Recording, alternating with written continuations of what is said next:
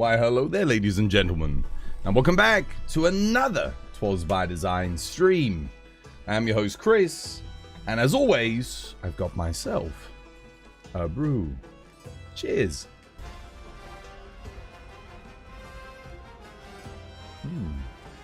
Oh, yeah. Oh, that'll do. That's nice. Strong. Thanks for the follow, Castle of Glass. How you doing, everybody? Shield, Colin, War, Saber, Zane, Archo, Frumpy, Lyle, Chase, Atreides. Welcome back, guys. Hope you're having yourselves a lovely design. Back again with some more Monster Hunter Wilds. Exclamation mark ID if you want to join the lobby. Lobby code pinned to the top of chat. How am I doing? Well, I'll tell you what. I only woke up 20 minutes ago. Mad rush. Quickly jumped under the cold shower. That got me into gear. It's like, oh. Ran around like a thing possessed. I think I've done everything. I don't think I forgot to do anything today. Literally, I've never moved so fast in all my life. It's the heat. I woke up at like, I think I woke up at midday. Because of the heat. And I just felt terrible. I had a headache, like really bad. Drank loads of water. Fell asleep again. And then my brother comes to me. He goes, are you streaming today? I go, yeah. And I look at my phone. 20 minutes. It's like 22. What the hell? Like, run. I actually got something to eat as well because I didn't eat last night. That might also be why I slept so long. Because I didn't have anything to eat. So I got a little bit of pasta here. A little bit of penne. Yeah. Just going to munch on this. Lovely. Yeah, hell yeah. The heat wave's messing with me, dude. Messing with me completely. It's making it harder for me to sleep. I wasn't hungry yesterday. That's the thing. I didn't eat because I wasn't hungry. I could have cooked again. There weren't any leftovers, so I probably should have done, but I just didn't have it in me. I didn't want to stand in the hot kitchen in the heat. Like, it was when I you guys are gonna laugh. So I've got my temperature monitor. I turned off the aircon last night. It was 30 degrees in the middle of the night. Like, there's no escaping it. There's no break from it. 30 degrees.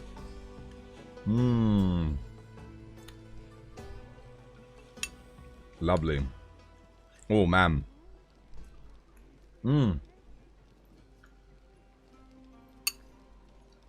And today, during the day, I think it was 36 again. Or 38, something like that.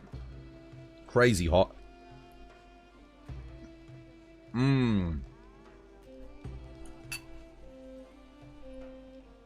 yeah, lobby's up, guys. I'm just going to eat something so that I've got some energy in me today. Otherwise, I'm going to be... I'll just end up getting grumpy because I won't have had anything. So I'll quickly eat my dinner. And then we'll get on with some hunts. But there's only a couple of people in at the moment. So there's plenty of room for people to join.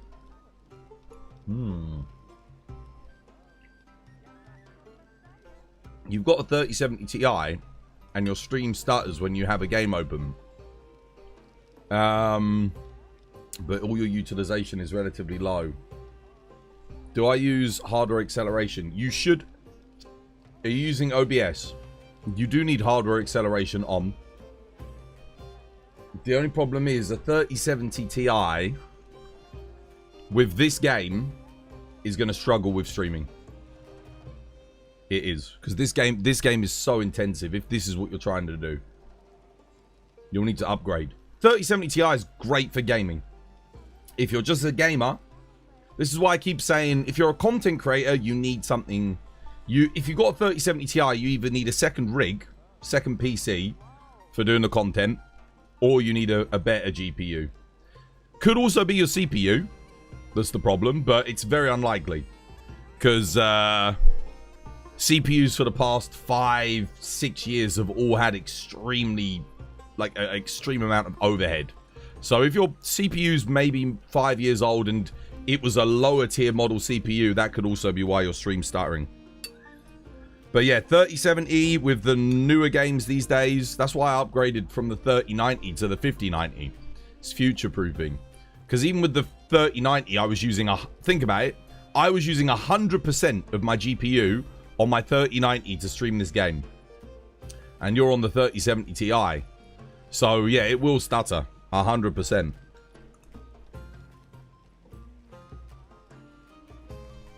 $3070 Ti is not good enough. It's crazy.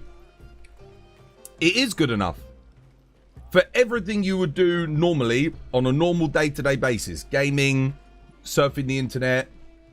It'll do everything. But it's not streaming. Streaming, you need a bloody good rig.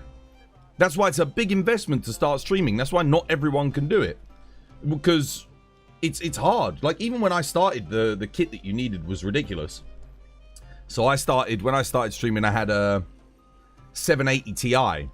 Again, we're going back 10 years now. And I upgraded, because the 1080 Ti was just coming out. I upgraded from that to the Titan X Pascal, which came out just after the 1080 Ti.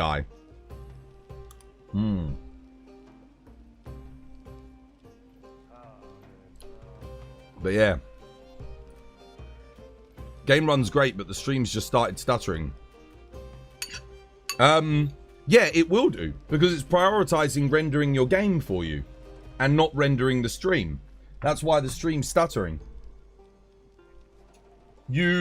What settings are you running the game on? Because if you're running them on high or above, on a 3070 Ti, that's going to be using a lot of it. Probably going to be using 85%. Assuming, like, yeah. So it's going to be hefty. But like I said, you've got a couple of options. Your options would be, you could upgrade, maybe upgrade to like a 4080 or something. That would do it. That would probably fix the stuttering instantly. Or you get a second rig. If you know someone who's got a second PC, doesn't have to be as beefy. Someone's got like a second PC with a 3060 or a 2080, just an older rig. You could use that to render your stream. So you use that, put a capture device in your rig, in the 2080. You buy one of them. You hook it up into the feed of your 3070. So you can put it into the screen or otherwise, however you want to capture it. You can do screen capture or straight from the GPU capture. And yeah, you just turn that on. Get it working its magic. That would work, and then you'd have no problem stuttering. But then the electricity bill is going to go up. So those are your options. You do have a PC that's like 10 years old. It might be okay. It might be. You could test it, but then you got to buy a capture card. That's the only investment you'd have to make. But that would be a lot cheaper than upgrading to, say, like a 4080. 4080, I think, still going to set you back. Actually, they've got 5080s, I think, on sale at the moment on Amazon. The 5080 is on sale. You can get them for 1,000. So if you're really serious about streaming, that would be the investment to make. Right there. For sure. Did you say you had a 12700K though? And that was your CPU? That might be the problem, brother. 12700K. That's a bit of because that's a low to mid-tier CPU from... Is that like 6 years old now? 12700K? 6 or 7 years old? That's quite an older one, right? It could be your CPU that's the issue. I mean, that's the thing with an older rig. It's tough when it comes to streaming. Especially when you're streaming really demanding games like Monster Hunter. It's difficult. I know a lot of streamers that would love to stream this game. Content creators. Big content creators. They just don't have a rig that's good enough. That's it.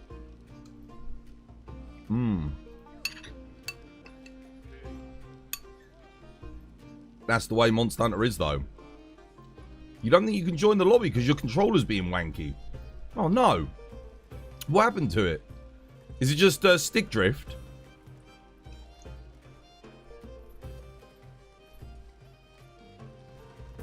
Hey, Twas, want to join? No. First things first, I'm just going to eat. And then I've got to do tradition. Then I can join.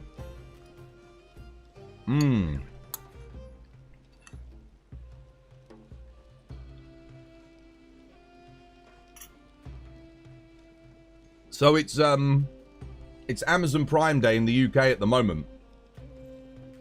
And there's big sales on PC components. 2 terabyte M2 SSD for 180 quid, which is probably the best price I've seen it in a long time. The 5080s are on sale for 1,000, which is 5080 Ti, I think it is, for 1,000. That's pretty bloody good. If you're a content creator, that's the kind of money you should be looking to invest. If you're, you know, if you're really serious about it, you'll probably make a loss for quite a while. But if you're looking to get into content creation, the first thing you should be doing is getting your rig up to scuff. Don't worry about the camera. Maybe worry about the mic. Get a good mic. Don't worry about camera. And make sure your internet connection is the best that it can be. So invest in good internet, a good rig, and a good mic. Those are the 3 things that are essential. After that, then you can start thinking about things like multi-screen setup, Stream Deck. I mean, you want to have 2 monitors anyway. That you should probably have that. If you don't have 2 monitors, then that would be the first thing to get. And then obviously, yeah. But internet upgrade, rig upgrade, mic upgrade. Once you've got those things, you just go from there. So anything that makes streaming easier for you, or makes the experience, yeah. So like the Stream Deck, a nicer camera, good lighting, green screen. That stuff comes later. You don't need that to start, but you do need the rest to start. Unless you want to stream a different game. I mean, if you're streaming Fortnite, you can stream that on an old rig. It doesn't matter. But certainly with Monster Hunter, it's a pain in the ass to stream this game.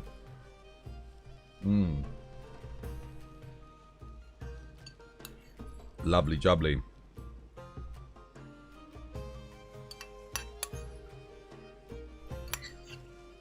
Little bit of penne. Little bit of ragu.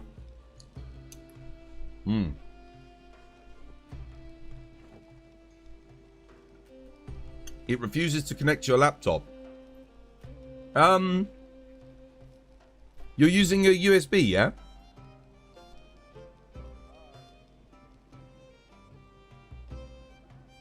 What resolution are you playing at? And what are you streaming at? I'm playing at 1080p and I'm streaming at 1080p. Always good to capture natively and stream natively.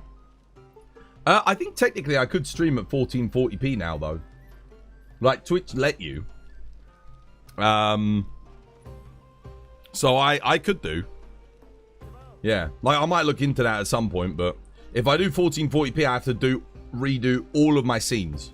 So I have to redo everything in OBS, which is going to take me a while.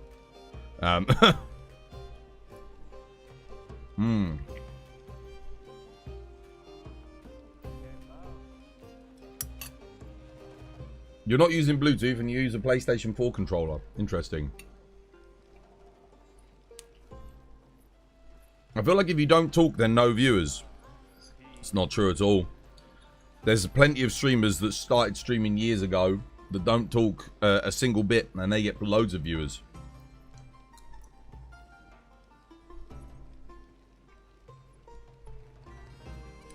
If you're a great player, you dodge most of the attacks, counter, offset, and you're not knowledgeable about the mechanics of the game, should you keep streaming it? You don't have to be knowledgeable about the game. 99% of people streaming this game don't know fuck about it. They don't know anything. They're just going in and having a good time. You don't have to be knowledgeable about the game to stream it. That's not important at all. Being knowledgeable about the game is only important if you're trying to teach other people the game. But 99% of people are not trying to teach people this game. How you doing, Kate? Hope you're having yourself a lovely, jubbly one.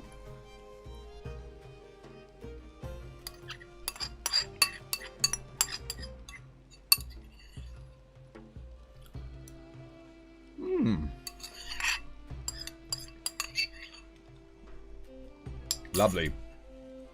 That fills the spot. Right. Have some water.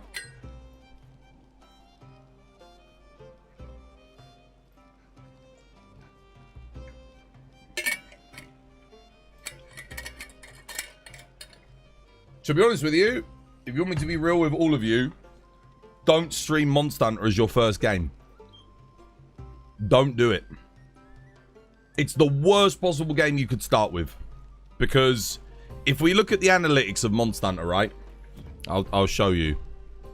So I've got access to all the data here. And we can go through and have a quick look. Let me mute the site quickly. So if I go to my creator dashboard. And we can go and have a look at... Where is it? We want to go analytics. Overview quickly. So, here you go. Average number of channels streaming Monster Hunter, 611. Average viewers per channel, 5. Now, we already know that I usually have anywhere from 120 to 150 people here on a daily basis, right? Once the stream's been going for a bit. So, 1/5 of all the viewers are straight away taken up by me. That leaves 4/5 of the viewership to go between another 610 people. You're fucked. You got... Yeah. And then let's have a look at how many people are actually watching Monster Hunter right now. So there's 611 people streaming it right now. Let's go have a look, shall we? How many people are streaming it? It is literally the worst game you could start streaming with. You need to... Monster Hunter is the kind of thing you come to when you've built up an audience first. There are 1,300 people watching it. So basically, it's a 2 to 1. It's 2 to fucking 1.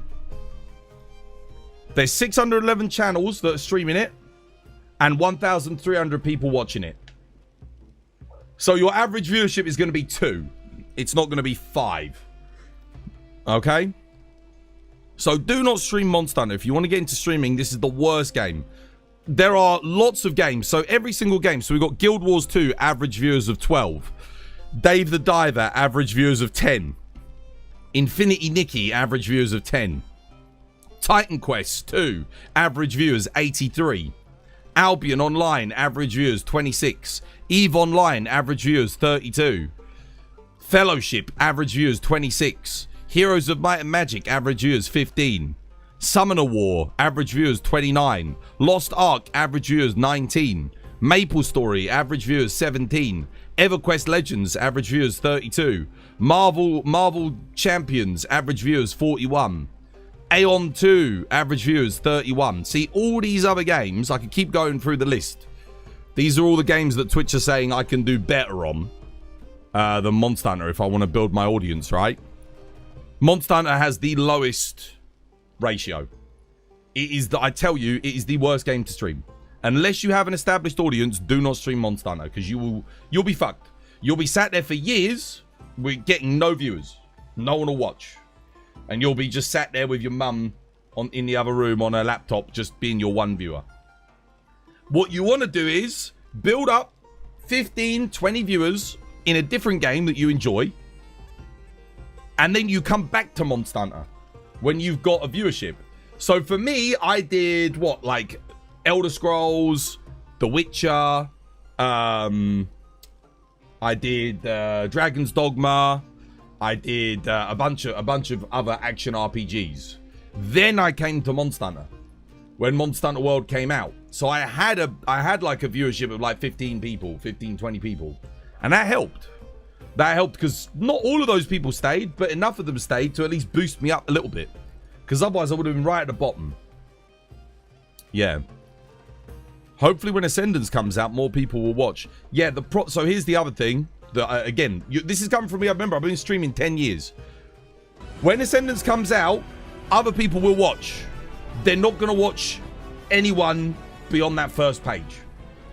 They're not going to. They're all going to go straight to the first page, whoever's at the top. They're going to look at that top row, second row. That's who they're going to watch. And that's going to be your Moist Criticals, your Asmund fucks, and all the other rest of them. That's who they're going to watch when the game comes out. So unless you can get featured on the front page, in which case they might watch you. But again, it's not a good game to start with, start streaming. I genuinely believe it's the worst because of the viewer to streamer ratio. Way too many people streaming it and not enough people watching it. So yeah. Are you still thinking of changing your streaming schedule? I'll see, man. I'll see. Yeah, I'm thinking about it. But the only thing is then I got to stream in this heat in the middle of the day, which is a bit... I like, at least if I stream at night, it's a bit cooler. It's nicer for me. Is this game worth it for $30? Yes, 100%. Invincer, dude, thank you for the 42 months. Cheers, me dear. It's good to have you with us. Monster Hunter only pops off for like 2 weeks near the big updates. Yeah, and the people that come to watch the people that they already know for the big updates.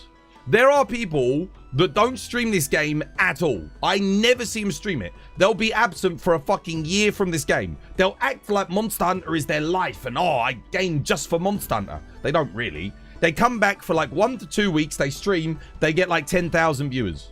And then they dip. And they don't come back. And people go, oh man, they're the best Monster Hunter streamer. Bro, they were here for 2 weeks. They don't stream this game. They're not... What? But that's how it is. You're never going to compete with those people. Like, you're just not. Unless you can get into the thousands of viewerships without them somehow. When they're not around. Which is... With this game, it's very difficult because there's just not enough viewers. There's just not enough viewers. Either that or some other random streamer who's new to the game will pop up and be at like 1,000 viewers, 600 viewers, something like that. Who you've never heard of before. You're like, what the hell? Where did they come from? They might even be botting for all you know. But again, it's going to give them the advantage. You bought Monster Hunter Wilds for $30. You think it's worth it? It's worth it. Anyway, there's some advice for streaming. Long and short of it, do not stream Monster Hunter. Don't do it. Trust me. Not if you want to get any growth anyway. I mean, stream it if you don't mind streaming to no one. But otherwise, work on a different game. Get a few viewers somewhere else. Maybe do some indie titles. Indie titles always work well because they've got usually a decent amount of people wanting to watch it or people wanting to see what those games are. And again, no one really making content for it. So... you can basically have most of the viewers to yourself. And that's a good thing. And then you can talk to those people about Monster Hunter. And then maybe bring them on over to the game. I'm just getting the TikTok stream up because I've been missing the TikTok chat. Hey dude, TikTok. I'm here now. Although my stream isn't loading for me. Is my TikTok stream even working, chat? I can't see anything. What about my YouTube stream? Let's get the YouTube stream up. And then we'll do some tradition. And then we'll do a workout. We've got a workout to do. How you doing though, Kate? I hope you're having yourself a lovely jubbly one. You're working? You were on about 5 minutes ago? Nice. Good, good. How you doing, Void?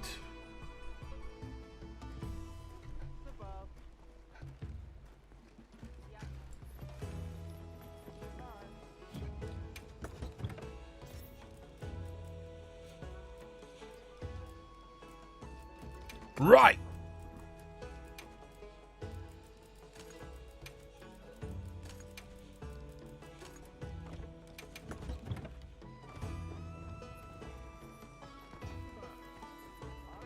Almost 8 p.m.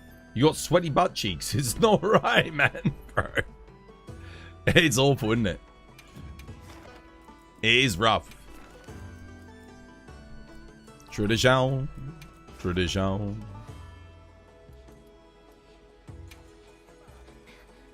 I'm surprised TikTok doesn't run ads on their streaming yet. Well, because most people are just flicking through and then they get ads in between. So, I don't know how many people actually go on TikTok and, like, sit there and watch a stream for hours on end. Probably not that many, but if they want to, I'm there providing hours of content. So, if they want to chill on TikTok and watch there, they can do. Yeah. Except for me, I can't. I can't even see my own stream here. Thank you for the likes, by the way. Someone hit the like button 57 times. Cheers, whoever that was. Cheers, me dear.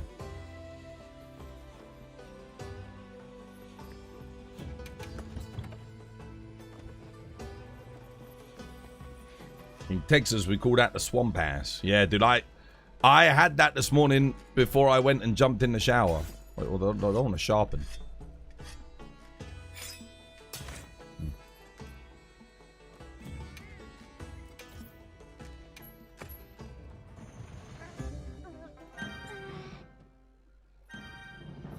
Get that up. Flash pods in. Don't forget your traps, guys.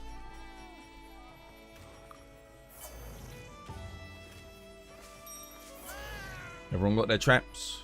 When he enrages, put a trap down for Verso somebody. Because Verso, I think, is on Hunting Horn. Yeah. Lock him down. Alright, let's go.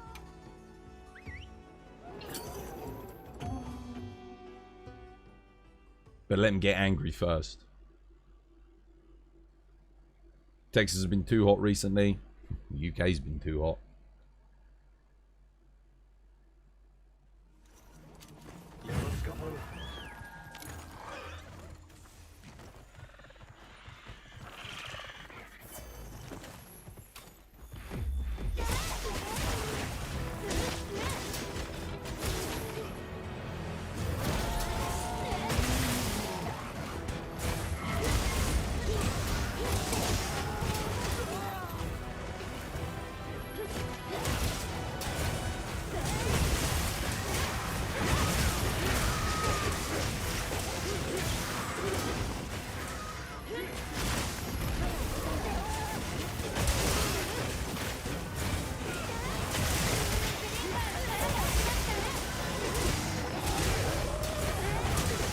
Next one.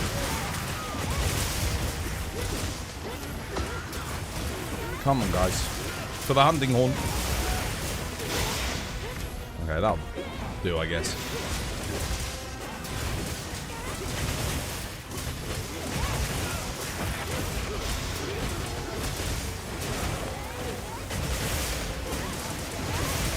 Nice.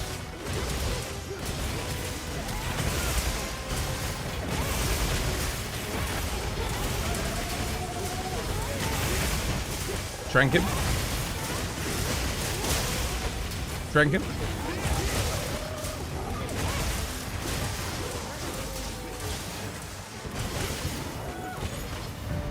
Nice.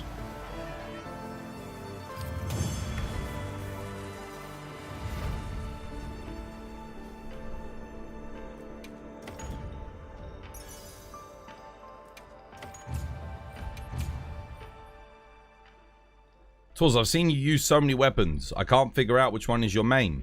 Because I don't have a main. I don't have a main. I'd get too bored if I only played one weapon.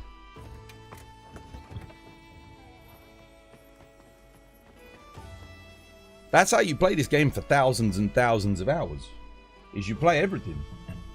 If you play everything, there's just too much to learn to not play for thousands of hours. Like, it forces you to play it in order to try and get good with everything.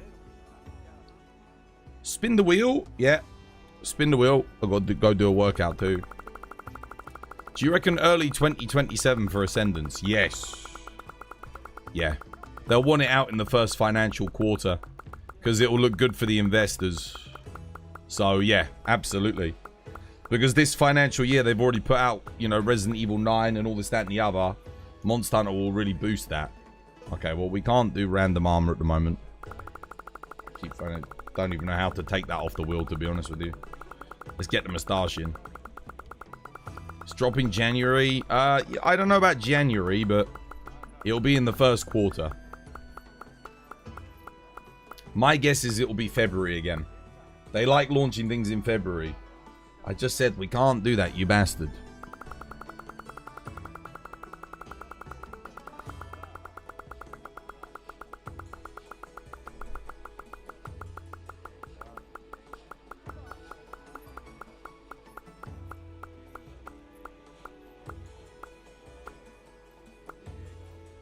A joke.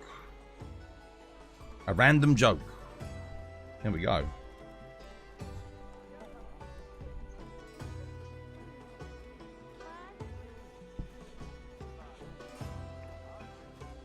What do you call a story where everyone dies in the end?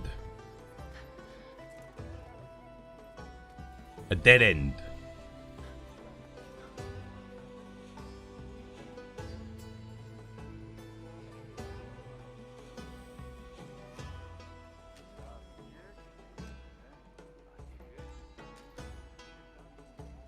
What do prisoners use to call each other?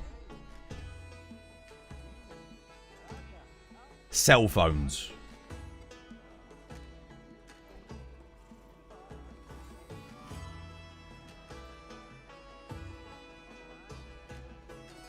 Why are skeletons always so calm? Because nothing ever gets under their skin. There you go.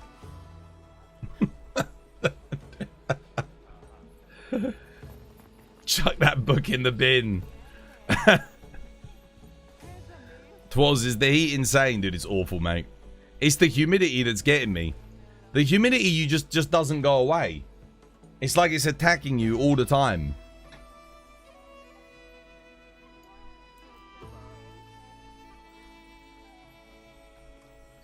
Right, workout time. Wait.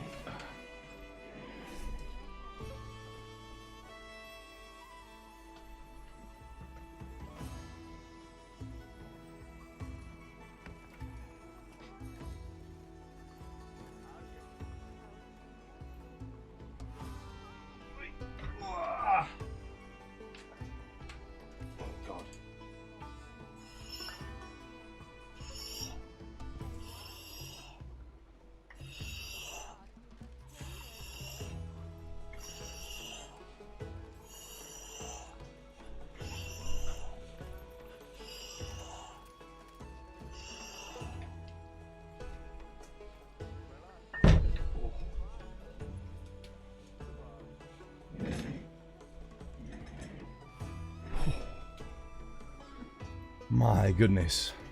Right.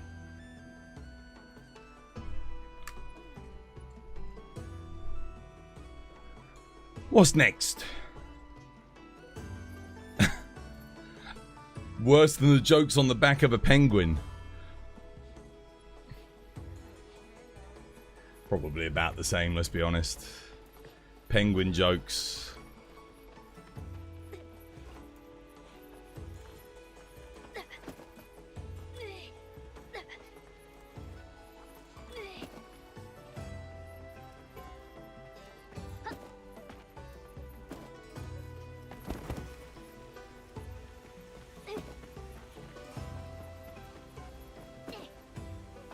You gotta be British to get that reference. Do they not have penguins in the United States? Dude, I haven't had a penguin in a very long time. I used to have them in my packed lunches when I went to school, you know? A penguin. McVitie's penguins. What a biscuit. What a champion of a biscuit. Dude, you know what I forgot about penguins? They might be one of the best biscuits ever created. I remember them being delicious. The only thing is you can't eat too many of them because they're very chocolatey. The Capcom Spotlight is in 2 hours. No, it's on the 26th, isn't it? Not the 25th. I don't think it's today. How you doing, 555? Hope you have yourself a lovely jubbly one. What's on? What we got? We got Narkveld, Seregios. I'm gonna go help Yan Yan out. Oh, I can't go help Yan Yan out. Wait, why can't I help Yan Yan? Oh, they probably don't have crossplay turned on. It says unable to join due to their multiplayer settings. Yeah, if you want to know, if you're in the old Twas lobby, I don't know if Yan Yan's even watching this, but 4 players. You don't have to. I mean, obviously you can play single if you want. Only players off All platforms. Otherwise, most of us in the lobby won't be able to join you. So, yeah. South Africa have penguins in hot weather. Aren't penguins usually where it's cold? See, nah, I don't think they've got penguins, mate. They don't have them.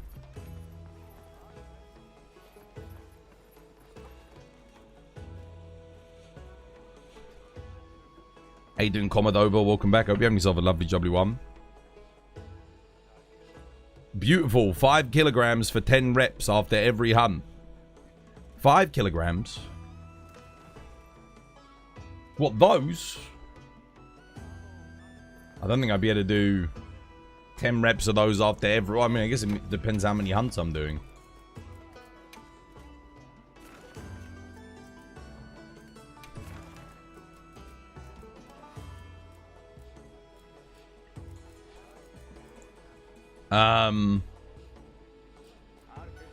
Well, if in doubt, get some dash juice, I guess.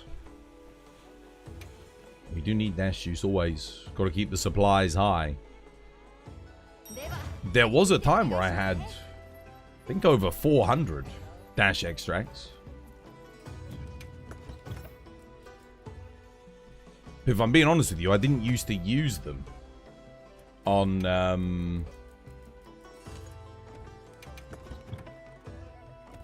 anything, even when I played dual blades, but they do make a difference.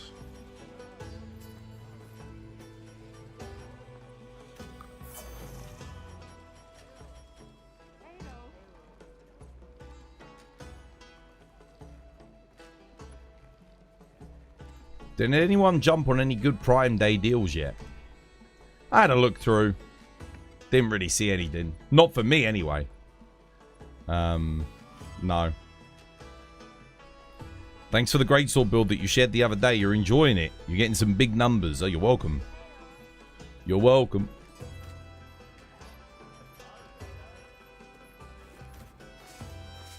I'm glad you're enjoying it.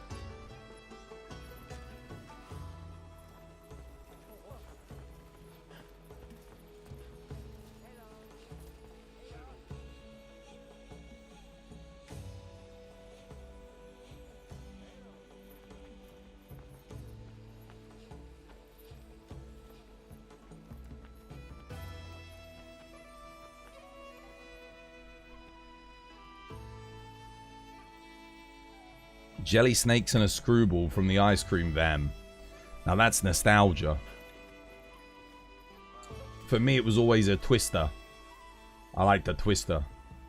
Or a, what were they called? What was that? What was that ice cream that had a chocolate exterior? And it was covered in nuts. And it had like a chocolate interior with like a... Not a vanilla. It had like a chocolatey thingy, but then it had chocolate going all the way through it. What was that called? I can't remember the name of it. Oh, I'll tell you what, Fab. A Fab. That, I could kill for a Fab. No, it wasn't a Magnum. It wasn't a Magnum. Magnums didn't even exist. The Nog... Yeah, that was it. The Nogger. That was it. In the blue packet with the yellow writing on it. Oh, I love those, dude. They were delicious. And a Fab. That's the one. Brown Shoe remembers. Brown Shoe. Do they still make them? Dude, they were good, man. Delicious. Yeah, it had like chocolate. It was like chocolate with nuts. Then it had like a chocolate ice cream underneath the chocolate. And then in the middle, it was filled with chocolate. They were, dude, they were delicious. They were so good. The name's a bit illegal, mate. There's nothing wrong with a bloody name. It's got no, dude, leave it out. Don't even. it's a, bro. Fucking hell, man. Jesus Christ. There's always one. Yeah, goddamn. I got room for one more in the quest. I liked Fab as well. So a Fab is like a ice lolly, a strawberry ice lolly, and then 2/3 up it was covered in ice cream, So strawberry ice lolly, then 2/3 up, it had vanilla ice cream on it. And then another 2/3 up, it had chocolate on it with sprinkles. Fab. Oh, mate. Fab was banging. Orange Calippo, mate. Orange Calippo is the... my favorite position is missionary of ice lollies. I mean, there's nothing objectively wrong with it, but it's an orange Calippo. I mean, you know, it's only going so far. That being said, in this heat, even I could enjoy the delights of an orange Calippo.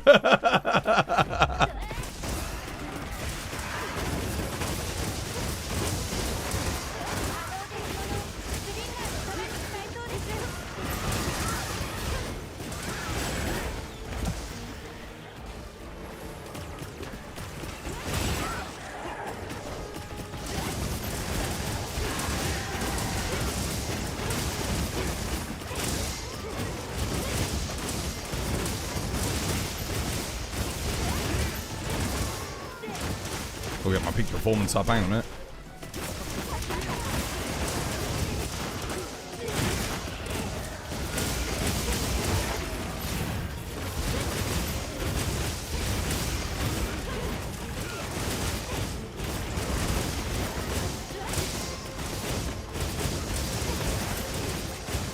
Does mind if I ask you for some help grinding some GOG? Maybe.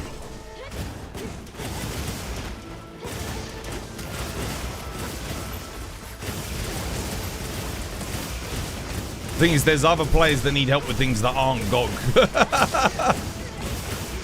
But maybe, yeah, maybe do some GOG.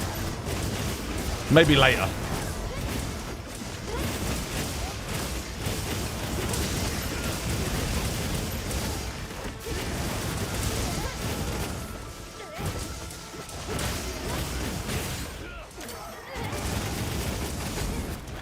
He's done skis. He's had enough.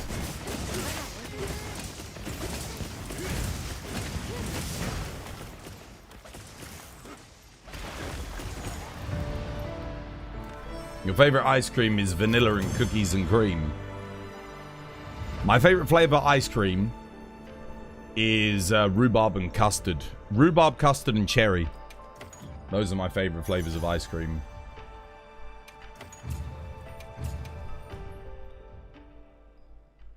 That was your favorite? You gotta go see if you can find some. What? Yeah, dude, I mean, I used to have them as a kid. That was like one of my favorites as a kid. It was that, Fab, Twister, and there was another ice cream that I really liked. What was it? Fab, Twister.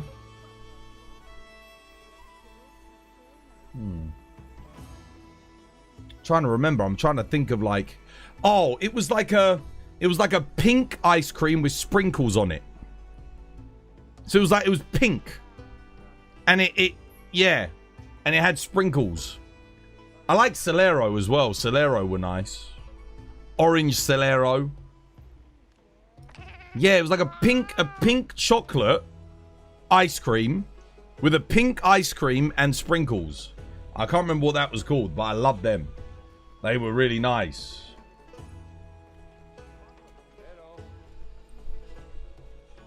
Let me see if they still make them.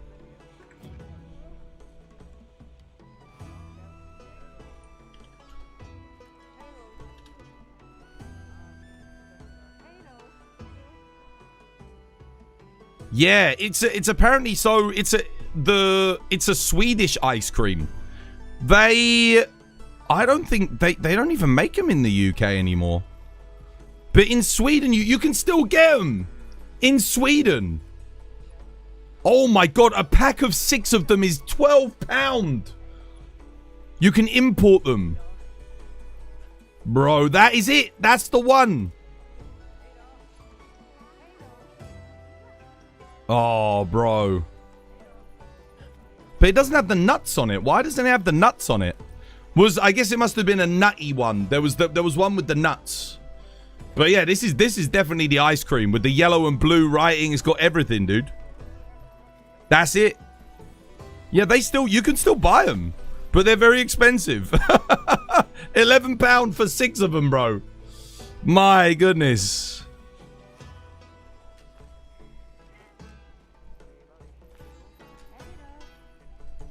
They still make them. They sell them in Germany with the nuts. I can see the one without the nuts. Sell here in the UK. How do you keep finding content for the game?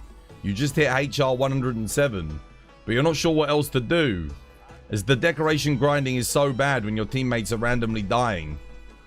Find better teammates, bro. I hate to break it to you. If your teammates are always dying on decoration farming, that's the easiest endgame content in the entire game. So, yeah, you got to find some better teammates. Maybe upgrade your build a bit, because you should be killing things before people are even getting a chance to die. Yeah. Here, Kate, you want to come help me with this? Someone's doing their super spider. Grab a hot drink.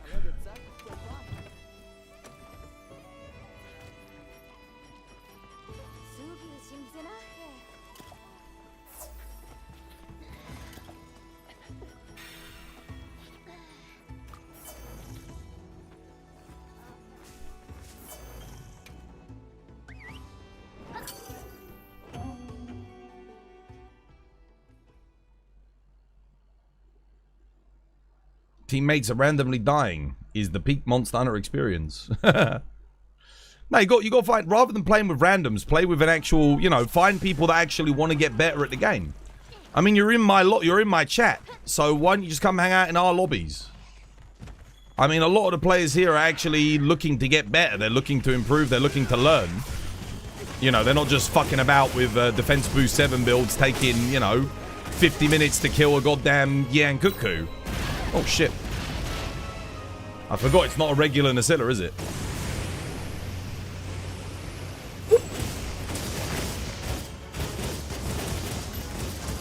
The joy of Monster Hunter, like, Monster Hunter really does level up when you start playing with other people that have some level of competency in the game.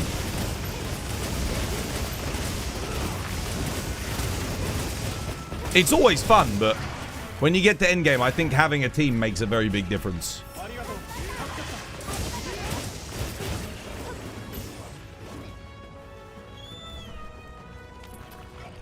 Your character randomly disappears when I come out of the tent and you have to restart the game. What the hell? That's a new bug.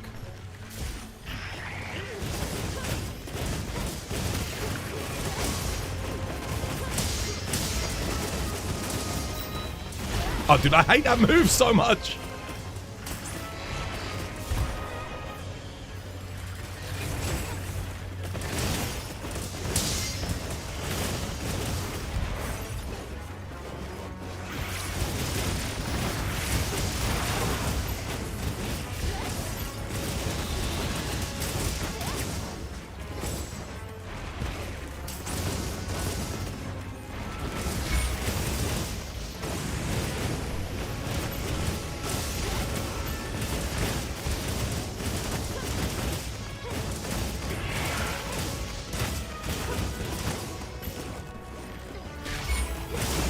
No! How did I not get the focus strike?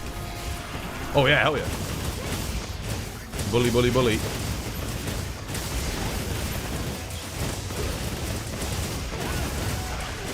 Nice.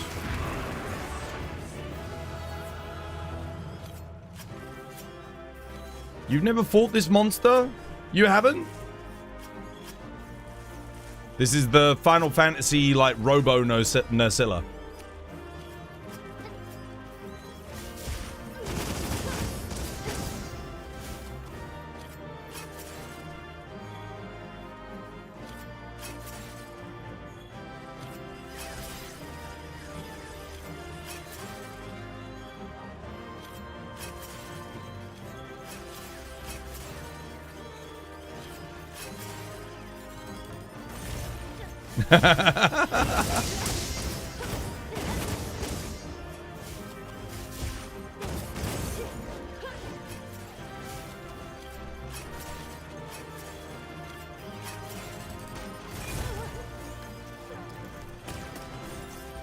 Looks like a bigger version of the one that spawns with Omega. You absolutely have fought this monster. You have to fight this monster to fight Omega.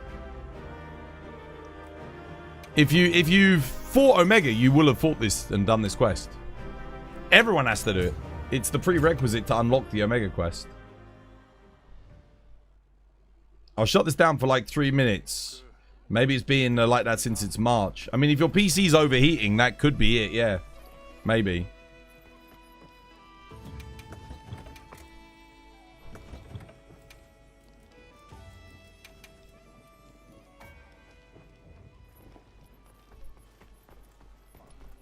Want to do a random hunt? You can hop on for a minute before you shower. Can do. Yeah. Well, you can come and help us, because we're helping, Twas. Ein Twas. Oh, there's a new player. Pancakes. We should help Pancakes as well.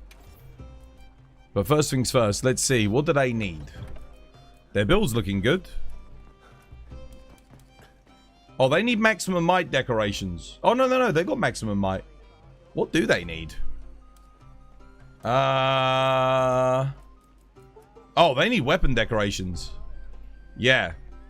Have you got crit boost decoration, Ein Twas?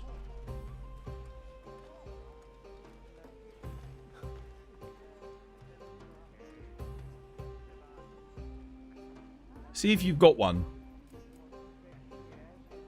If not, we should do a decoration farm to try and get you one. Because you've got quite a lot of crit. Crit boost is going to boost your damage quite a bit. One level 3 crit boost decoration will take you up. Either that, or if you've got a level 2 or a level 1 one, you could put Razor Sharp in here. What's wrong with Defense Boost 7? It's a complete waste of your slots. Level 1 slots are extremely valuable. And you can upgrade your defense by upgrading your armor. Wasting... Oh, you've got the wrong greaves as well. I just realized your legs are wrong. You want the Gamma Ufduna legs, not the Beta. We'll do an Ufduna Gamma. That's what we'll do next. Yeah, you're not getting the Lord Soul bonus. Because you don't have the Gamma Duna legs. You've got the Beta ones. We can get you that. Effect? Yeah, let me get you effect. Yeah. Armor Sphere, upgrades, and Divine Blessings. You've got a Crit Boost 1 deco. Okay. Do you have a Razor Sharp 3 decoration? Or Master's Touch? What are your thoughts on Mushroom Mancer? Completely pointless, unfortunately. So, Mushroom Mancer, all it does is it makes mushrooms behave like already consumable items. So basically, the only reason you use Mushroom Mancer is if you're too lazy to just make the items normally and use those. It's not like the mushrooms aren't better than the normal items. In fact, some of them are worse. Nitro Shroom is only a regular demon drug, not a mega demon drug. So it's kind of pointless. What Mushroom Mancer should do is make the mushrooms better than the regular items. Because if it did that, it'd be kind of interesting. Because it'd be like, okay, I can sacrifice some slots to get better healing items. But it's hard to get better than an Ancient Potion and a Max Potion. Or a Dust of Life. They're already really good. So yeah, it's just sort of like, it's a fun skill, but it's ultimately a bit obsolete. Because it just doesn't do enough considering you've got to invest 3 slots to maximize it.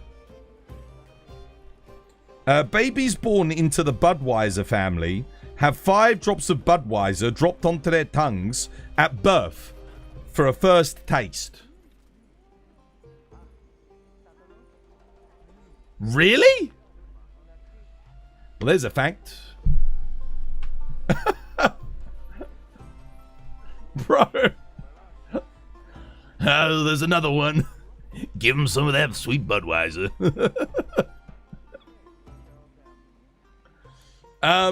Yeah, let's get you the Gamma legs. Here, Kate, Philip, let's go. We got a mission. We got to get them their Duna Gamma legs. They've accidentally made the Duna Beta legs. Here, come join this Eintwas. You've got a question. You use the switch axe a lot. What talisman should you use? If you're doing power file switch axe, you've got Razor Sharp Talisman, Master's Touch Talisman, Power Prolonger Talisman, even Attack Talisman. All of those are viable for power file. If you're doing element swags, then it's Element Talisman, Element 3, Razor Sharp, Master's Touch. Yeah, Crit Boost. Well, no, you can't get Crit Boost. Yeah.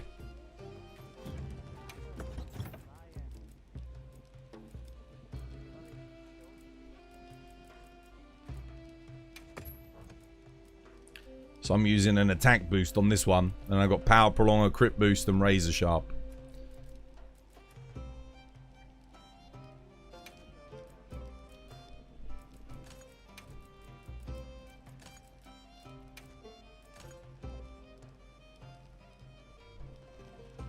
Do I not have shockproof? No. I need shockproof.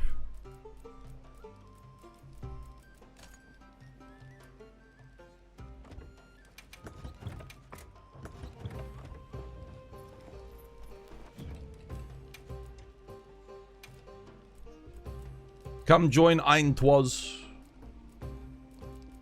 Oh,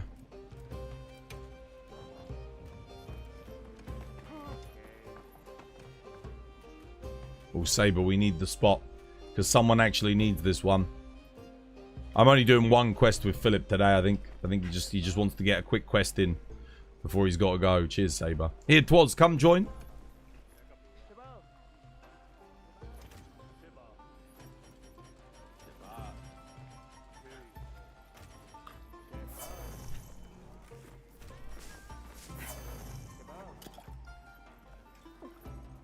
Switch axe looks so amazing. Yeah, it's good. The hub music puts you to sleep. You had to turn it off. You don't know, man. You use Mushroom Man, so when you play support for Zoe, it helps a lot.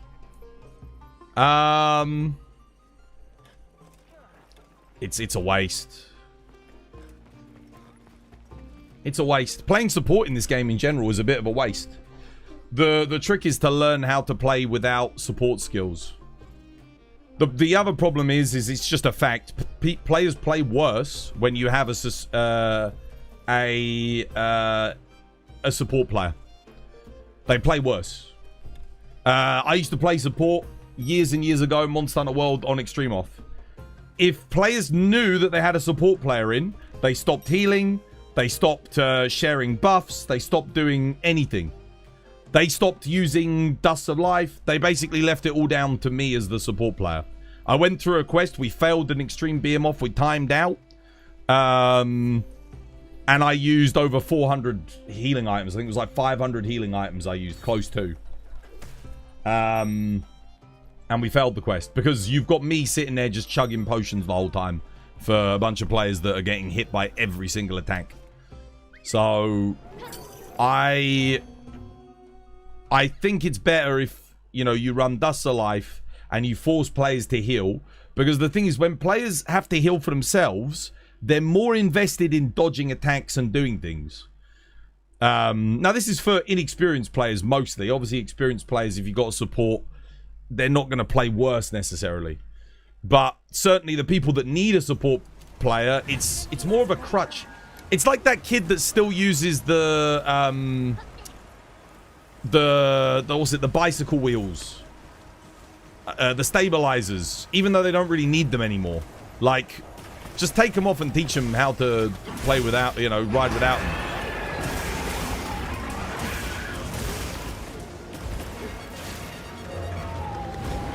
And bring Dust to life. It doesn't mean you shouldn't heal people, but I think having a dedicated healer can be very rough for the quest. Damn it. Didn't get the offset. Just chasing Kate the whole time.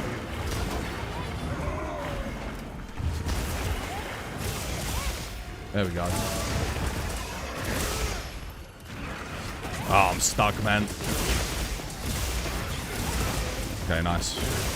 Managed to sneak in there to get a good hit zone.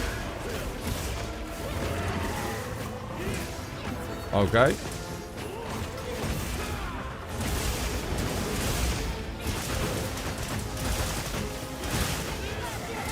Ah, someone hit the tempered wound.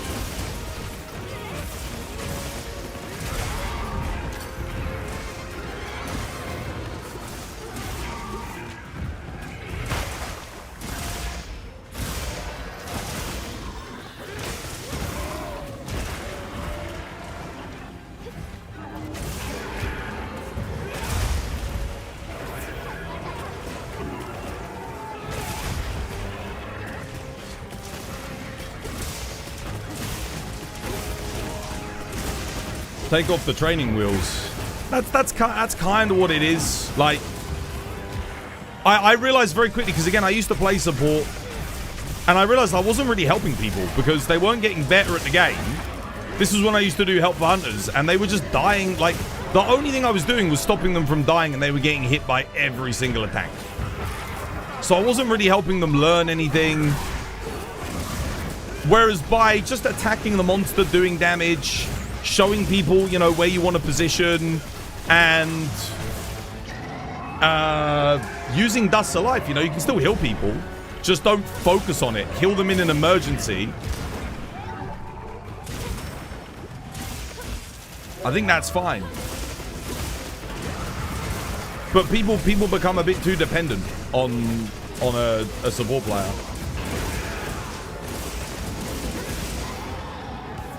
And again, I actually think wide range does have very good use. I actually do have it on some of my builds.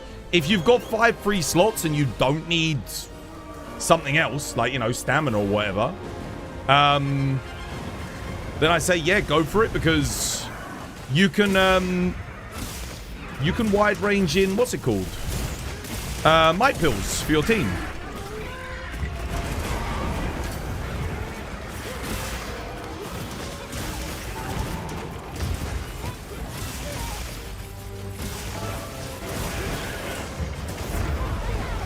Oh, I missed me.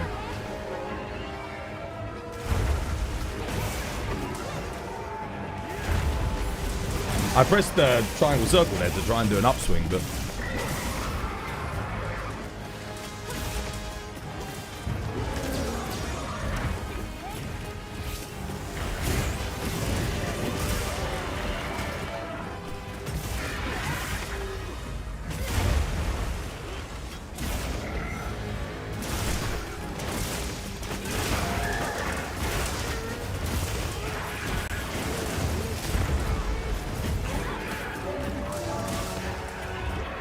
Oh, okay.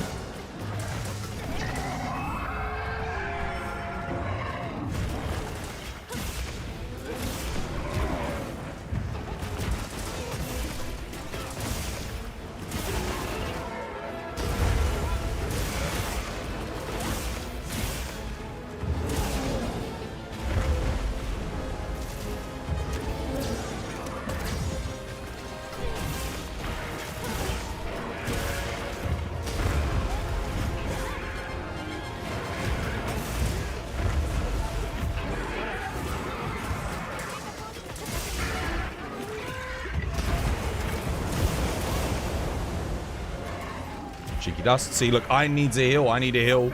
There you go. Boom. Just top them up. That's the support that you want. You can bring 12 of those. Like, every player can have 12 thus alive.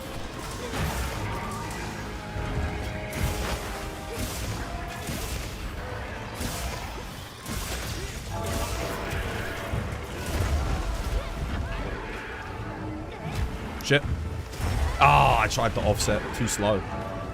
Bloody hell, oh my god, back and forth and back and forth. What the hell? Nice, well played.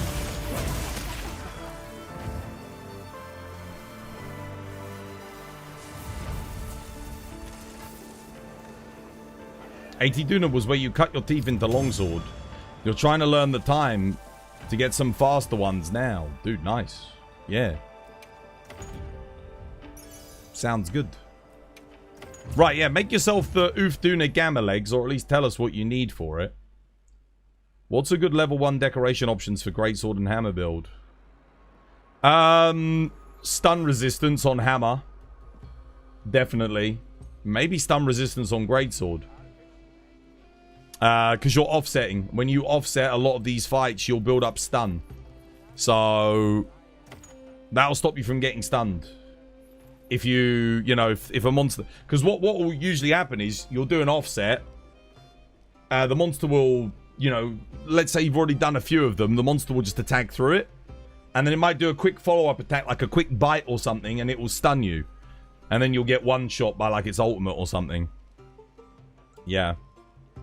But no, I mean I can show you the... So let's look at all of the... Let's look at all of the skills that I've got on my build, right? So we got Wex, Agitator, Flayer, Max Might. Now let's see, what do I have to sacrifice in order to turn this into a support build?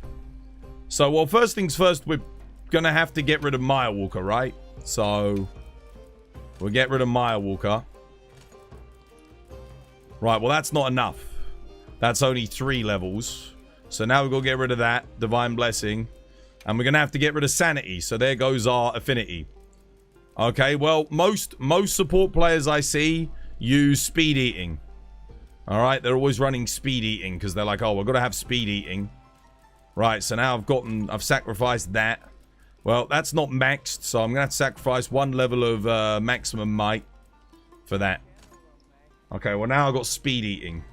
Well, I mean, if I'm using a support build, the players that I'm playing with are absolute dog shit. So, I'm going to need more healing items. Like, I'm going to need to make sure I'm getting extra.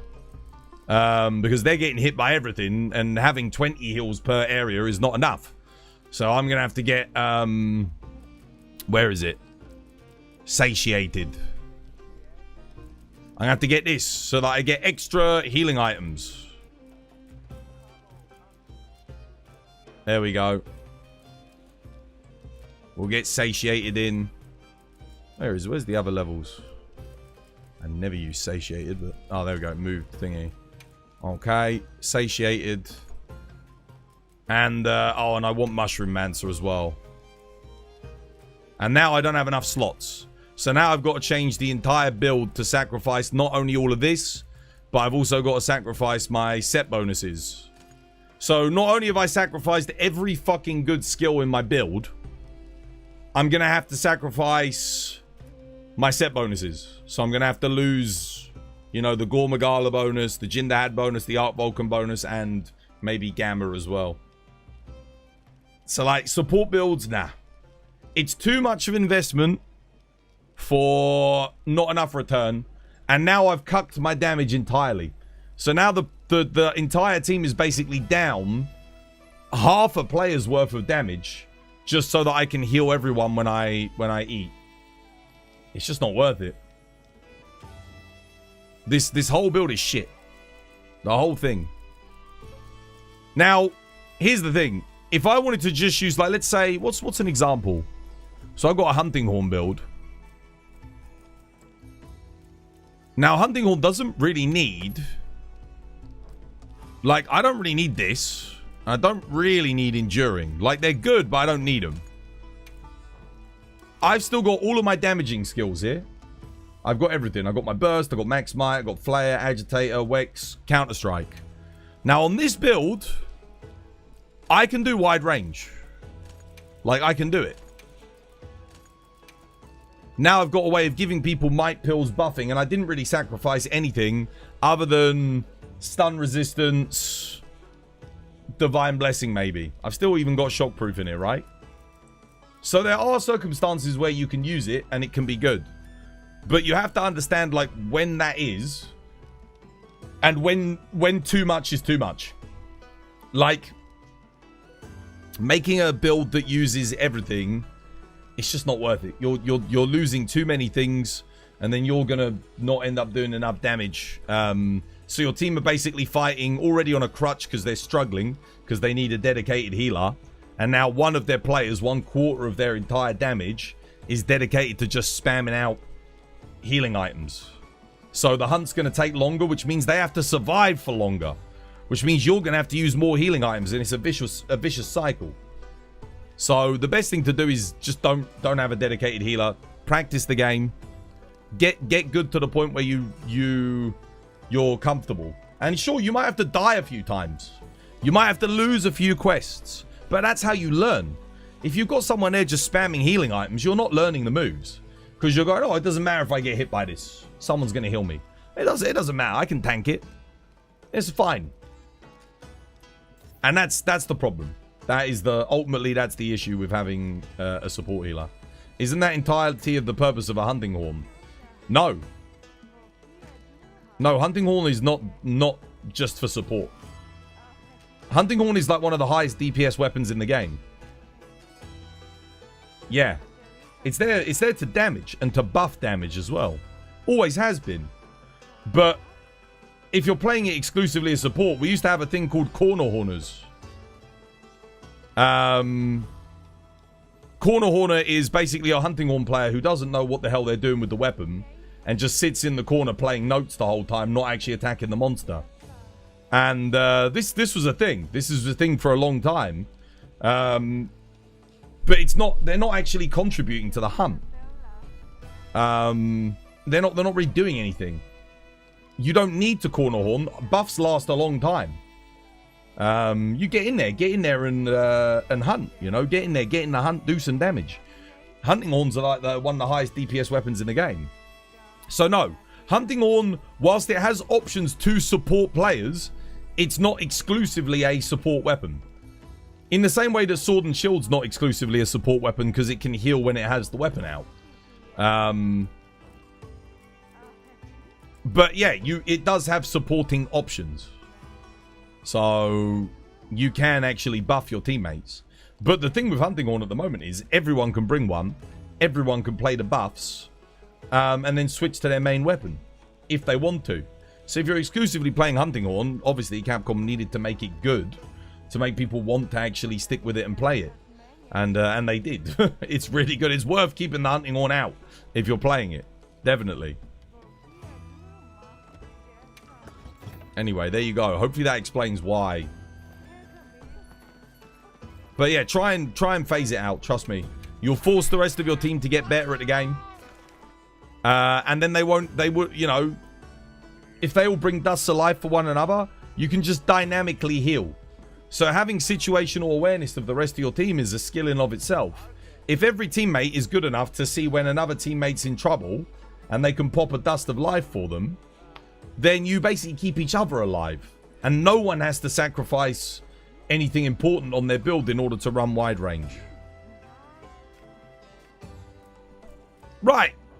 Were you able to make the Ufduna Gamma legs, Twas? Let's see what Ein Twas says. Did you get your Gamma legs?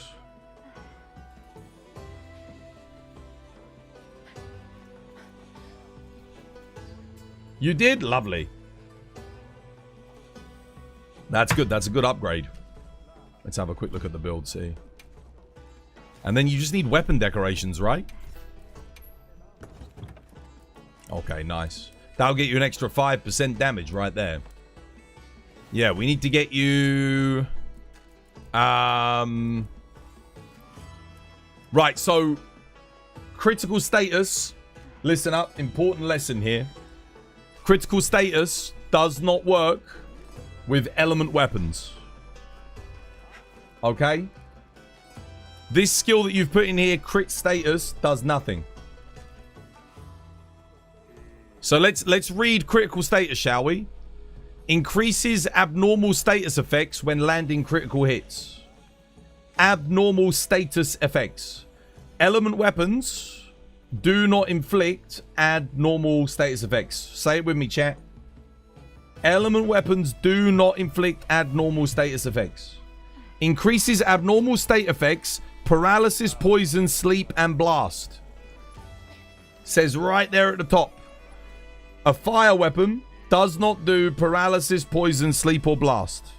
You didn't know because you didn't read. Always read your skills before you put them on. That'll help you know whether or not something's actually going to do anything for you. Well, sometimes. Some of the descriptions aren't very helpful. But critical status, look. It says right at the top there. Right at the top. And then down the bottom on the skills, it explains it as well. So that doesn't do anything for you. Razor Sharp is good. So that's fine. But these two, you want critical boost probably, because you've got a lot of crit on your build. You've got Max Might, you've got Agitator, you've got Wex. Critical boost looks like this. I'm going to show you. Like this. Critical boost. Increases the damage of critical hits. Yeah? That's what you want to have, because you've got a lot of crit on your build. If you don't have it, that's fine. We'll do Kate, you got any good decoration farming quests for HR 77? You don't have any critical boost? That's fine. That's right. Let's get some. Let's see if Kate's got anything good. If not, I'll post something.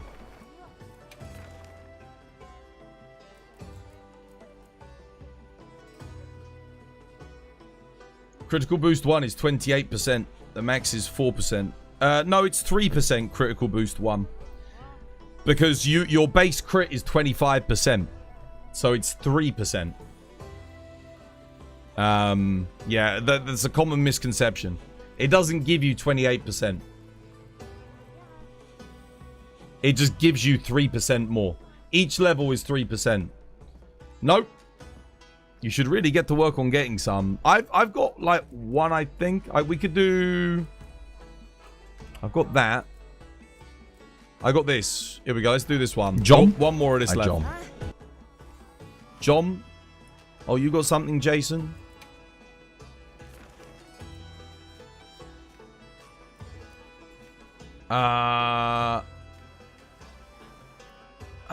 I think my one might be a bit better than that, but we can do that, I guess. It's got a good amount of weapons in it, sure. Here, come join this one, Eintwas. You can meld a crit boost 1. You can, yes. I think they could do that. That they could do. Go to the melder and get one. I think at level 100 they could meld a crit boost 2 as well.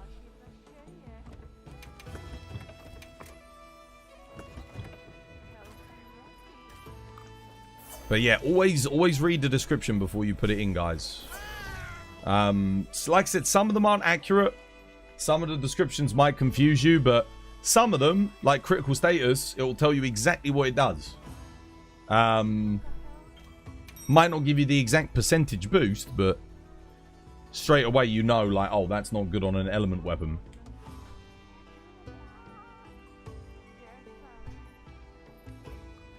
Is this not common knowledge? No. No, most new players don't know anything about this game. Nothing's common knowledge if you're new. You know, you got to be taught everything. Or you got to teach yourself and read everything, which takes a bit longer, but that's what I'm here for. To expedite the process. Otherwise, how many thousands of hours would you have run critical status in your glaive before you thought to read the description? Because a lot of players, they never will. They'll never read it. They'll never know. They'll put in a skill that does literally nothing for them for hundreds of hours of gameplay, adding minutes and minutes and minutes to all of their hunts without them even knowing.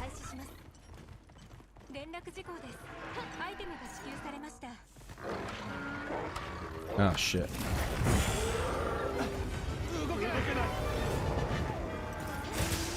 Well, I can't focus strike him.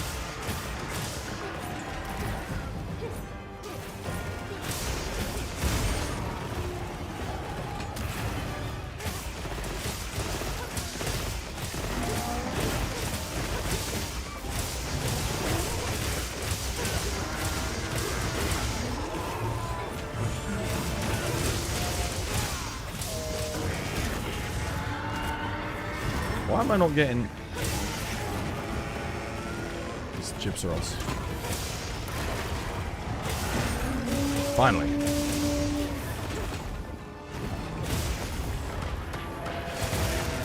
Oh my god, damn it.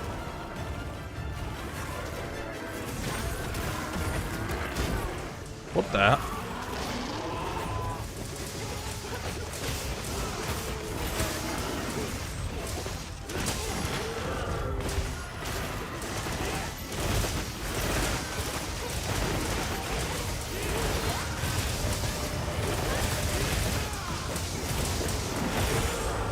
Oh my god, bro.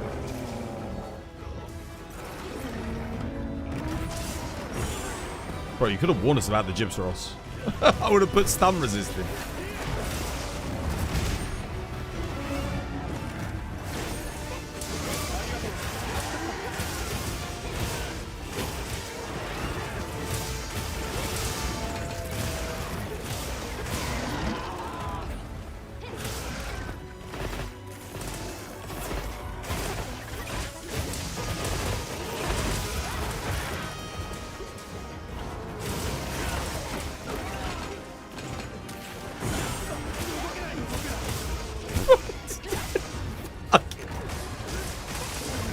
I think we'll do my one next. Yo, cheers, legend. Thank you.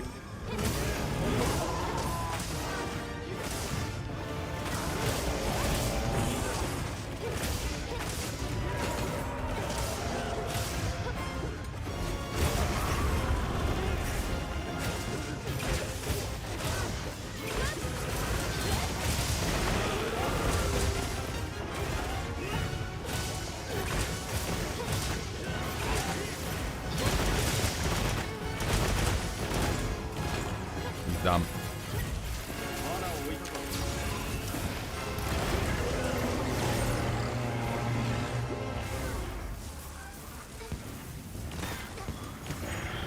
Nice.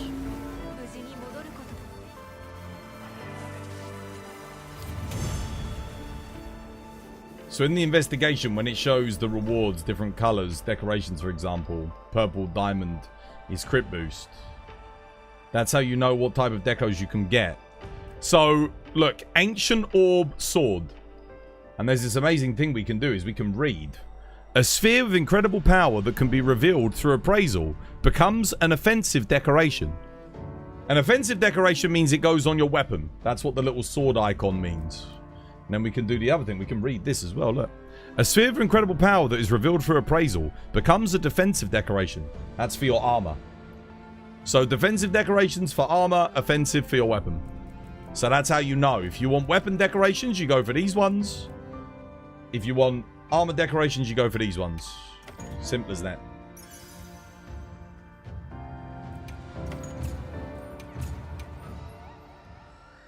Cool, that bloody Gypsos must, I think, flashed me 4 times. Right, I'll post my one.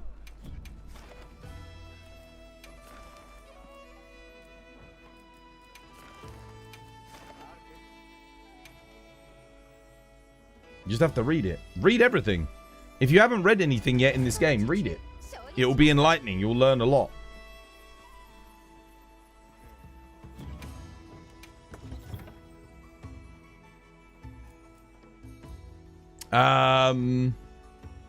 Want a thunder weapon. Honestly, I could just play thunder dual blades. Yeah.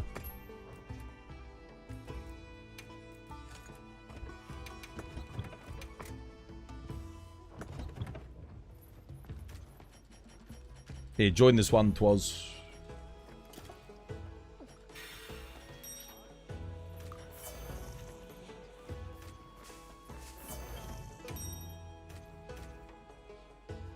We'll get rid of Rathian first if we can. She'll be a lot faster.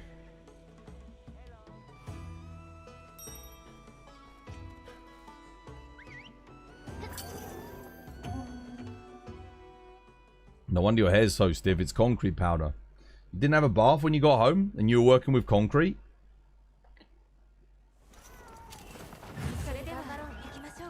That's not good. Don't let concrete powder set in your hair.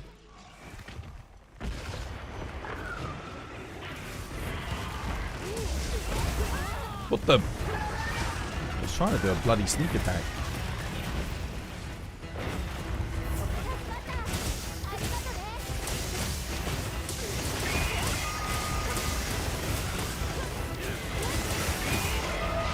Ah. Son of a bitch.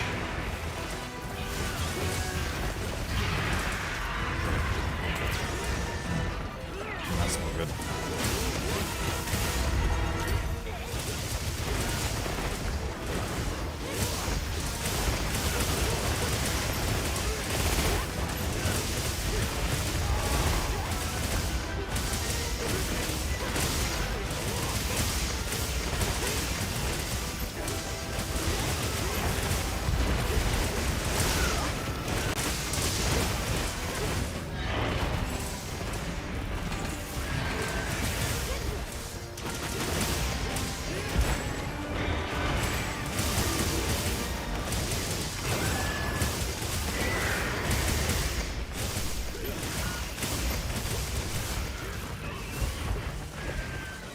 distracted.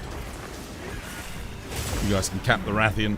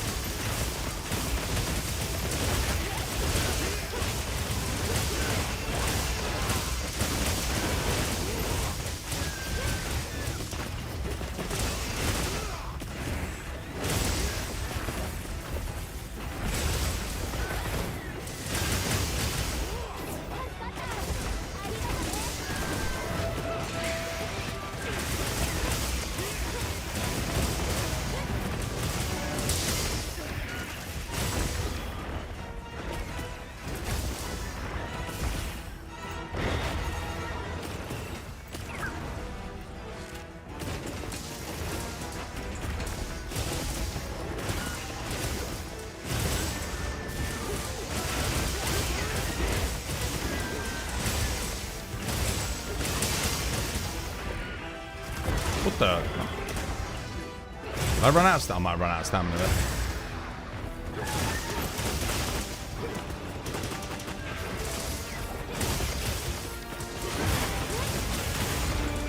Nice.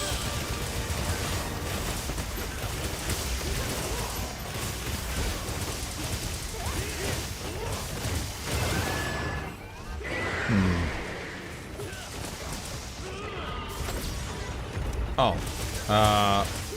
Is he done? Oh, nice. No skull for me. Evasion Mantle is better for dual blades?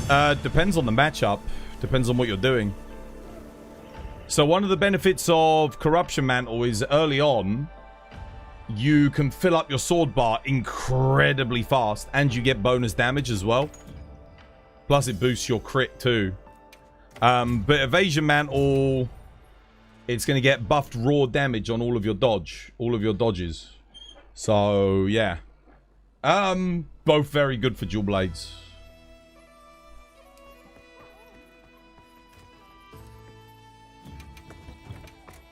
Yeah, both viable options. I personally usually run Corruption Mantle for the extra crit and the damage boost. Yeah. You're going on vacation tomorrow. You won't be able to play. Or where you going? Have a nice time. Yeah, wherever you're going, have a nice time. They should add more mantles. I hope so, yeah. I hope so. Hopefully, you know, we get a bit more variety. Perhaps some of the mantles from World, bring them back, buff them. I definitely think we need the Slugger Mantle back. It would be nice to get the Element Mantles and they boost our element damage. That could be really cool as well. So we've got stuff other than the Corruption Mantle that is worth using with different builds. Yeah. I definitely think we could do with some more mantles. It feels a bit weird because we had so many in World. So many gadgets in World. And then we've got the gadgets in this game, but there's only 4 of them. It feels like they kind of forgot about the system. Right. Did you get anything good there? Anything good? I can post another one. Let me see if I've got anything on the map, though, just in case. Oh. What have you got? It's not great. 2 commons. I mean, it actually is probably worth saving this. Because a lot of new players do need Gormagala. Having one with 4 extra rewards is not too bad. Okay, whilst you're checking, I'm going to quickly go get my bowling tickets. No crit boost? Okay, I've got another quest. I've got another one. I am getting a little bit low, but yeah. Let's see if we can get you something good. That's right, you'll be getting other decorations that are useful, no doubt.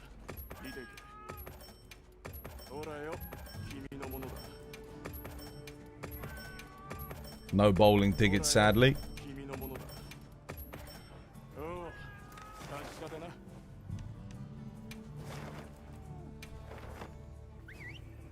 So far, you've got Maximum Might, Coalescence, both max level, Agitator level 3, Rapid Morph, Focus, and Crit Status max for a Zoshia Switch Axe.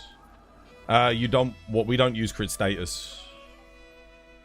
You certainly wouldn't use Crit Status with Coalescence. Coalescence boosts Element. It's for boosting your Element damage. Yeah, you don't need Rapid Morph either.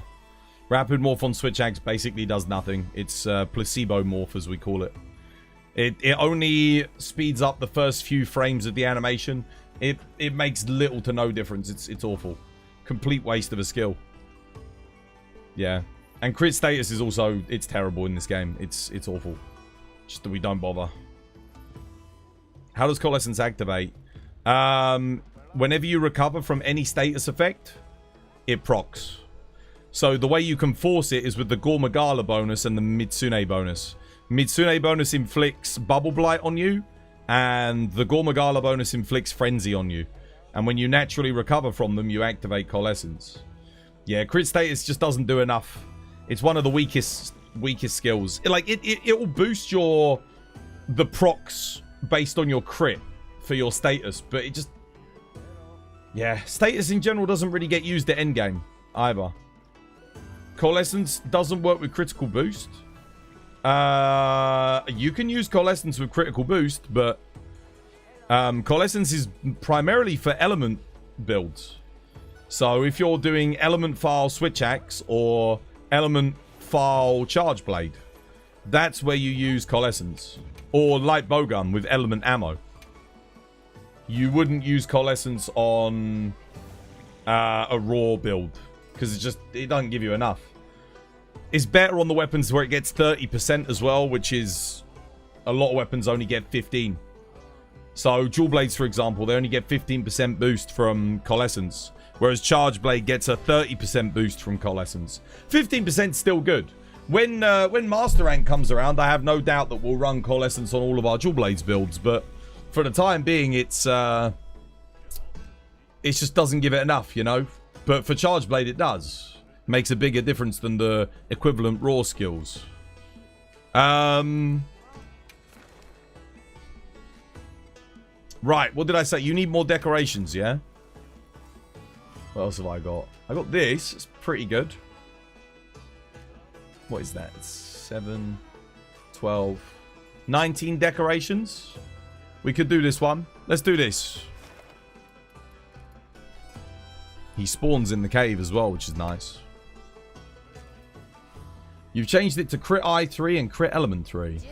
Yeah, that's okay. One thing to note as well, it won't tell you this. Critical Element does not work on Element Switch Axe. It doesn't work on the files for Element Switch Axe, unfortunately. So, you've got the right idea, and it's not your fault for thinking that it does. Because it should work, but you can't crit with the element files on an Element Switch Axe. So, Critical Element doesn't work. What Element Switch Axe do you have? And then you put that element in. Yeah? Critical Eye is good, though. That's a good choice.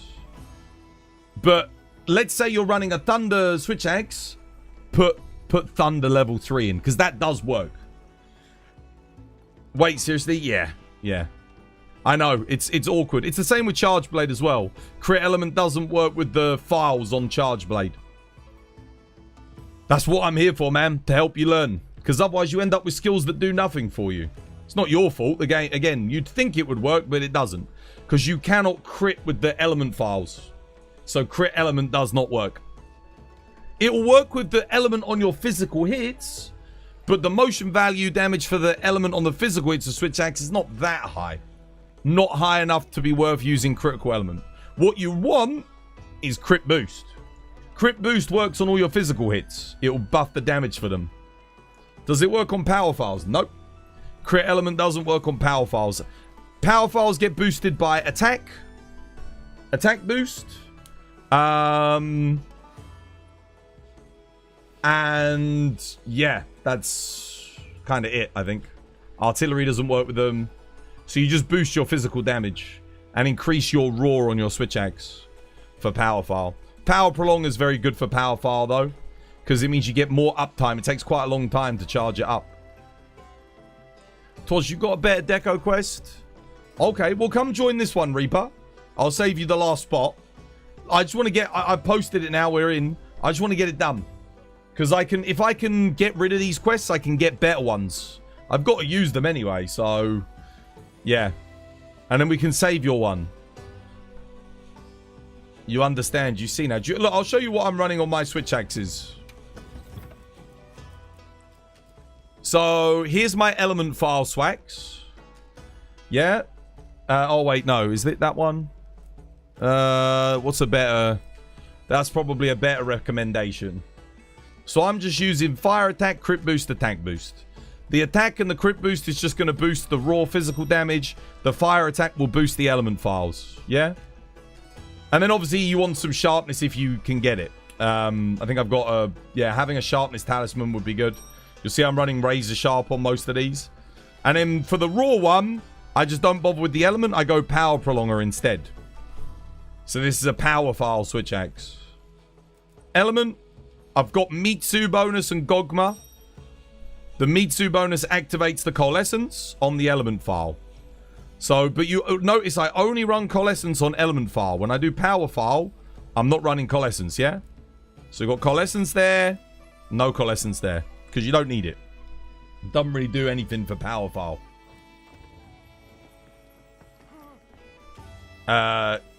Kate has left the lobby. Oh shit, you crashed, Kate? Bugger.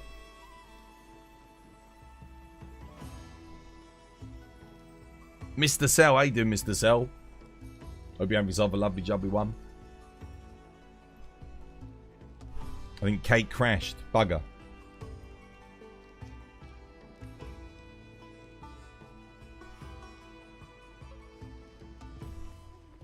How's the hunting going, Grandmaster? Yeah, it's good. We're trying to get Ein Etwas what's it called? A crit boost decoration. They've got no critical boost, so we're just trying to grab them one. Obviously, it's just RNG. We've been using our decoration quests.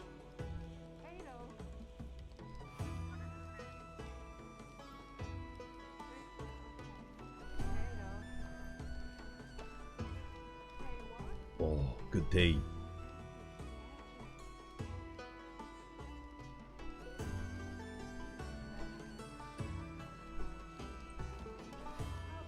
How you doing, Amaterasu? Welcome back. Hope you have yourself a lovely jubbly one. Where's Studi when you need him to tag in? I mean, we can get going. We'll be able to do it, won't we? The three of us. It's not a hard quest. Alright. Kate, I think Kate's PC crashed, so she'll be back probably in a bit.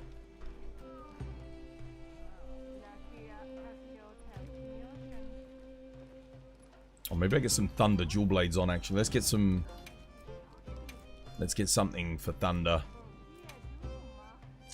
Don't really like the laggy Dual Blades all that much. Their visual design, I'm not that big on them. We need Raid Owl Dual Blades, don't we? Folger Anjanef.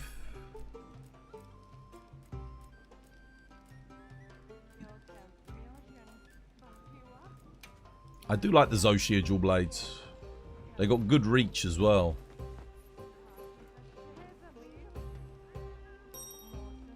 Studi! How you doing, Studi? Speak of the devil. Where can I find some tough Guardian bones? Thing is Doshiguma. Doshiguma high rank drops them. I think so. If a weapon still isn't clicking after 40 hunts, is it a good sign to try a different one? It can be. Yes. It can be. I think you should be... You wouldn't be good with most weapons in 40 hunts, but you'll probably have an idea as to whether or not you're having fun with it. If you're not having that much fun with it and you're like, maybe try something else. Yeah. But I wouldn't expect to be good with a weapon in 40 hunts. Not really. You might be okay, but good, competent, very unlikely you're going to be excellent or, yeah, 40 hunts just not that much. Takes a while to learn to get really good with a weapon. So it's up to you. If you feel like the only thing that's stopping you from enjoying it is being good at it, then maybe go to the training area and practice a little bit more. Get a feel for the counters and the mechanics. Really pay attention to stuff whilst you're training. Just, you know, get it so that you can do 100 counters back to back without making a mistake, for example. And then, yeah, you won't be able to counter everything when you're out on the hunt, but it will help. Should we go?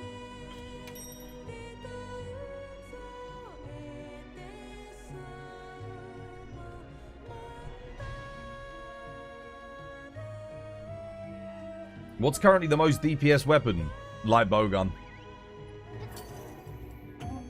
Yeah, light bowgun's the highest DPS element weapon. Second is charge blade on matchups where element is effective. Yeah, and then after that it'd be hunting horn, element hunting horn.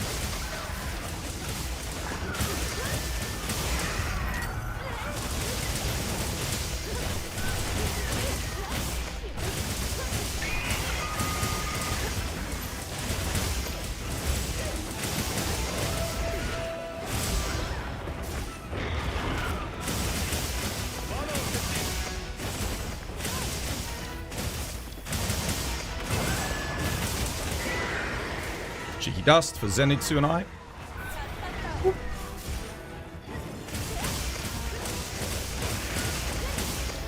Next dust is on you, brother.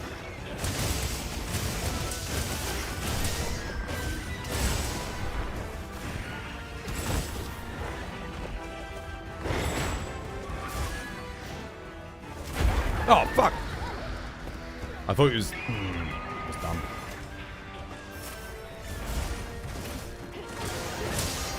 Nice one, played.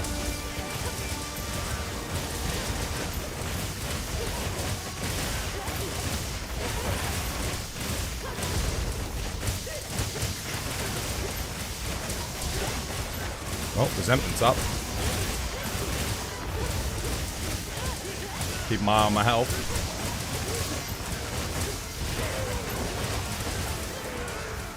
Max.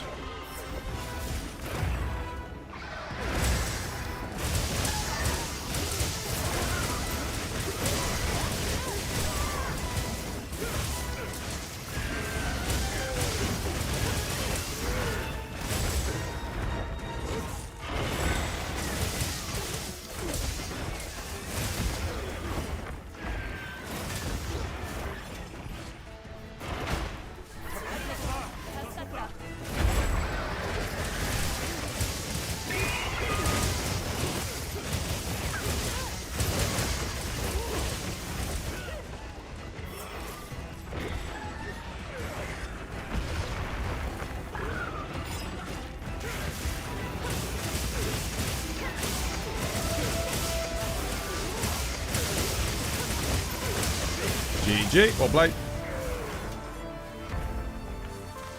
Sound and management's on point. Yeah, that was pretty good. I missed one dodge there on the ultimate. It's because I think he hit the roof of the thing, so he came down like really fast. I wasn't expecting it. It was like a couple of frames sooner than I thought it would be. Let's see. Hopefully they got some crit boost. You're asking from a pure enjoyment standpoint. You feel like I'm okay with the swags. It's just not matching with your playstyle. What elements about the Switch Axe do you enjoy? And which elements do you not enjoy so much?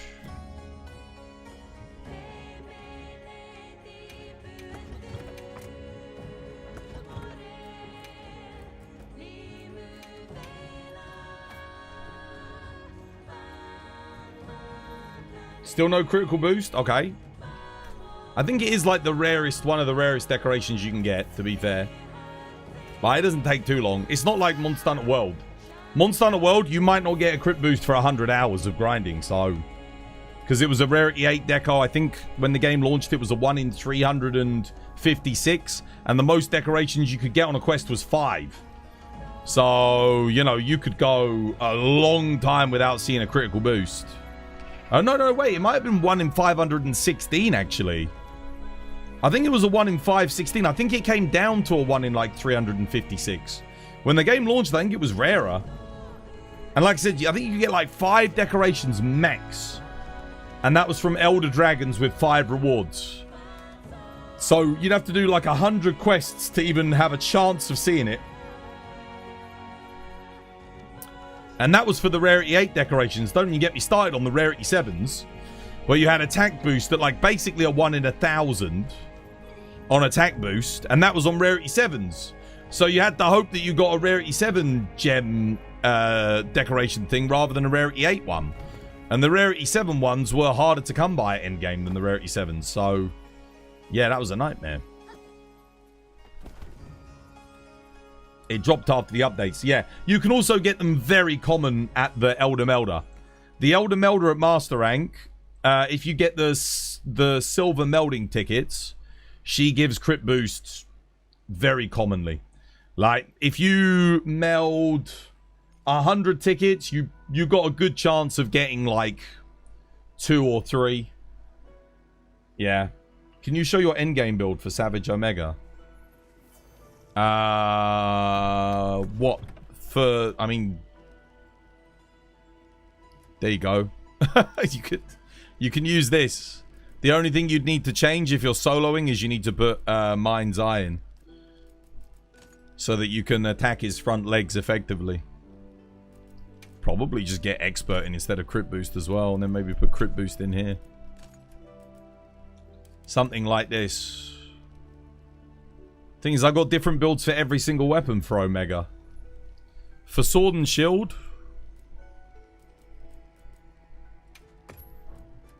I think this is the best that I've got.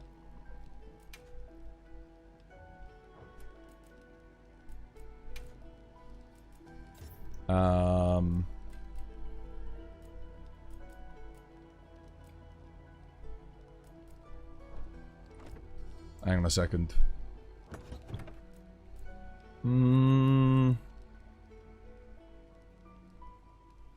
Probably want to keep that, but don't think you want attack boost. Yeah, you want guard up or something here. Guard up or Master's Touch.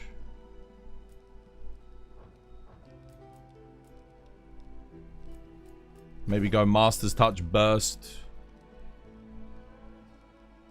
And then get Mind's Eye, Guard Up. It depends where you're attacking from.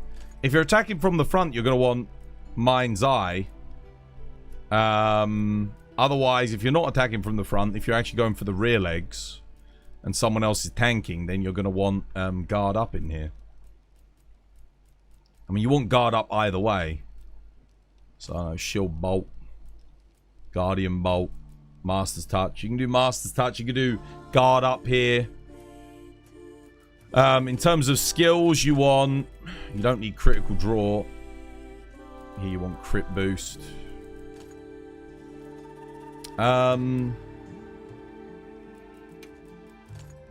Wex. Again, Wex depends on if you're attacking from the front, then there's no point running Wex, I don't think. I don't think Wex even works if you're attacking from the front.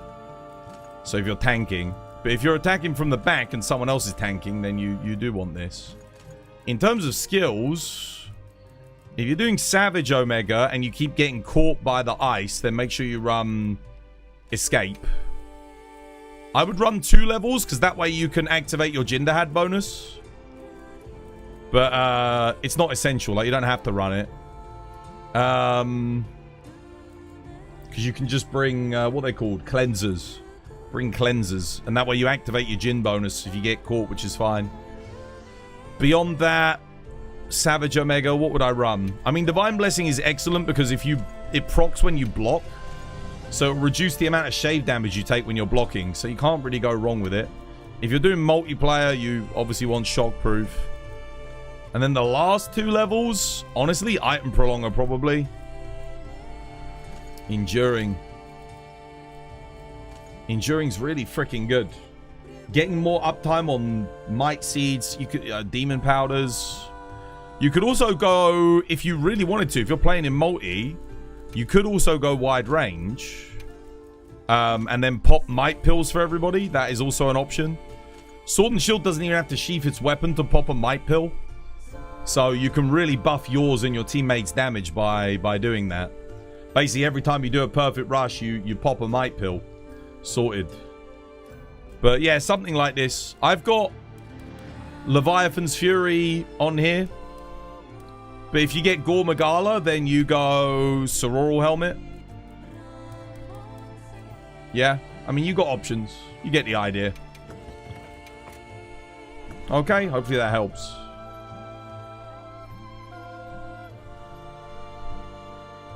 There are beasts in here that can get 120 DPS on 80 Arcveld in 4-player. Should I use Burst or Agitator on bows? Depends what you're fighting. Gogmazia should probably go with more Burst, but generally speaking, Agitator. Yeah. I think Burst 1's usually fine. The thing is, you're going to have a few levels of Burst anyway, because you should be using the Gogmazius Waste Piece on, like, any bow build. I think, like, basically every bow build runs that. Creator Broly, dude, thank you for the follow on TikTok. Cheers, dude. Dude, helping them get some armor spheres.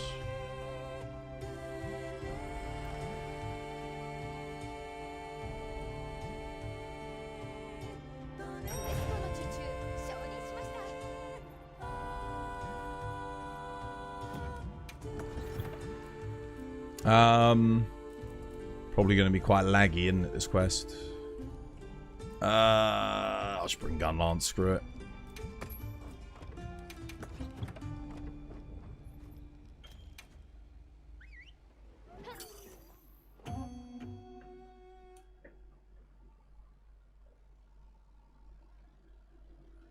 One thing to remember with Burst on ranged weapons is it doesn't give you as much of a raw bonus as the melee weapons. That's one thing to remember. You do get extra element on bow, though, for Burst, I think. It doesn't work with light bowgun and heavy bowgun, but on the other ones, it should do. I think they're underwater.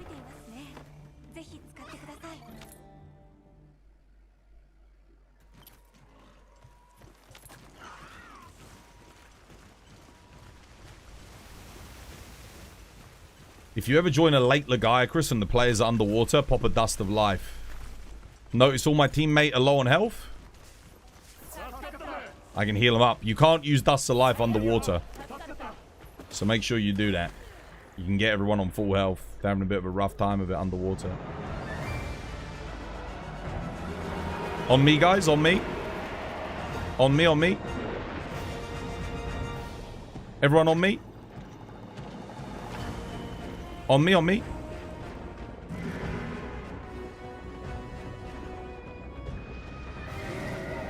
Well played. Shit. Well, that sucks. He backed up.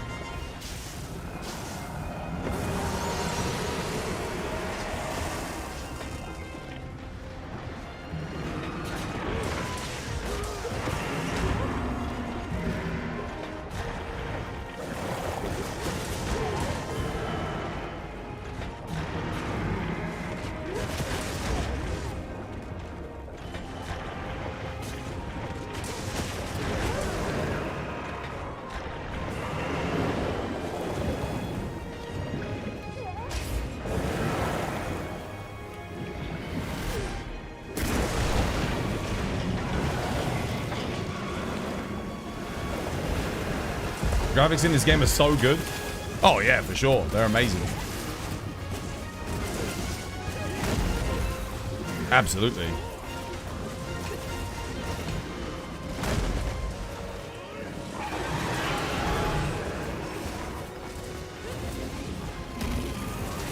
Dump. GG.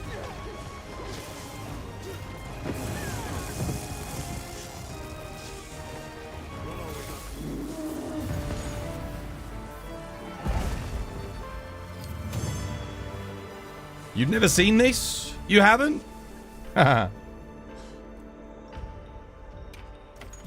You gotta go get this quest done then. Unlock Lagiacrus. Twas, can you check my bow build? Yeah, of course, dude. Level 40 is the highest level? No. Level 999 is the highest level. You need to do your assigned quests. Very quiet today in the lobby, isn't it? Oh shit, I'll go get a cup of tea. Let me go get a cup of tea, then I'll have a look at this build. I'll be right back. This was by design.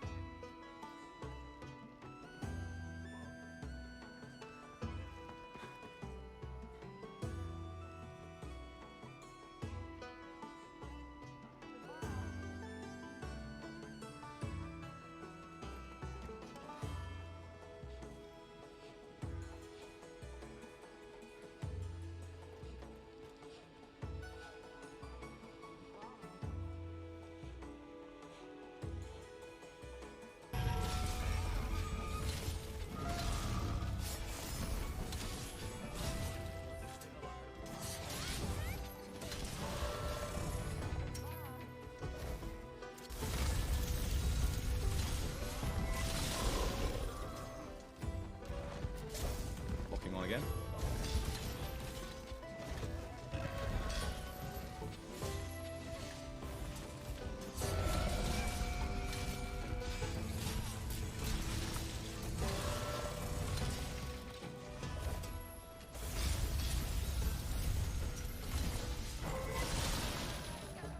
Oh, what a start! Yes! I'm doing it, boys!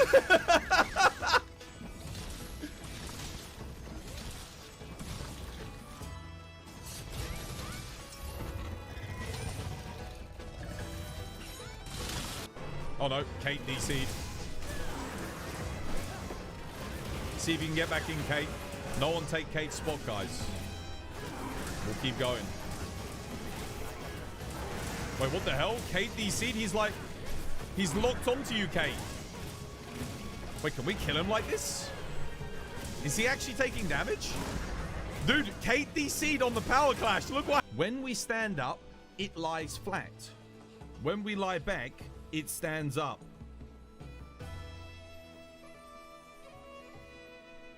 What am I?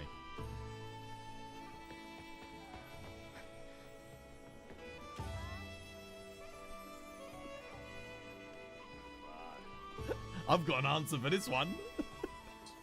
My plan in Wilds is to start with any weapon, play it, doesn't matter which, whatever one I kind of just feel like on the day. And then as I get offered armor that has good skills and stats for any weapon, I craft it. And then as I get offered weapons that seem like they have good stats, I'll farm them and craft them and play them. So as I get offered good equipment, I'll switch and just try and build as many different builds as I go through. That way I can kind of experience all the different weapons as I go through and learn what sets and builds are good at different stages in the game for different weapons. So that way I can then inform you guys and help you guys to make the right build making choices as you're going through the game. That's my plan.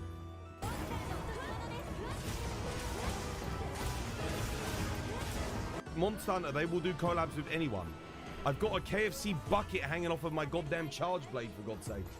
Like, it's not Capcom that's the problem. Capcom, I'm sure, would happily do a collab with From Software. They probably asked them. I would imagine they've probably gone out of their way to ask them. They have collabs with Final Fantasy. They have collabs with Fender. They have collabs with, obviously, in-house collabs with their other studios. Collabs with The Witcher.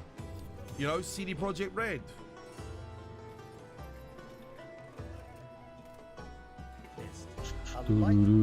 This was by design.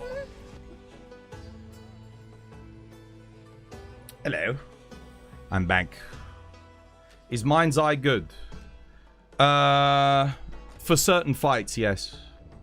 So if you're attacking the rear legs on like Lagiacrus or Gormagala, if you're fighting Omega with a bladed weapon and you're attacking his front legs,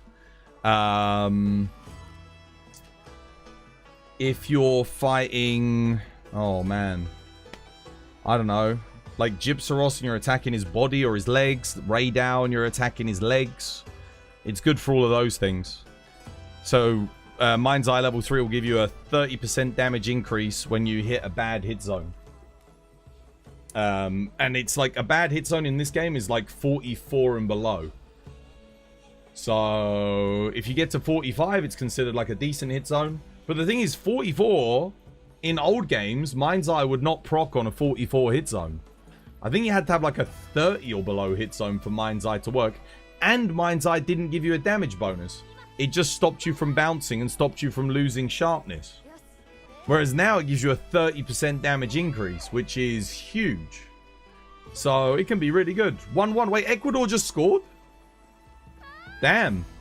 I saw Germany had scored 1 at 6 minutes. That's crazy. Cool, they're giving Germany a run for their money. Well done, Ecuador. You were struggling with that hump with your eyes open. What's that? Alatrion? Yeah. I've done... Nah, Alatrion blindfolded was the hardest thing I've ever done. That took me... a month and a half? Maybe 2 months? Of like practice, refining strategy, trying different weapons. That took a long, long time to do. When upgrading a Dragonlight Bowgun to Gogmazius, do you want to do element or attack focus? It depends. Usually element, but I think there's an exception for attack. If you're using it for 80 arc build, I think you want attack. But everything else you want element. So I mean, if you've only got the materials to make one, get an element one. Yeah. Yeah. I'm pretty sure. Let me double check. Let me see what I've got for my, because I've got a few dragon light bow guns. I think I've got element focus on it. So that's my... Yeah, so I went attack focus on my Arkveld one. And I've got element focus on my... Yeah, I've got element focus on my element one. So if you're using Dragonlight Bowgun to farm Gogmazius, Gravios, if you're using it on Omega, Rathalos, Rathian, I think you want element. Don't forget to check your bow build. Oh yeah, I'll have a look at it now.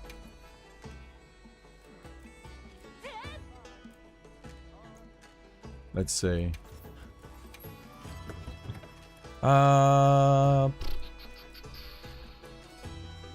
Okay, first things first. This should be Dragon Bandolier, not Bandolier Dragon. 3 levels of Dragon is essential. 3 levels of Bandolier is not.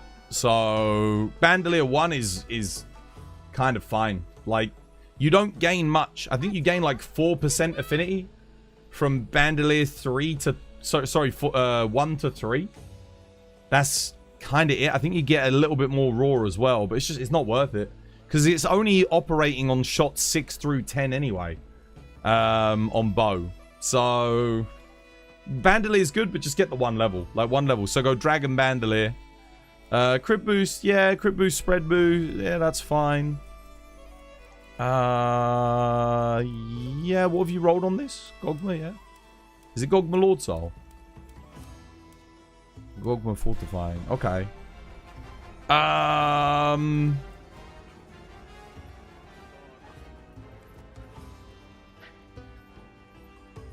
Let me think.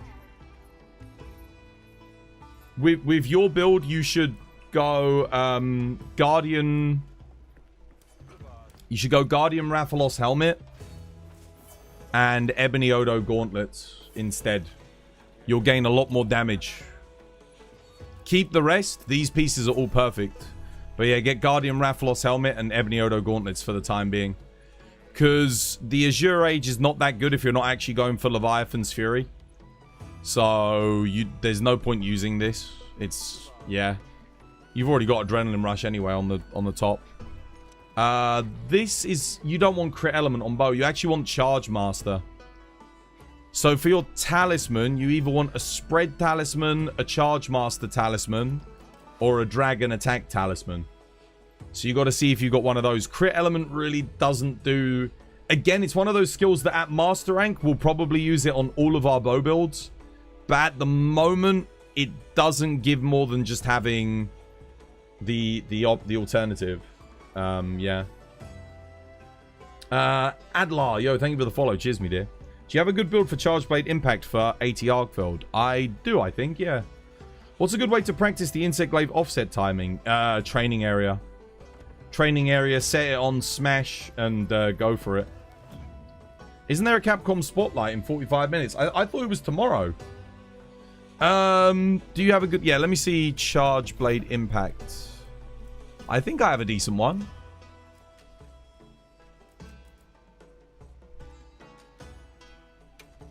Yeah, so this build, it needs a bit of work. Because it's got Gore Lord Soul, but it's okay.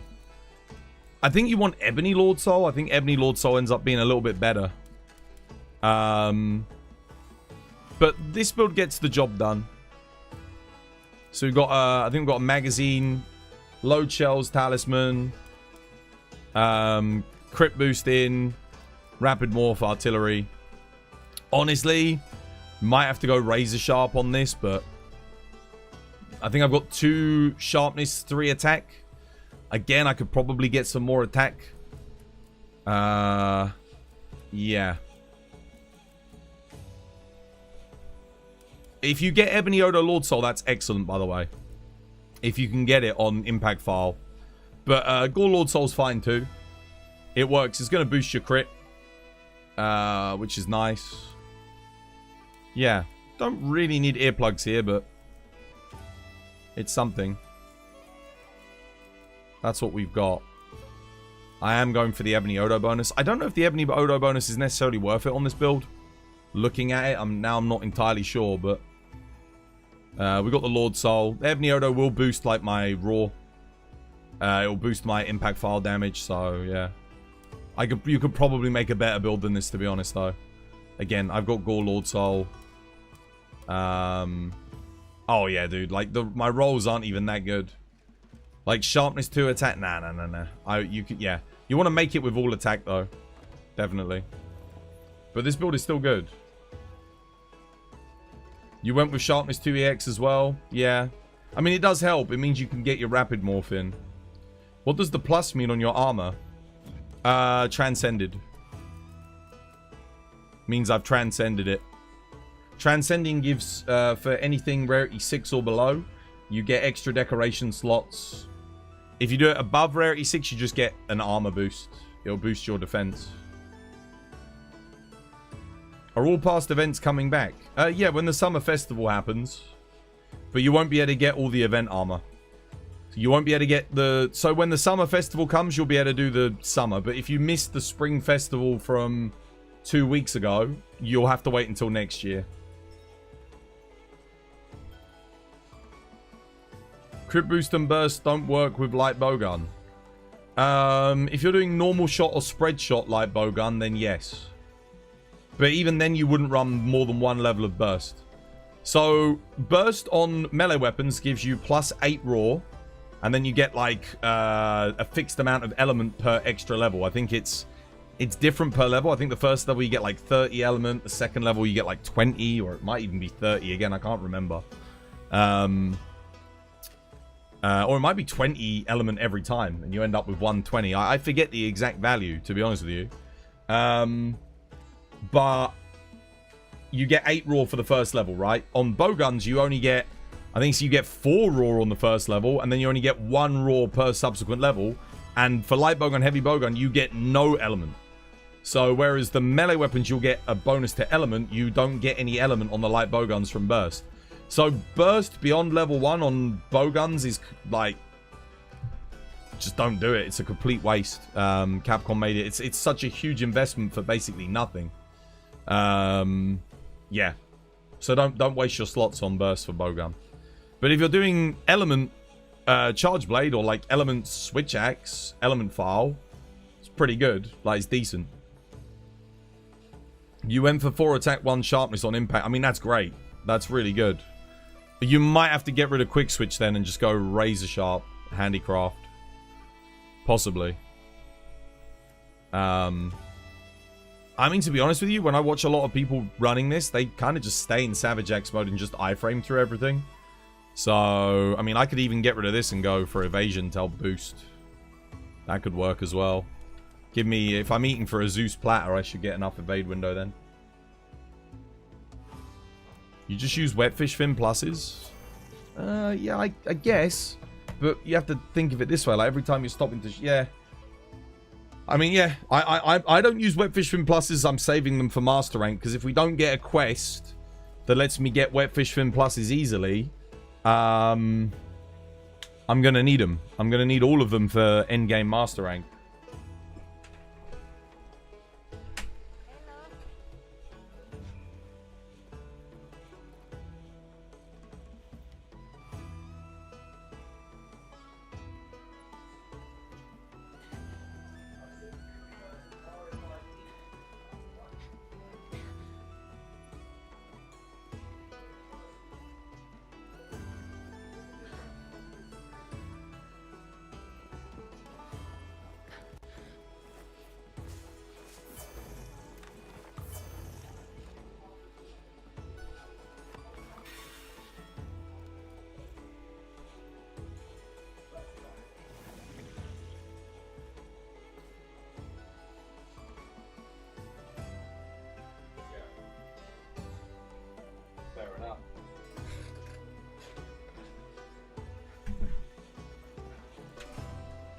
Oh.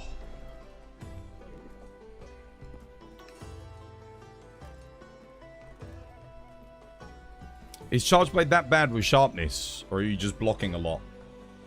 Because it goes from white to blue real quick. Charge Blade goes through sharpness very quickly. Yeah.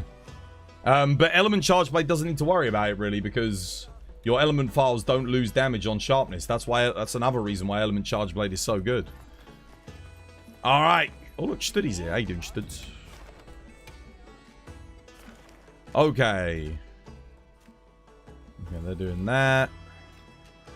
What do you want to do? Should we go help Yan Yan Studdy? With their... Oh, I can't. They've locked it out. I don't think Yan Yan's watching the stream, because I did tell them about changing settings so we can join. But I can't join them. What are we doing, Studs? What do you fancy? Where's, is I9 Twas here? You've got a crit boost 2 and 1 now. That's good. Yeah, you can put those in. We should probably look into getting you an Artian dragon weapon, maybe.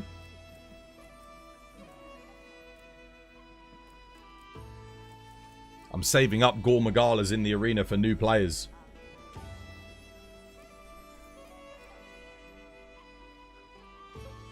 What about this? I got one more of these left. Do you want to do this one, Study? We can help him get some Artian parts.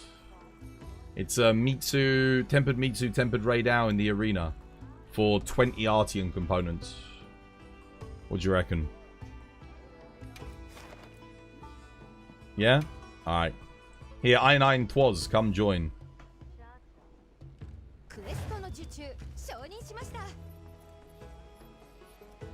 What Artian bonuses do you want? All attack.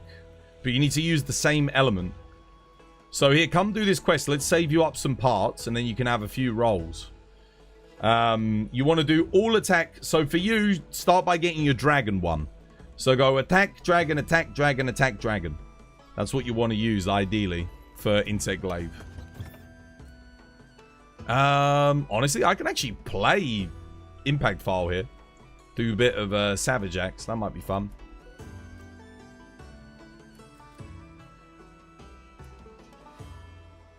Yeah, why not? I rarely ever play Impact File.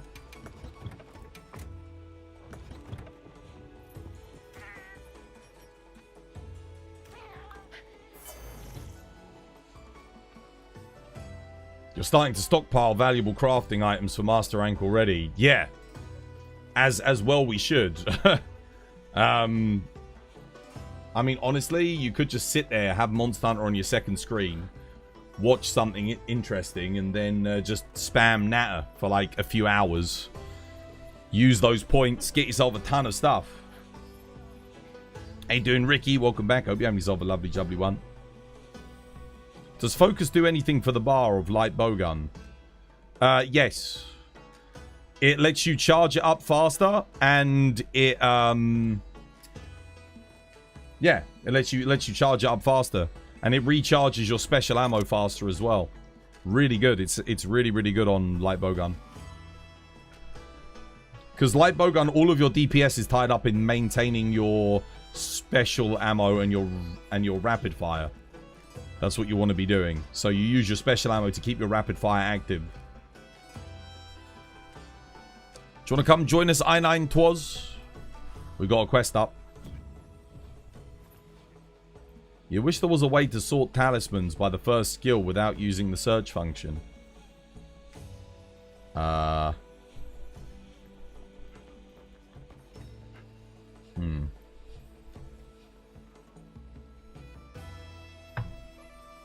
There's one spot. Come, Twas. Let's go.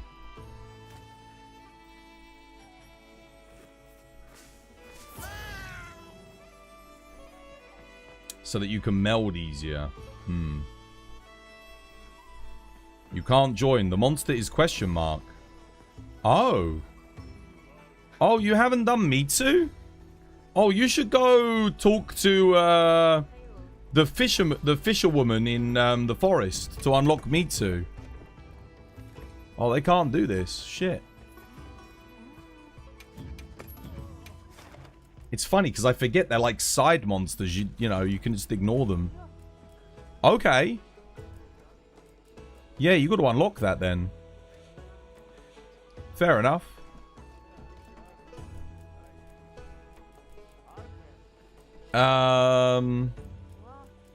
Damn. You have the fishing side quest. Yeah, you should probably do that at some point. In the meantime, okay, come join this. Let's still, because you still don't have a crit boost 3, do you? Let's see if we can get you a crit boost 3 decoration. Here, join this one. Who was in this? It was Studi and who else was in here? True Prince. I'll save you the spot, True Prince. Here, join this one, guys. Yeah, you should probably, maybe after this, do the side quest. So you can get Mitsu unlocked.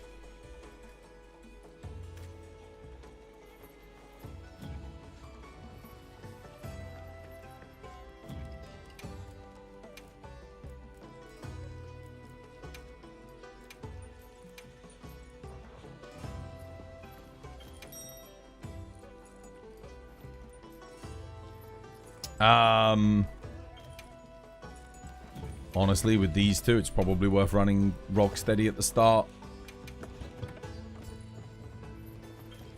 So I don't have to worry about the rules. You didn't know that Mitsu's in Wilds? Yeah. Sure, I can run earplugs too as well, can't I? Help me power through everything. Won't get raw blasted into oblivion then. Are Artium weapons worth it? Because right now you can make rank 8 ones. So what you need to do is very important. Don't just make them with any old pieces. Farm up a lot of Artium components first. And then make sure you are making them with coordinated pieces. And what I mean by that is like attack. Like let's say I want to get a dragon charge blade, right? Do attack dragon, attack dragon, attack dragon. Don't do attack dragon, water affinity.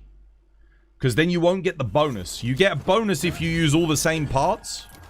So make sure you're like... Yeah. Don't make it until you've got all the parts to do it. Oh, hello. Bloody hell. Straight in with the turf war. Holy moly. God, Radar's getting bullied.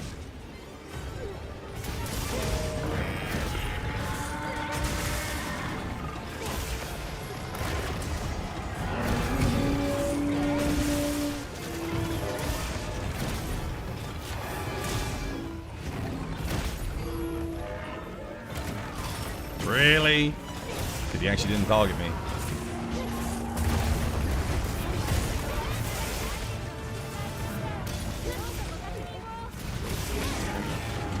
This is why I bought the Rocksteady mantle to deal with all the roars. Okay, let's not do that. Bear with me a second. Thank you.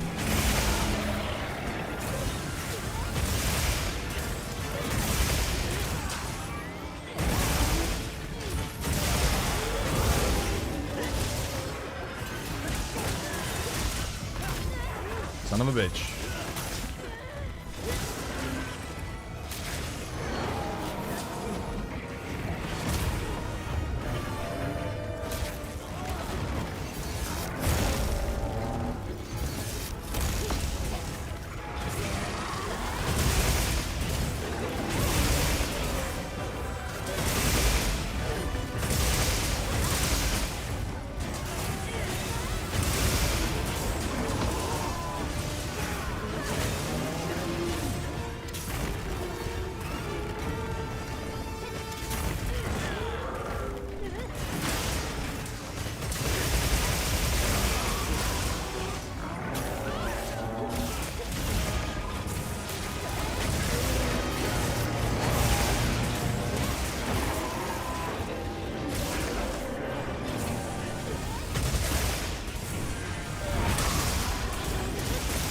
Ouch.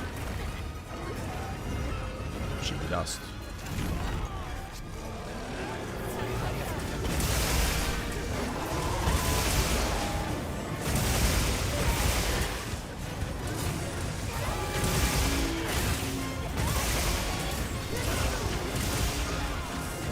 Arc roll's done. GG.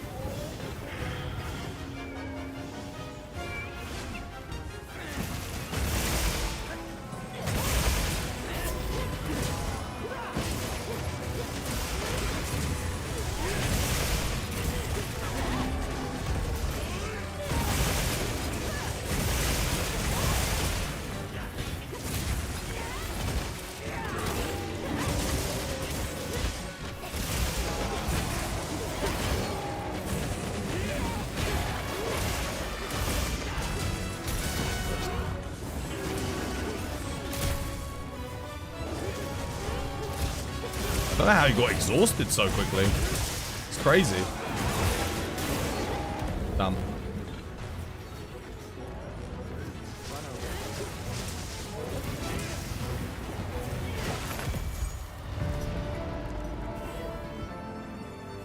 Nothing beats taking a dump in the office time whilst watching 'Twas by Design.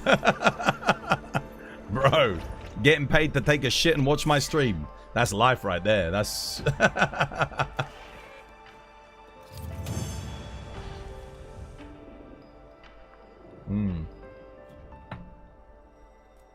Alright.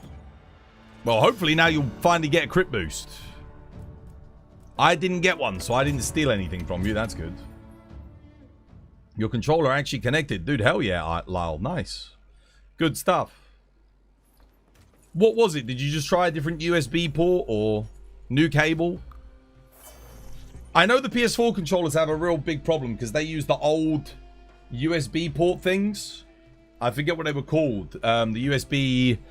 These are USB-C. They were using USB something. And they were awful. Those things would break, and if the two little contacts weren't lined up with the PS4 anymore, the PS4 input, it wouldn't even register the controller. I had to buy a new cable every month for those bloody things. I tell you, the cable manufacturers were making a killing back then. Those have got to be the worst connectors. USB-C is a lot better. I think the European Union actually stepped in for USB-C. I think they stepped in because they were like, listen, we need a universal thing. Stop using this dog shit. Because they saw that people were trying to exploit, basically to get you to constantly buy cables. Since I've had this controller and the last controller, I've had one of these. And it works fine. Micro, that was it. The Micro B USB. They were terrible. I hated them, dude. And they persisted for so long. From the PS3 era all the way through the PS4 era, they persisted. They were terrible. No crit boost? Okay. Okay. Damn.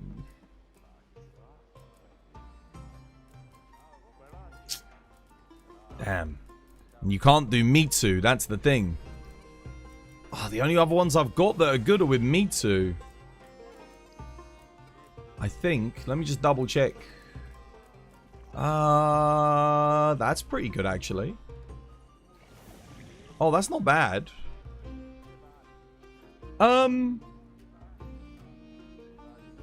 Yeah, we could do this, I guess. Sure, this works. Here, join me.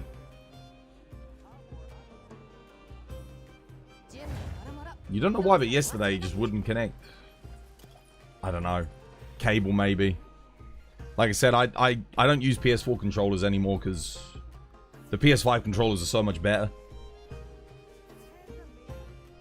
The only problem with the PS5 controllers is they get stick drift. But the PS4 controllers kind of fall apart as time goes on. Ish, Studio, I got a quest up, mate. With your favorite, Steve.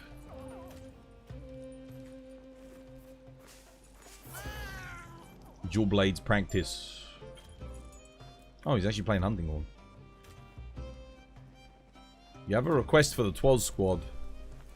Okay, I can't do that right now. Right.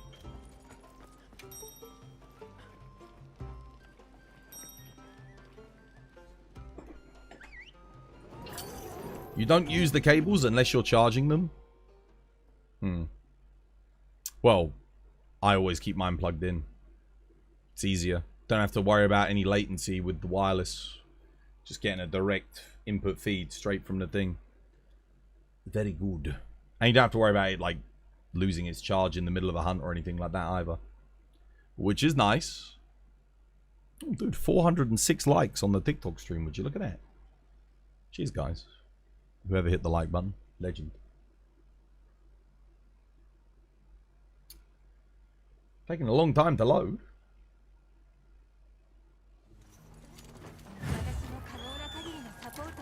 Little bit of Savage X in my life. Oi.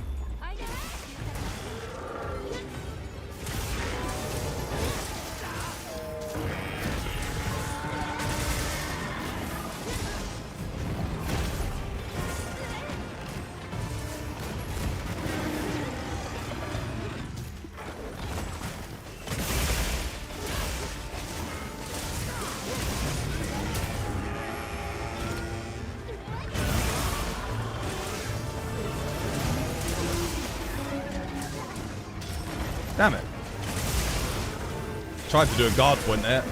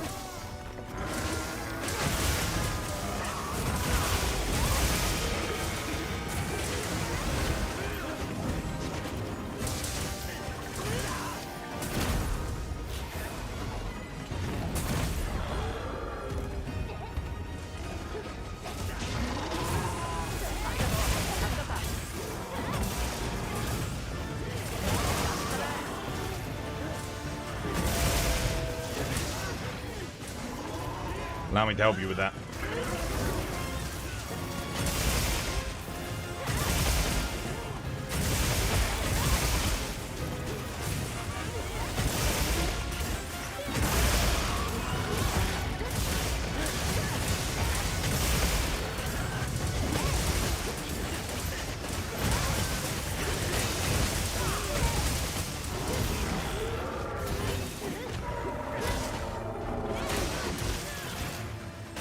Lock him down, studs.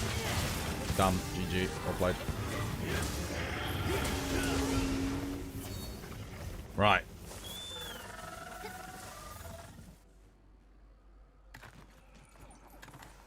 Oi.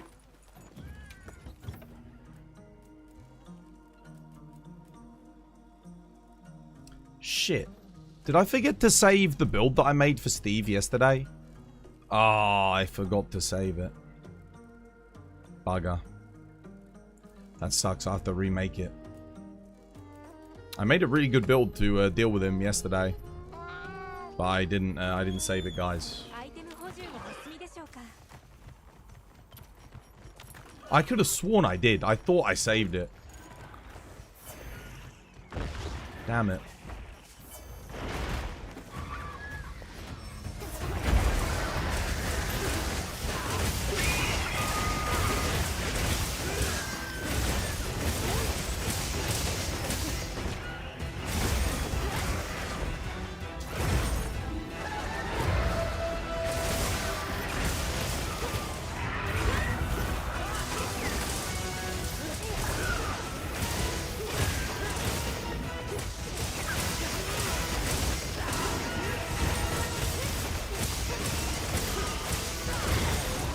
No, don't flash Steve. Makes him very unpredictable, makes the fight a lot harder. Please don't flash Steve, you're fucking it up. Stop, don't do that.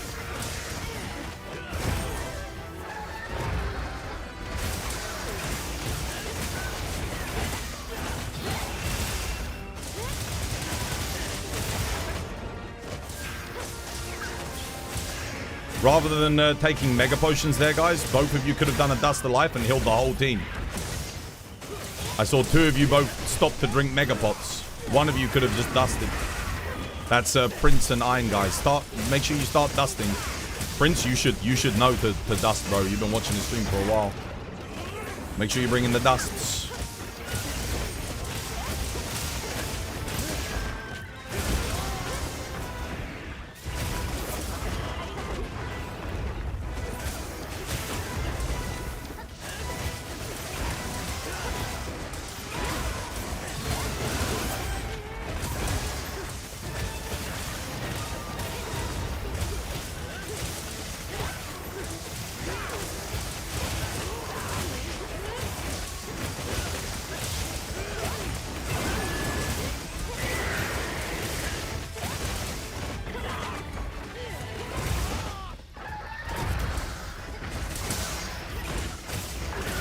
Yours, dude.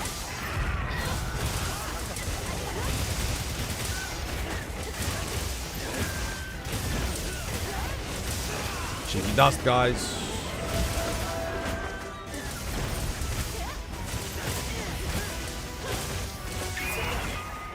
Low potting. Nice, well played.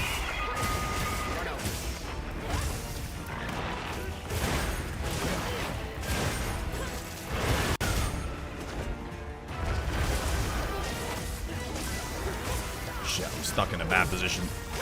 Ugh.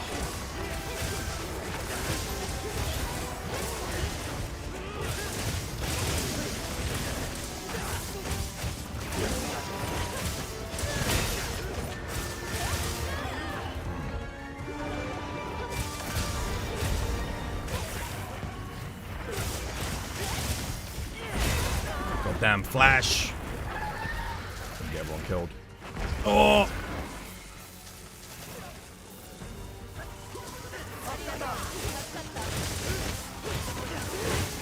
Whew.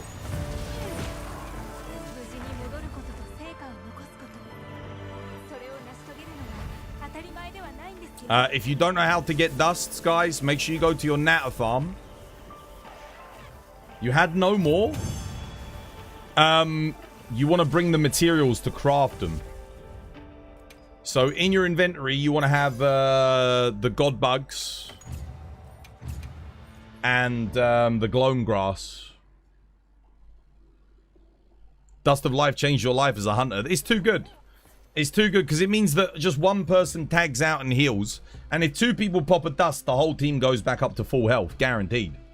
So what you want to do is bring glowing grass and god bugs. And then you put the dust of life on your hotbar, right? When you use a dust, let's say, look, I've got one more, right? So I'm going to pop it. Watch what happens. So I go down to 0. But if I want to use another one, it will just auto-craft it and use it immediately. Yeah? So I don't even have to worry. It basically treats the materials in your inventory as dusts of life. So you can keep popping them off.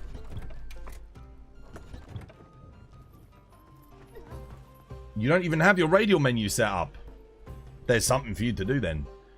Definitely, the Capcom Spotlight is on right now. Wait, it is? I thought it was tomorrow. What the hell? Dude, seriously? Can someone give me a link to the stream on YouTube? Oh shit, dude, we gotta watch it. I gotta watch it. Let's get it up. Dude, I didn't know. I didn't think it was today. I thought it was on the 26th. I swear it said the 26th and not the 25th.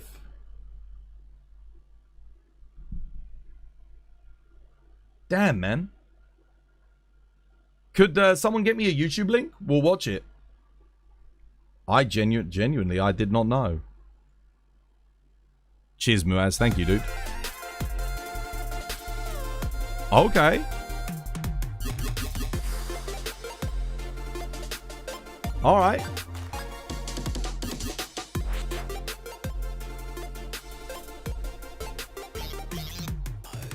Right, let's see if there's any Monster Hunter there. This was by design.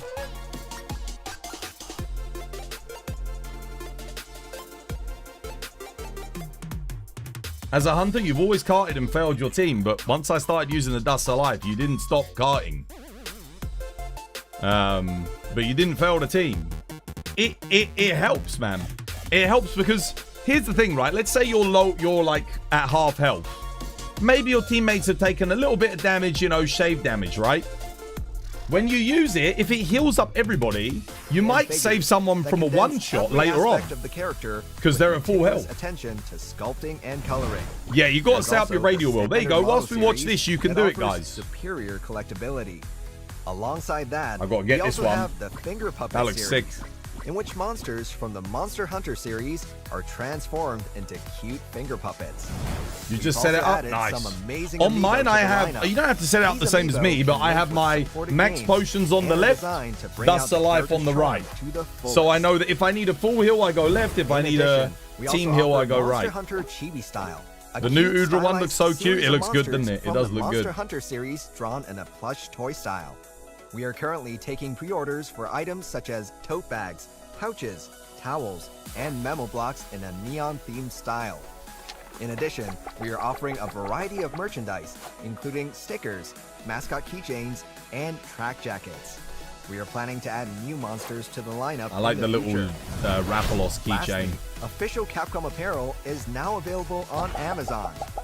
A wide variety of designs are available, so don't miss out. You know, as a Capcom creator, Capcom, you could send me this stuff and I could review it. Just saying. Play, watch, and explore. It's not like I've been a Capcom creator for like 5 years or anything. One of the first In people the in there. Games section, I was one of the top 100. I was the first 100 Capcom creators in the world. I was part of the program since the start. On mobile and PC. Your boy. Next, let's take a look at the They've never sent me anything, you know. They never sent me anything. I'd love for it to review some Capcom merch. We're currently holding a summer sale. Popular series like Monster Hunter. Look after and your boy, Resident dude. Evil I look are after you available at guys. better value. Even when your game is complete dog shit and in the worst state it's ever been in, What do you I mean still by support better Monster Hunter. value? All right? At Capcom I stuck Town with Store, it. When you buy multiple games at once, Send your boy some you merch. get a discount based on the number of games. They don't It even come into your applies to stream. sale items. So the more you I've buy, never seen the them. better the value. They might do. But I've never they've Capcom never Town explicitly Store been is like, currently oh, dude, available in Japan you know, we're and from the Capcom. US. Visit Capcom Town to play, browse, and explore. Search Capcom Town for more details. I've seen other Capcom creators get sent merch. It's just me, I haven't been sent anything. You remember when it was so bad for the Wilds to the point where you were like, dude, fuck, yeah, I know. Well, because there was like 5 of us in the lobby. No one was watching. We had no information on the game. You know, like no title update info. Everything was broken. Like, you know, freaking EI Slash didn't work. Charge Blade felt like ass. Switch Axe felt like ass. Everything felt terrible. Hammer had no defensive options. Hunting Horn had no defensive options. It was like, dude, it was terrible. Street Fighter fans. I played it on my PS4, my PS5. I was obsessed with Street Fighter. I just hit the button so fast and then see what happens. Oh, we should do a bet. We should do a bet.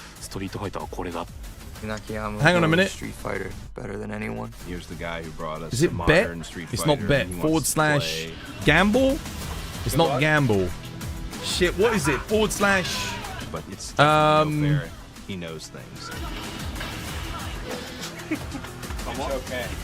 Yeah. What is it? I can't remember it. No, not poll. We don't poll. Prediction. That's it. We want prediction. Prediction. Here we go. That's 6 now. 6 survivors of Raccoon City home, dead from the same thing. I'll give you guys some time to do it. Yeah, that's not good. I'll give you... When does it start? 9 minutes? Okay, I'll give you 5 minutes.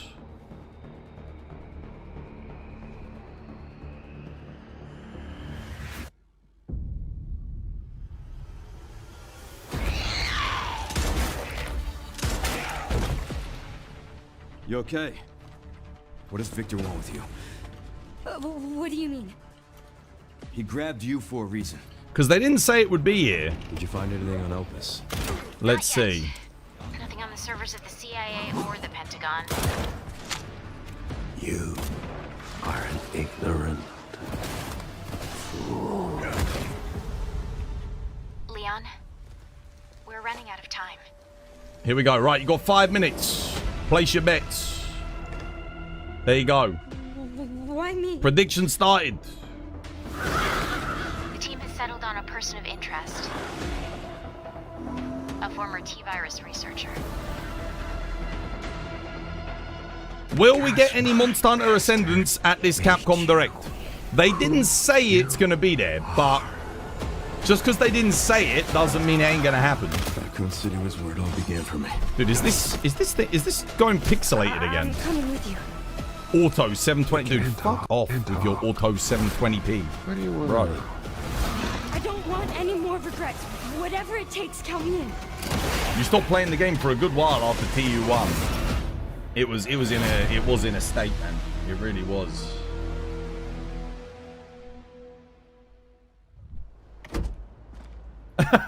It's been a while since Yeah, you've I been remember back you there. saying you put all your eggs in one basket and Capcom took a shit in the basket. Dude, that's what it felt like. That's what it felt like. I was gearing up for Wilds for such a long time. We basically stuck with Monster Hunter World. We did a whole year of Monster Hunter World streaming, even though the game was like 7 years old. And then the game launched and it had like the Nouveau, ran like shit. You know, no end game. It was in such a state. And it ran, oh dude, it ran like almost as bad as Dragon's Dogma. Thank God it didn't run as bad as Dragon's Dogma. It was so bad. Are all the eggs here in the Ministry crystallized? Oh. Many of them. What if Valstrax in Ascendance? Where they were found and It will be. I'll tell you why Valstrax will be in Ascendance. You want to know? He's going to be a title update monster. The director of Ascendance was the director of Generations Ultimate. So he obviously has a special place in his heart for Valstrax. Valstrax was the title monster for Gen U. So because he was the title monster for Gen U, it's safe to assume he's going to be there. Yeah. There will be Valstrax. Rudy. Please guide your friends in the great Palico tradition. You can count on me. Get your predictions in. Let's see these predictions. We got 6.3k say yes, 10.1k say no. Okay, well there's some points up for grabs then. You think the Spotlight will have an Ascendance because the Monster Hunter Twitch channel is streaming it right now? Oh yeah, but they're gonna be streaming it for Monster Hunter Stories, aren't they? Probably. Like that's, yeah. Because Stories, they've already said Stories is gonna be shown. They're gonna showcase Stories gameplay. Yeah. But for me, it would be a bit weird to announce Ascendance and then not have it at the Capcom Spotlight. That's just a bit of an odd choice, right? Where's the prediction poll at the top? You're pretty sure that White Fatty will be there because there's the nameplate. That's just, yeah, no, I think so.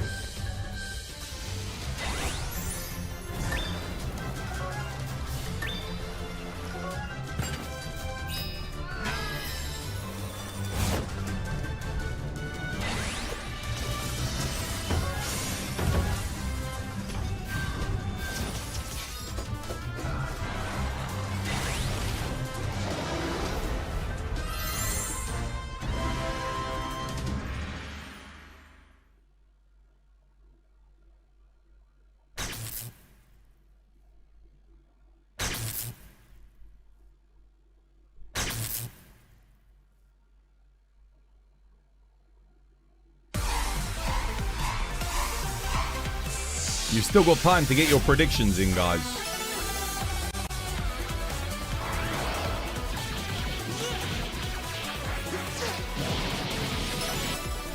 There was literally nothing new in that. It hasn't started yet.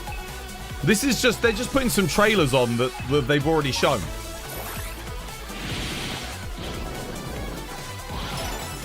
Stories is like Pokemon. Yeah, it is. It's basically Monster Hunter meets Pokemon meets Dragon Quest. That's the best way I can describe it. Dragon Quest meets Pokemon meets Monster Hunter. Takes elements from Dragon Quest, Pokemon, fuses them together.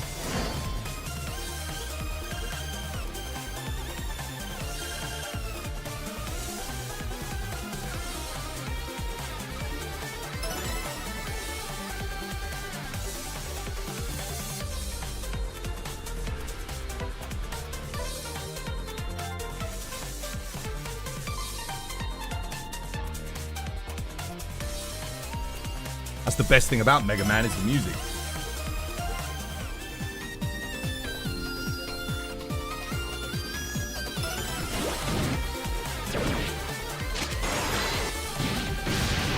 Twosman Boy, quick question. What is the best vocation in Dragon's Dogma 2? I don't know. I played all of them. My favorite vocations were always the Cute clothes and accessories sorcerer always puts me and in a great the hunter. Did you come to see me again? I like Magic Archer as well, actually. Magic Archer was always good. Yeah. Yeah, Archer's good. Archer's really good.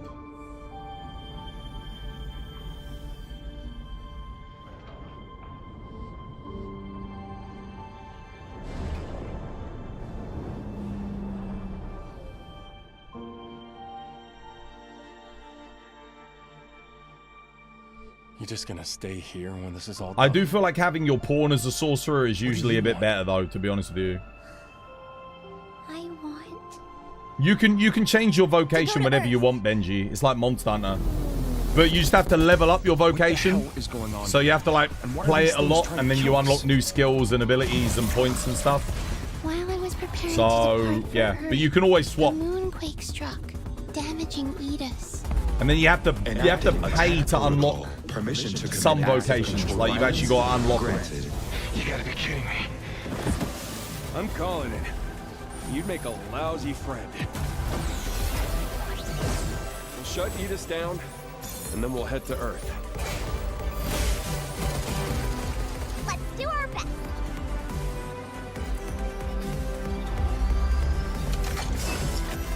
Let's go have a look at something quickly, because it says that my TikTok stream isn't connected, which is a bit odd. I decide my own way. And I'm going Live to Earth violation. with you. It was discontinued for regulated goods and services. What? Whole new life. If you're ready. Okay, then let's go. Together. My live access has been removed. Why? What the fuck? Regulated goods and services. The Capcom digital sale is on now. What? The latest title in the popular Monster Hunter RPG series. Monster Hunter Your Story account has been 3: associated Twisted with Reflection risks, is on sale addiction, for the and first fraud. time. The Why? ever-evolving Monster Hunter For what? Wilds is also on sale, along with other titles from the series. Don't miss No, the I don't chance to agree with give this these wonderful decision. games a try. In addition, Resident Evil Requiem My and life other does not popular contain the titles in content the yet. Resident Evil series are on Submit. sale. Appeal. The deals don't stop there. Yes, Mega continue Man to Star appeal. Force Legacy Collection, which includes 7 games from the series. Street Fighter 6, which is heating up as it heads into Year 4, and the Onimusha series are also included. Witness the origins before the new title drops. We can't miss out on the Mega Man Cyberwave Pack sale as well. Enjoy your summer with popular Capcom titles.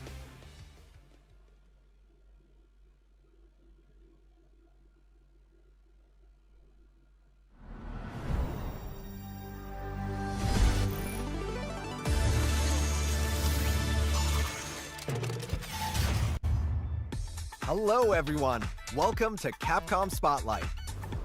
For today's show, we'll be covering updates to games that are out now and a look at some upcoming titles. We hope you enjoyed the I'm show. appealing that. That's bullshit. Without further ado, let's dive into our first title. 皆さんこんにちは。プロデューサーの辻本です。 Oh, here we go. 本日は Straight in with Monster Monster Hunter. Hunter Stories 3 Okay, 運命の Stories 3 we're starting 最 with. 新情報をお伝えします。まずは追加のサイドストーリールディ編の映像をご覧ください。 Yeah, they literally shut down my stream for streaming Capcom Direct. Are you fucking kidding me?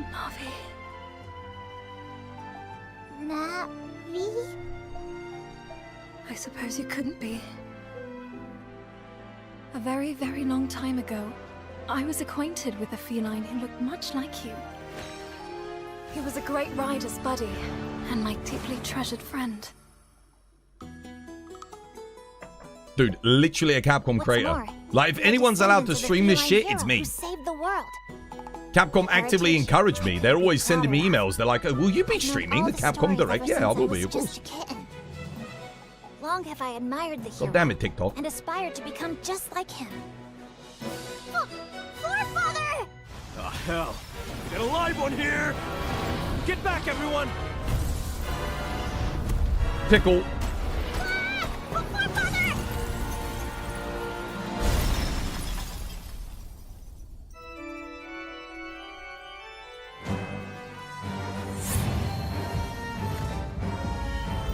Every time Ryozo appears on camera, he looks like he just checked the Steam reviews before going live. To be fair, the Steam reviews are positive, right? For Wilds. 追加サイドストーリー Oh, to be fair, that makes it easy for me. If I've been banned from TikTok, I'll just start streaming to Kick again for a bit. Screw it. I'll just switch, man. That's why you multi-stream. モンスターハンターストーリーズシリーズでおなじみのナビルーでした。各地で起きていた異常現象に巻き込まれた結果、ナビルーは子孫であるルディと巡り合うことになって、物語は思わぬ方向に展開していきます。映像の最後に登場したコリュウ、ネルギガンテはお供にはできませんが、ルディ編で挑むことができる It will not be available as a monster. But wasn't it available as a monster in Stories 2? その目でお確かめください。サイドストーリールディ編はこの番組など各プラットフォームのストアにて発売となります。デラックスエディションや I'm actually surprised Nergigante wasn't in Stories 3 to begin with. I mean, I didn't play it, but I just assumed he'd be in there. Like, このようにモンスターハンターストーリーズ3にはレンジャーの仲間たちにフィーチャーしたサイドストーリーがあります。例えばティオのサイドストーリーでは疾風4兄弟というプーギーとのレースに挑むなど、メインストーリーとは仲間たちの意外な一面を見ることができるのでルディ編と合わせて遊んでいただければと思います。さらに3月にお伝えしたフィールドにキングモンスターが出現するようになる oh, dude, there's no way Nergy's not in Ascendance. サイドストーリールディ編と同時に配信となります。本作ではゲームクリア後のセーブデータをロードすると最終バトル直前のゲーム進行度に戻ります。無料アップデート配信後にゲームクリア後のセーブデータをロードすると高難度の最終バトルに挑むことになります。この高難度の最終バトルをクリアすると既存モンスターのほぼ全てがキングモンスターとして各地のフィールドに登場し、より難易度が高いバトルに挑戦可能です。 Okay. Royal Monsters. 天変古竜もキングモンスターとして登場するので、ぜひチャレンジしてみてください。 So is this is the content that you bought with the pre-order bonus, right?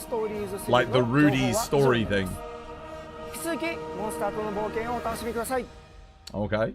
Go on, do a cheeky Ascendance. Go on, do it. Oh, here we go. See, I fucking knew it. I knew it. Who was that? Who are all those pricks on the Twitter which were like, there's not going to be any Ascendance there? They didn't say it. Yeah, get out. Get out. Here we go. Come on. Tell me. Yeah. 2027年の発売を目指して鋭意開発進行中です。ワイルズ本編から続くさらなるストーリー。 Come on, show us something new. モンスター、ハンターのアクション。より歯応えのある新たなクエストランクとしてマスターランクが登場するなど、さまざまなコンテンツが追加になります。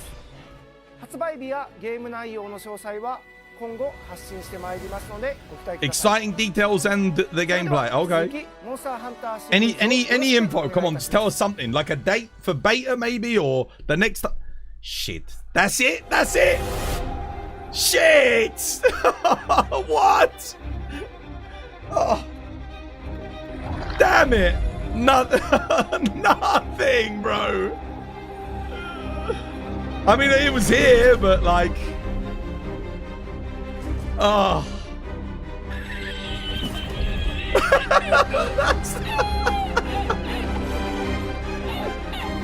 Oh. Yeah, like what about the festival? Or like new content, like some event quests or something. Come on, man.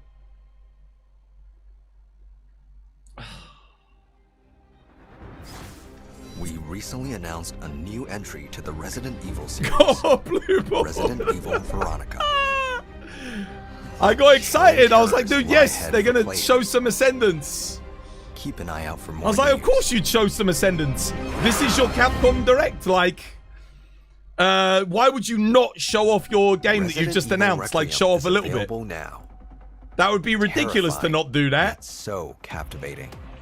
New series protagonist, Grace, finds herself entangled in the iconic Resident Evil drama fans love.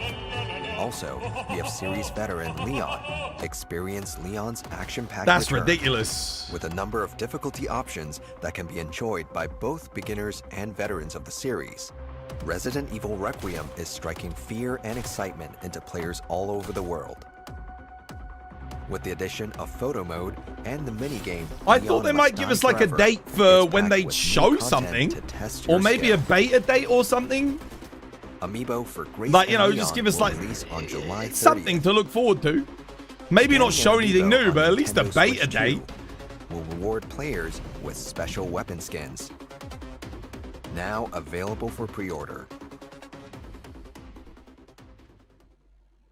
A special exhibit commemorating 30 years of Resident Evil, the World of Resident Evil 30th Anniversary exhibit, will be held at Shibuya Beam in Tokyo from October We have a 30th massive expansion through coming. December Oh, what's 24th. that? You already knew? Okay, bye. Experience 30 years of history through various immersive Gamescom. exhibits that bring the games When's to life. Gamescom? September, right?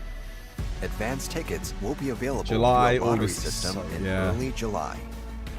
This fall in Shibuya, immerse yourself in the horrifying world of Resident Evil. Yeah, we'll probably get a beta announcement in September then, I The guess. Resident Evil 30th Anniversary Concerts Symphony of Legacy, which gained a high reputation in Japan back in March of this year, will be on its world tour starting this Hopefully, August. hopefully we'll get a beta. This is a special concert. We normally do get a 30-year beta. History of the series, curated tracks accompanied by video presentations from This the huge Resident weight Evil better be series worth it, dude. I hope so, performed man. live by symphony I orchestras. freaking hope so. You can also hear the music from the latest title, Resident Evil Requiem. Tour tickets are on sale now.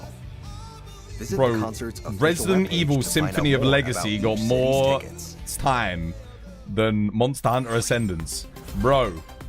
Okay, well Next let's up, see what they're doing with introduce Dark another Arisen anyway. title. Let's see what is happening with this game.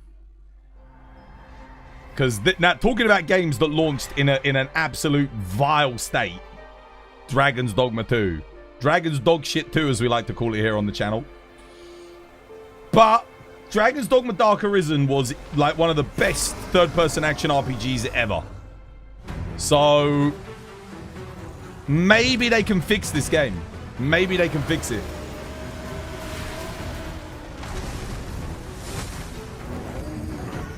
Oh, okay. Well, we've got new bosses. Freaking Velkana. You shall not harm the Arisen. Gosarag.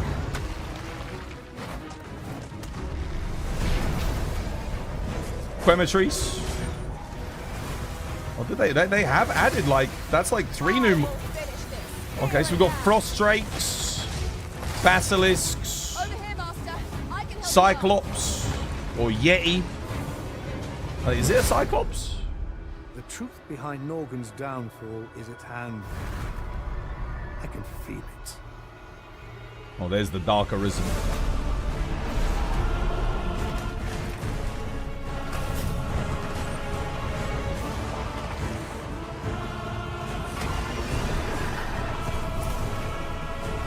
Is that the Drake from the Everfall from Dragon's Dogma 1? Looks like it. Can't remember what it was called. Like the something. It was like a really tough boss. Arisen. 'Tis a burden I alone must shoulder. The Dragon. Yeah, it looks like the Dragon, doesn't it? War. 皆さんこんにちは。ドラゴンズドグマ2ダークアリズンディレクターの木下健人です。本作は Okay. 王道ファンタジーの世界で自由な冒険を楽しめるドラゴンズドグマ2に新たな遊びを加えた拡張タイトルです。 I'm より telling 遊 you, びや man. すく、 If they 新 just しい体験を追加し、 swallowed their より手に pride 取りやすく、 and put この3つを co-op 目 in 指した Dragon's プロジェ Dogma, クトで it す。 would genuinely be one of the best co-op action RPGs. 新しい You have 体 an 験については entire game that is 大き just く分けて designed around 3つの要素を cooperating with 追加しています NPCs. Just let us play with our friends. It would be so good. And if it wasn't in the RE engine, someone would have modded co-op in already. But because it's in the RE engine, no one can mod shit into 本 it. 編エリアで楽しめるチャレンジコンテンツです。育て上げたキャラクターで12種のユニークなダンジョンに挑んでいただき12 unique ます。 dungeons, okay. そして3つ目は Is that gonna be like Bitter Black Isle? バリエーション追加です。髪型やタトゥーのバリエーションを追加し、新たな姿での冒険が可能になります。これらの新要素は PlayStation 5、Xbox シリーズ XS、Steam では追加 DLC として配信予定です。Nintendo Switch 2では本編とエキスパンションを一つにまとめたパッケージとして。 Dude, how the hell was that game gonna run on the Nintendo Switch 2, bro? That game could barely run on my 3090 back when it came out. 発売後、 It was like 30 本当に多くのプレイヤーの FPS. 皆さんから反響をいただきました。本編ゲーム体験に関したさまざまなお声をはじめ、もっとこの世界を冒険したい、さらに遊び続けたいというお声を多くいただきました。私たちはその思いに応えたいと考え、本作の制作をスタートしました。これまで遊んでくださった方にはさらに遊びやすく、さらに深く、これから触れる方にも新たな形で楽しんでいただける内容を目指しています。初代のダークアリズム They're putting Wilds on the Nintendo Switch 2 as well. Yeah, but Wilds they actually got it running decently. I don't know about Dragon's Dogma. I mean, a lot of people did say that they made it run better. ノルガン、極寒の地に広がる滅びと謎に満ちた土地です。この地では魔物との戦いや探索によって遺戦品を入手できます。遺戦品を拠点へ持ち帰り鑑定することで強力な武器や防具を獲得できます。 We're getting relics back from Dark Arisen. 単純に数値が高い装備だけではなく、特別な効果やユ That's ニ good. ークなスキルを持つ装備も存在します。 Nice. 強敵へ挑み、さらに冒険を進めるために遺戦品を集め、装備を整え、再び探索へ向かう。そうした繰り返し遊べるハクスラ的なゲームサイクルも本作の大きな魅力です。本作の物語の中心となる存在が The Fallen Dragon. Okay. 利害の竜です。本来であれば心臓 So がある this は is ず the の Dark 長は Arisen then. 空洞となっており、その異形の姿とともに死してなお So we're not getting another demon. そしてその竜を追う謎多き女性エイ。 Arisen. 彼女はなぜ竜を追い続けるのか、そして利害の竜とはどのような存在なのか。各社とポーンは Magic Archer farming time. この2つの存在 Did they ever nerf Magic Archer or is it still completely broken? Because I know it was OP, like it was crazy OP. 本編にも先日配信したアップデートに加えて8月末に追加のタイトルアップデートを予定しています。 It's still broken. アップデートではプレイヤーの皆さんから寄せられたご意見ご要望をもとにより遊びやすく冒険を楽しんでいただくことを目的として October 9th. 利便性向上と遊びの幅を Watch them 広 put げ the る Monster Hunter 調整を beta 進 in めています。 October. 代表的な内容としては先日のアップデートでは制限なくファストトラベルができるアイテム Eternal Fairy 刹那 Stones, の永 yeah. 久石を追加させていただきました。 Thank goodness, dude, you freaking needed it. 一度訪れた拠点や主要地点などへ何度でも繰り That 返 was し移 so 動することができま ludicrous. す。 Like 20, how much was it? Like 20, 30,000 gold to get a teleport crystal? And they were limited, you could only get like a certain amount of them. Oh, it was horrendous, dude. 治療手段の追加。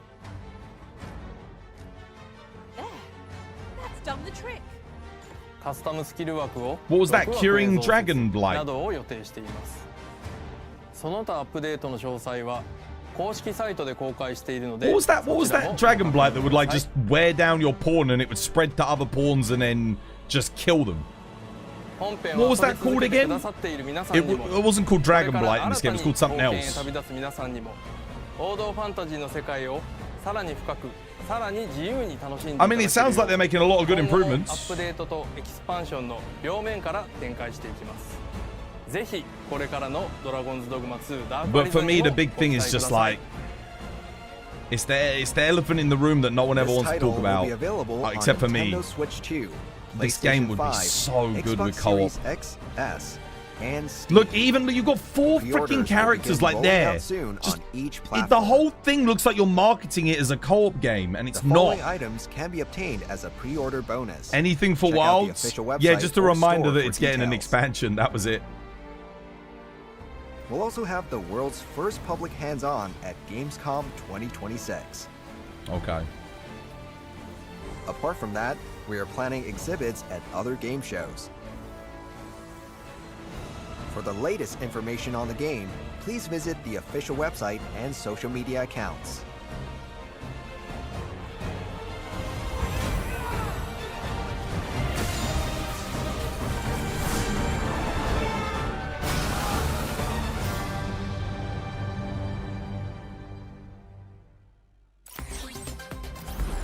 Next, please take a look at today's lineup of Capcom titles.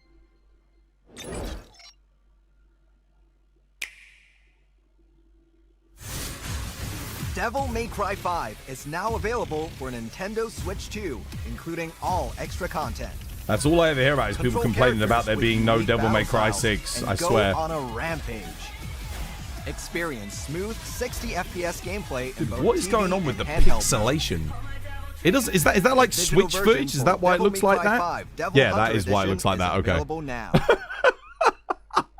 Dude, that looked so compressed. I was like, Street Fighter 6 continues to bro, heat why up does it with look their like Year that? 4 Oh, it's lineup Nintendo announced Switch. this Okay. month. You're still confused why Twas Jasmine. called it Dragon's Dog Shit 2. If you played it at launch, you'll know why. Bosh. And finally, Tifa from the Final Fantasy VII Remake series. It was or joining atrocious. the fight It was Year worse 4. than the original in almost every way. In almost every way. It had a couple of things that were better, like some of the melee combat was a bit better. Yeah, the quests weren't better. I wouldn't say the characters or the story were better. Year 4. And utilizes a curved Karambit Dude, knife there was and no unparalleled end game. speed Like to dominate opponents. well, I didn't get to the end game, but from what I heard other people say, the end game wasn't anywhere near as good as Dragon's Dogma 2. I didn't even bother getting there. She can glide across the ground or zip through the air to confuse her opponents, making them easy targets. Connect with specific attacks to activate her unique Bayani mode. This increases her damage output, making it valuable in combos. Yasmin slices her way in on August 3rd. Laban La. Next, we have an announcement from Capcom Esports. The Capcom Pro Tour 2026 is underway, kicking off the path to Capcom Cup qualification. The premier solo showdown tournament. Tournaments will be streamed on the dates above. Beginning with this weekend's EVO, we'll live broadcast all tournaments. World Warrior is taking place globally right now. Epic battles are raging across the globe. Don't miss out. I will, don't worry. Capcom Cup 13 awaits those victorious in each tournament. Just like last Any year, Monster Hunter the Now tournament news? will be held at Ryogoku No, funnily enough. in Japan. But then that's not Furthermore, Capcom, that's the official Tencent. Team League, Street Fighter League, will This again is be for held at Capcom 3 projects. regions across the world. That'll probably be at like the Please look Tencent forward to Direct. it. Check the official website for tournament-specific information. That's all from Capcom Esports. I think Tencent have fully taken over on that. Are the world's best fighters. I won't deny I'm a street fighter. But only one of which will be crowned the world champion of Street Fighter. 3, 2, 1, fight. You win. Perfect. Oh, I would have done anything just to see something from Wilds. Even just a little teaser for like another monster or something. Oh, I feel like they needed to do just something little. Just something small. Just to keep the hype, you know? It would have helped. Wait, why are they using the He-Man... Shouldn't He-Man have been using this in their promotional material? What's going on?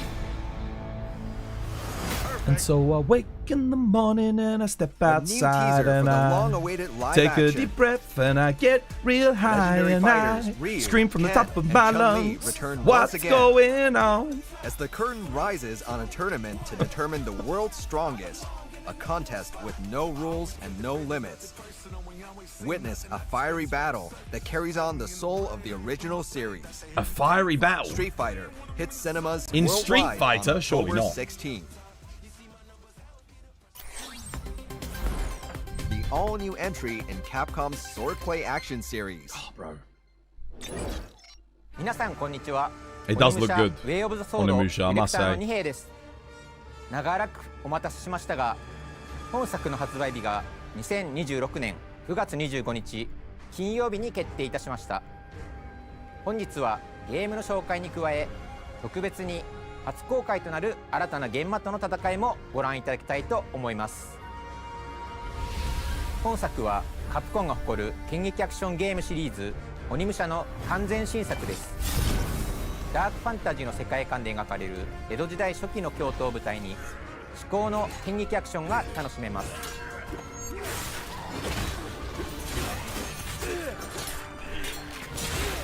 異形の怪物玄魔の襲撃により命を奪われた主人公 The demo was good, but it's not hard. 鬼の力を得て It's probably going to be like a very early segment of the game, though, right? その運命に抗いながらも己の戦う理由を問い続ける I would imagine. 武蔵の剣の道とは。宿敵佐々木巌流との因縁の戦いや次々と襲いかかる強大な玄魔たちとの激戦。 It does make you realize just how much Capcom are doing, though. Like this, always working on so many bloody things. そして清水寺や安井金毘羅宮など舞台となる京都のスポットや伝承が It looks really washed out, どのよう though. に絡み合うのか。 Why does it look so washed out? それでは What is it with the RE engine and things looking so washed? を一部公開します。 I had to do all like even they're not tuning their games right to show off the colors. ド圧戦との戦いです。 Like I had to completely retune Monster Hunter to make it not look washed out. There's something with the RE engine that makes look at it. Look, it's like got a pasty white filter all over it. It looks awful. Dude, fucking color balance your shit right. Who would challenge me? Let us begin to battle. What? Look at it. Like, where are the colors, man? You asked for that. Doesn't even look like you got any HDR going on or anything. Novice. Get up. I don't know what it is with the RE engine, but by default, their games always look like they're way too washed. Yeah, it does. Like there's been Vaseline smeared over it. Exactly. Why do they do that? The gameplay does look good, though. Even if the game looks a bit, yeah, like the weird filter. Give me a real fight.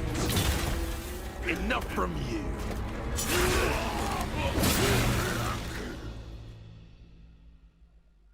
It's gonna be good, isn't it? 爽快なアクションをご覧いただきました。 It does look good.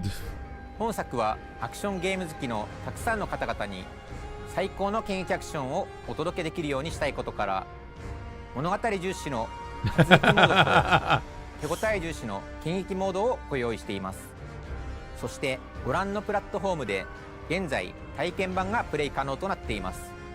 体験版では Oh, dude, I can't do the dubs. You know me. I can't do the dubs. Capcom dubs are プレイい like ただいた方向けにゲーム本編で利用できる特典もご用意していますの play で the demo and you'll ぜひ get a bonus. プレイし Dude, てみ why て the くだ hell さい。 would I want that on? Why would I want From that? here, we'd like to share some Why do product I want details. that? Why would I want that? Once more, What was that? I don't Way want of the that. Sword releases on September 25th, 2026. For players who want to further enjoy the world of Onimusha, we've prepared deluxe and premium deluxe editions that bundle the base game with amazing additional content. Why does it need that though? It's a single player game, bro. Come on. There's no multiplayer. There's no And co-op. as a pre-order bonus, players will receive appearances for Musashi's sword and some helpful charms that can aid him in combat. Be sure to check them out.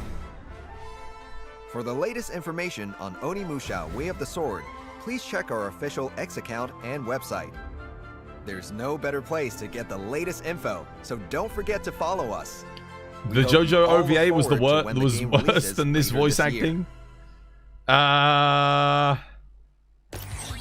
The Capcom digital sale I never is watched the on English now. version of the JoJo The OVA, latest I must title admit. in the popular Monster Hunter RPG series. Okay. Monster Hunter Stories 3: Twisted Reflection is on Wilds sale on sale? for the first time. The ever-evolving Wilds Monster Hunter is- Wilds is also on sale. What do you along mean with they're other titles from the ever-evolving? series. You haven't done an Don't update miss in this like chance 6 to give months. these wonderful games a try. In addition, You stopped Resident Evil evolving it Requiem and other for the popular titles in DLC. the Like Resident the Evil series are on Where's sale. an event quest? Do an event quest, then you can call it Deals don't ever stop evolving. there.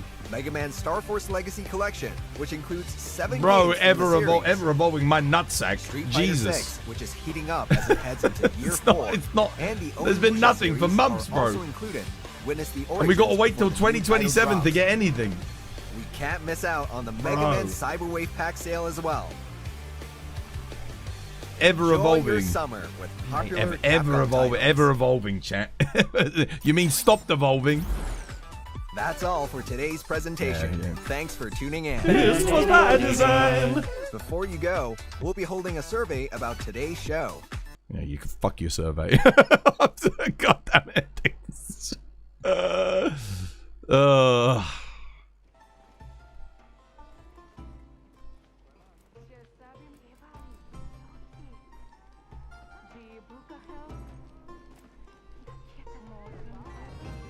Oh, right, well, we're back. Nothing, sadly. Capcom! I mean, the Dragon's Dogma looked good. Looks okay. But I just can't see myself going back to Dragon's Dogma after the absolute travesty that was Dragon's Dogma 2 at launch.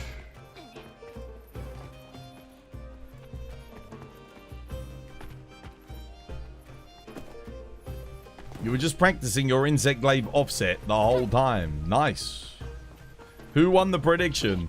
Well, technically, it was there. They did mention Ascendance.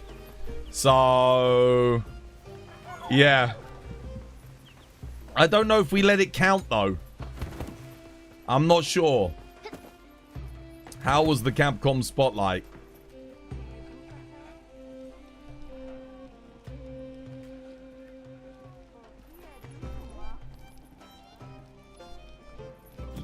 I don't want to talk about it.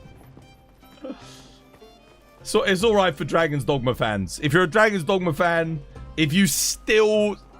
Wait, I got to look at something. Wait, can someone tell me how many Dragon's Dogma 2 players are on Steam right now?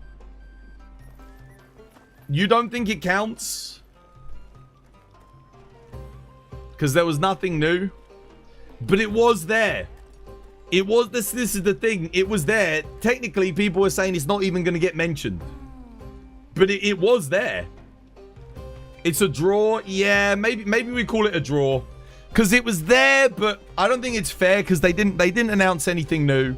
They just said there's going to be more stuff at Gamescom or like in the future. Yeah. You deleted it? Okay, it's a draw. Yeah, that seems fair. I don't think it's fair to rule either way. Because it was there just enough to justify that it existed. But it also wasn't there to show anything. If there had been a teaser for something, then it would be like, yeah, no question. Like, those of you that said yes, yeah. Why not just do like a little teaser? For, I don't know, fucking like a Zenoga or Tigrex or something. Just a little something. You could have just done like 5 seconds. Bro, you gave a Street Fighter tournament like 3 minutes. Come on, man. Like, just something tiny. Like, it doesn't even have to be crazy. Just a little clip of something. Just to keep the hype going. Like, we don't ask for much. But we're fucking starving over here, bro. We haven't had a new monster since Gogmazius. We've been told to wait till 2027. Like, come on, dude. Give us something. Yeah, even the fucking Legiacrus, like, stand's got a foot.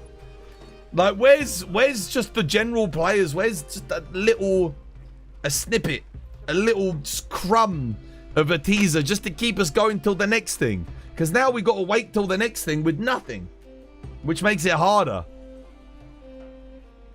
God damn it.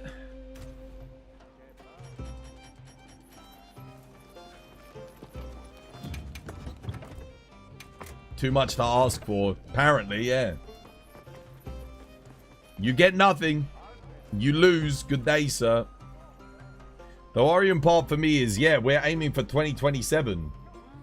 What do you mean aiming? Yeah. Oh, God. That makes it sound like it's going to be the end of 2027. And at the rate that they're giving us information for the game, maybe it is coming out at the end of 2027. Like, Jesus Christ. Oh. Nah, it will be early 2027, dude. They've got nothing scheduled for early 2027. They've got nothing. What you said about not wanting to return to Dragon's Dogma 2 because of the launch date. Most people feel that way about Wilds. Exactly, dude. That's what I keep saying.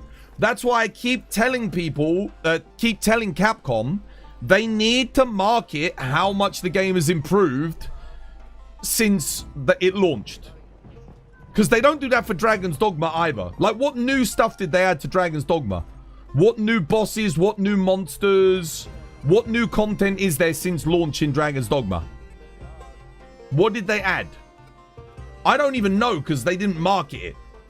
Like, what new stuff is there in Dragon's Dogma? New crashes. That was all I was getting at launch, was the game crashing. What are you talking about, dude? The game's release was a bomb. Yeah, a bomb that blew up my goddamn PC. Made it frazzle out and shut down the whole goddamn thing. But this is what Capcom need to do for Monster Hunter, because people don't realize how much it's been improved. They don't even know because Capcom don't market it. They don't tell anyone. When has Capcom made a post or done like a trailer saying Return to Wilds? Where is Return to Wilds? We need it. Because people don't even know. They don't know. Like, all the new people that I've helped have been playing the game recently, none of them complain about crashes. None of them complain about bad performance. All the things that were happening at launch, none of them complain about there not being enough content anymore.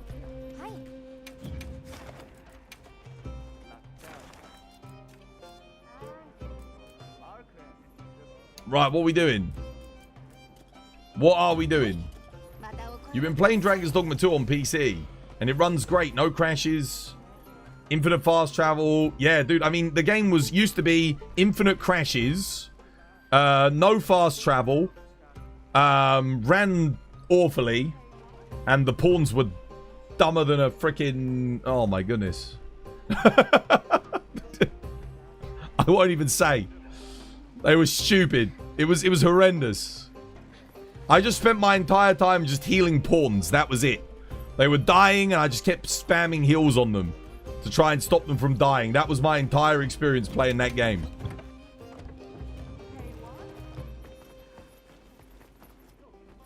You know why I got that on the PS5 originally, but it's great now. Dragon's Dogma 2 still is crap. The quests are boring as, there's no co-op. Yeah, but what new content did they add?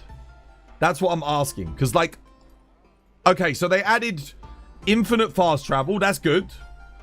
They improved the pawn AI. That's good. And they improved performance. That's good. What new monsters and enemies are there? Because all there was Saurians and goblins. Cyclop, Griffin, Drake, ad infinitum. Everywhere you go. Occasional Minotaur. And an ogre. That's it. That's all I'm fighting. Again and again and again, walking back and forth, same thing every time. Did they add any random events? Did they add any new bosses? Did they add any new mobs? Other than skeletons at nighttime, that's the other thing, skeletons. Oh yeah, there was a Hydra as well, a Medusa. Medusa and a Hydra. There was no new content. They added nothing. Because the game came out 2 years ago, almost. Right? I think it's almost 2 years, right? Dragon's Dogma. It's been a long time. What, a year and a half? You got to pay for that. Thanks for the purchase. Here's the thing, though. Why would I pay for a Dragon's Dogma DLC when they've already shown that they weren't really willing to support the game post-launch anyway? Not like Monster Hunter. Like, Monster Hunter my approval. Because they supported it. Every couple of months, new content. Yeah, the event quests weren't great, but at least they added them. Like, we were getting something new most weeks. It got a lot of support. It got a lot of, like, love.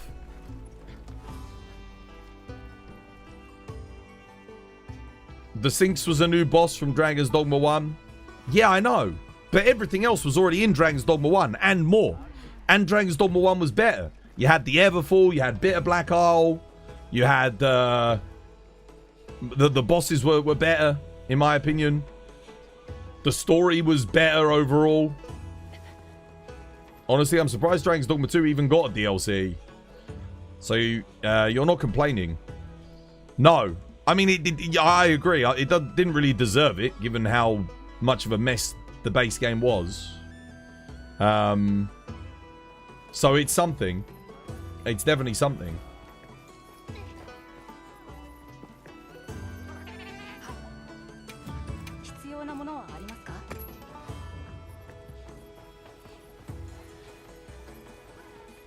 The DLC will feature more goblins and more... I mean, it looks like they're adding some different skins to some existing monsters. Ecuador 1-2-1? Seriously? Wow. Damn, well done, Ecuador. Holy shit. There are some crazy mix-ups. You also picked up for £8.99. Oh, I mean, yeah. For £8.99, it's worth that. But for those of us that paid $80 at launch, you know... Oh my goodness. Absolutely horrific. Oh, look, new players. Loads of new players. The hell? Is that just... They might just be SOS, though, to be fair. Monster Hunter Twitter just posted a pre-order for a new Udra figure. Oh, yeah. That's cool. Well, as a Capcom creator, they can send me one of them and I can review it. If they want. So with Ascendance on the way next year, do you think Dogma weapons will be overpowered at Master Rank? From the get-go, yeah, definitely. Because none of the early game, unless they completely rework the early game sets and give them better group bonuses and better set bonuses, they're going to be pretty shit. Like, I really hope that's not the case. I want Capcom to really review early game group bonuses and set bonuses. Because at the moment, they're all pretty awful. But given the fact that Master Rank is starting at HR 40, I don't think they're going to make the sets all that good. Because what they're going to say is, well, you know, you can't give them better sets than what they would have at HR 100. So, I don't think we'll see better sets until late Master Rank, guys. I think, yeah, better weapons, yeah, sure. I think the weapons will probably get better very quickly. Obviously, you'll have to lose some of your set bonuses from the Gogma. But it will be worth it, because, I mean, let's say we start off Master Rank, but let's just kind of put it into perspective here. So if we look at the weapons, let's go for Greatsword just as an example. So, okay, Quemetri's Greatsword has 240 base raw. So let's say we upgrade that. That's going to be like an early game Greatsword. What if it goes up to like 270 raw white sharpness with some slot upgrades, like 3 large slots? That immediately is going to be like the best Greatsword. Straight away, that's better than... anything that you can get for Gogma. So you won't even care about the Gogma bonus and you'll switch out the armor for thingy. But the Arch-Tempered armors are still going to be the best. And the things like the Bale set bonus are still going to be the best in the early game. Because what normally happens, and I hope they change this, but normally when you start a new game, like if we go low rank and we look at like, let's look at this. Low rank Guardian Rathalos helm. It has Scorcher on it. Okay, let's look at a high rank Guardian Rathalos helm. Let's find it. It has Scorcher. Master rank Guardian Rathalos helm is going to have Scorcher. And that's going to be the issue. Because that means all of these sets that we're getting when we're going through early master rank, they're going to have fucking nothing. Apart from Buttery Leathercraft and Neopteron Alert.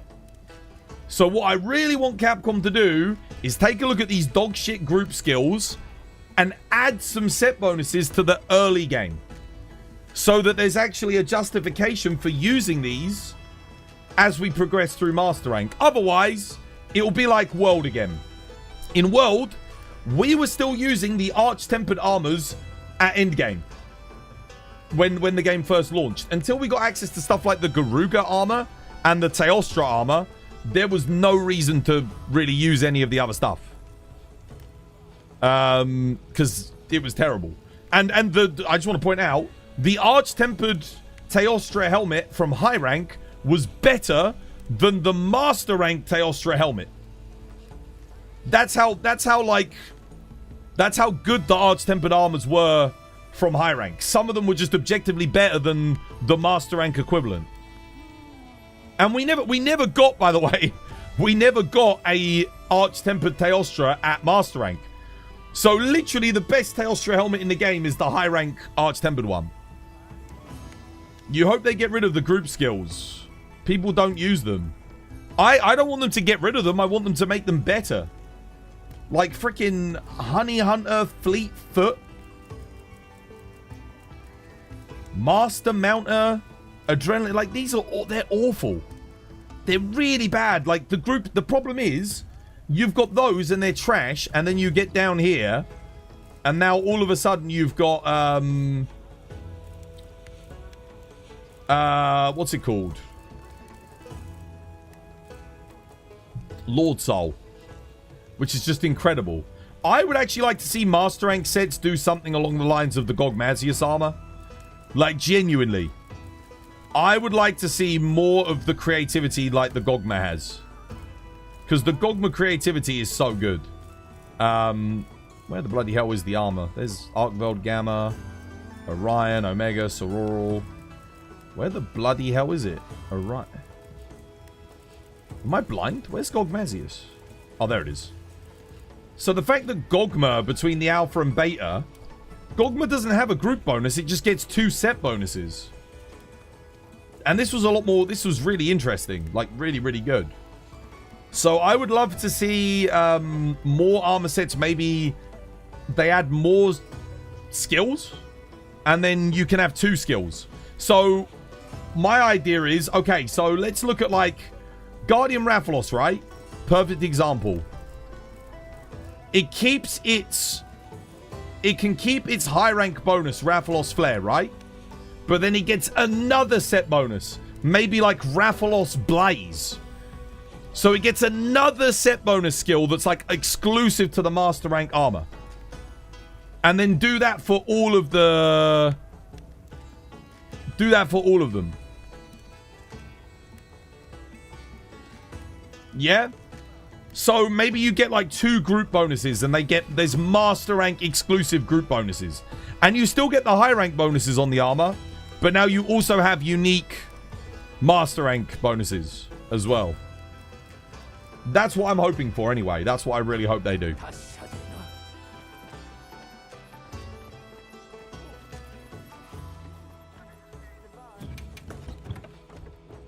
Dude, the Hunter-Gatherer is one of the best skills of those ones. Don't do it like that. Dude, we're not going to be using Hunter-fucking-Gatherer and the Opteron Alert at Master Rank. Master Rank monsters, I'm hoping, are going to be kicking our ass. So we want to have good group bonuses that are going to affect combat and not affect our gathering abilities. Like, we don't need that on like 50 different armor sets in early game. It's just not necessary. You just did your Mitsu quest? Dude, nice. Okay, cool. I mean, we could do that Mitsu that I've got. Saber, you want to join a quest? Do you want to join one? We can do this Mitsu that I've got. Get you some Artium parts. You mean you're not gathering mid-hun? Well, I'm sure many people are, but not enough to justify using my group bonus, sacrificing my group bonus for it.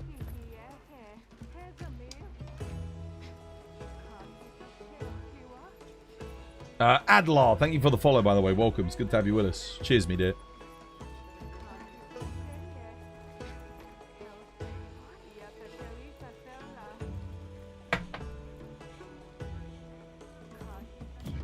Was it Mitsu Raid Owl?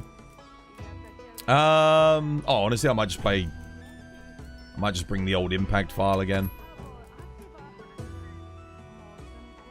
Sure, why not?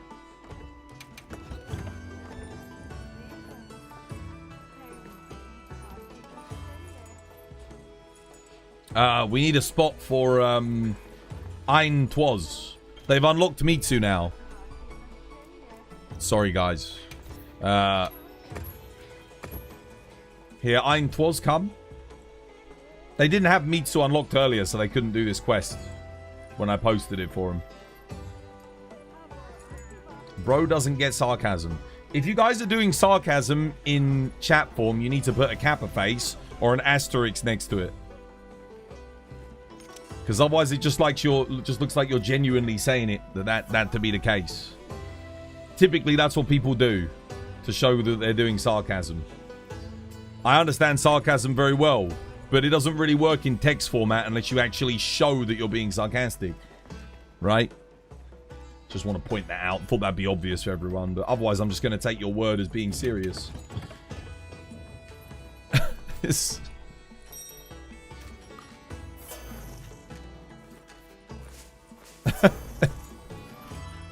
He literally put a Pepe laugh. Did he? Where?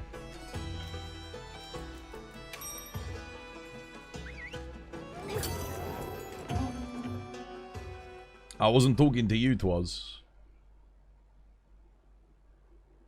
I didn't see any kappa or asterisks. That's like the universal symbol for sarcasm.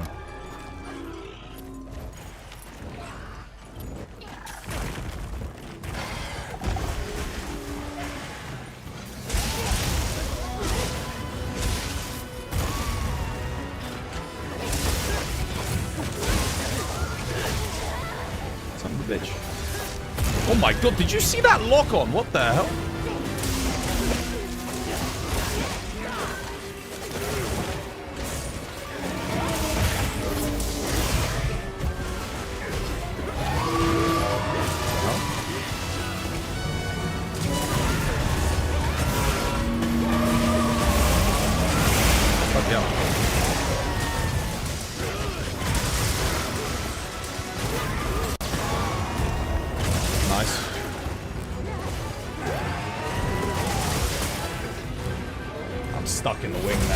Get in the head. Okay.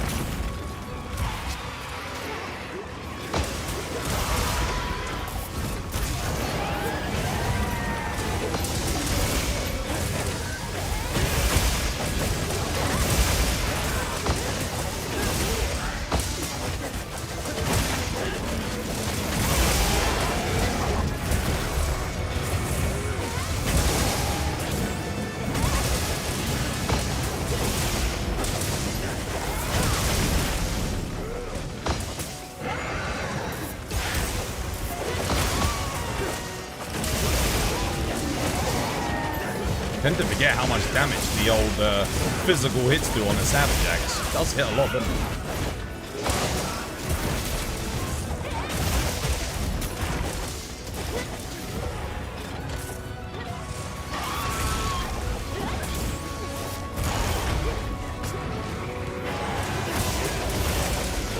Oh, shit.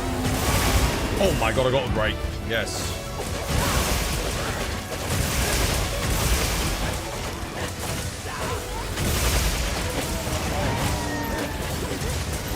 Alright, done. Oh my goodness.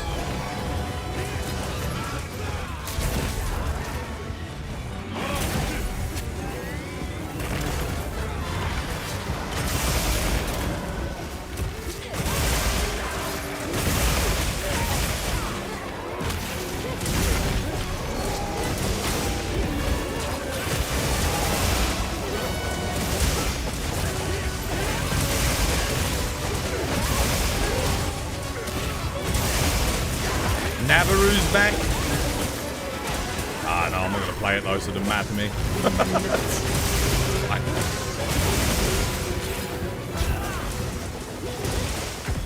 Nice. Toz, do you want all of the monsters to have new moves? Yeah, of course. I'm expecting all of them to have new moves. Absolutely.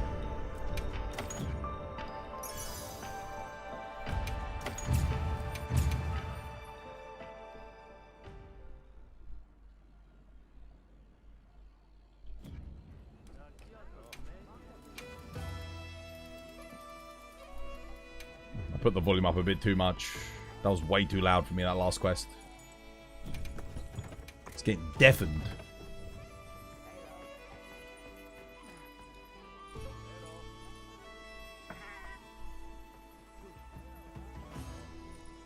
Hey, it's Master Rank. Everything should get new moves. I just, damn, dude. I kind of wish we went... I don't know how they're going to do Master Rank, though. For me, it would have been easier to predict what was going to happen with Master Rank if they'd said you need to beat Gogmazius to access Master Rank. But I wish they would do that. I know they always... They didn't make us beat Valstrax, obviously, for Rise, and they didn't make us do HR 50 for World.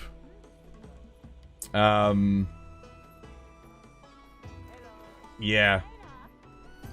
But it is always a shame, because it always feels like when you go to Master Rank as a player that's stuck with the game, does feel like you're penalized a bit in the early game in your enjoyment, because you don't have any reason to craft or gather anything new, because it's all shit compared to the gear that you've already got most of the time.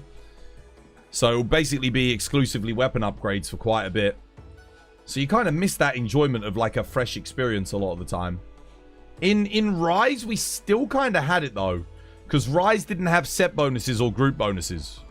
So basically you were just making the efficient armor. Some of the armor was just really efficient in the early game. So it did work in Sunbreak. But World, it didn't. Like World, it took... Like I said, I don't think the first piece of armor I think you get that is just objectively more efficient than the Master Rank components, but doesn't have the set bonuses, is when you get to Fulguranjanath, Ebony Odo, and like Teostra. Which you're already at the end of the story at that point, basically. Even the Frostcraft armor was... whilst the set bonus was good, the armor really lacked in decoration slots. So you couldn't really make it better than the Draken set when you got access to it. So the Draken set was just better.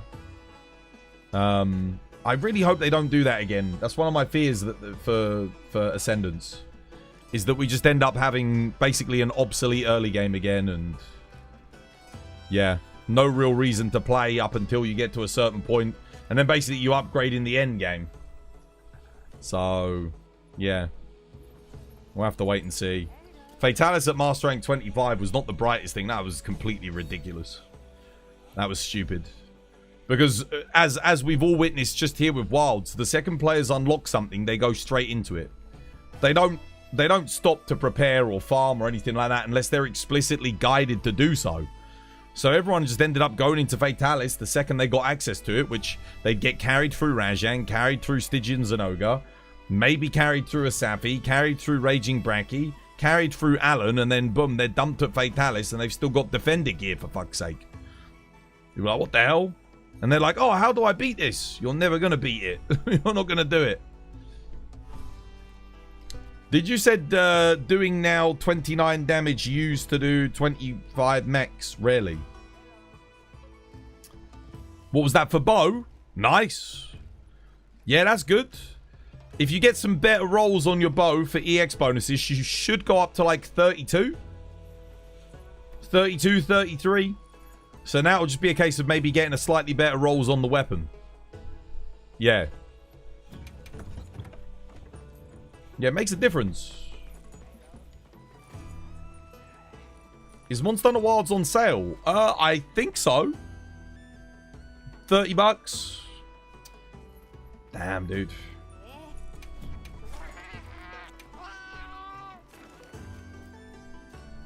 Double meat soup. Well, I need to go get some more tea anyway. Tea time. And go to the loo. The Xbox increased its prices by $100 for every console. Wait, seriously?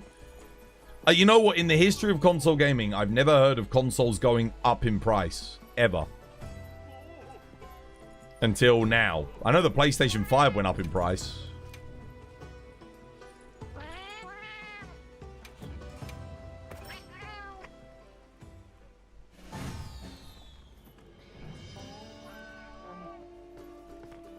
I was, what was it? I was looking more into the Steam Deck.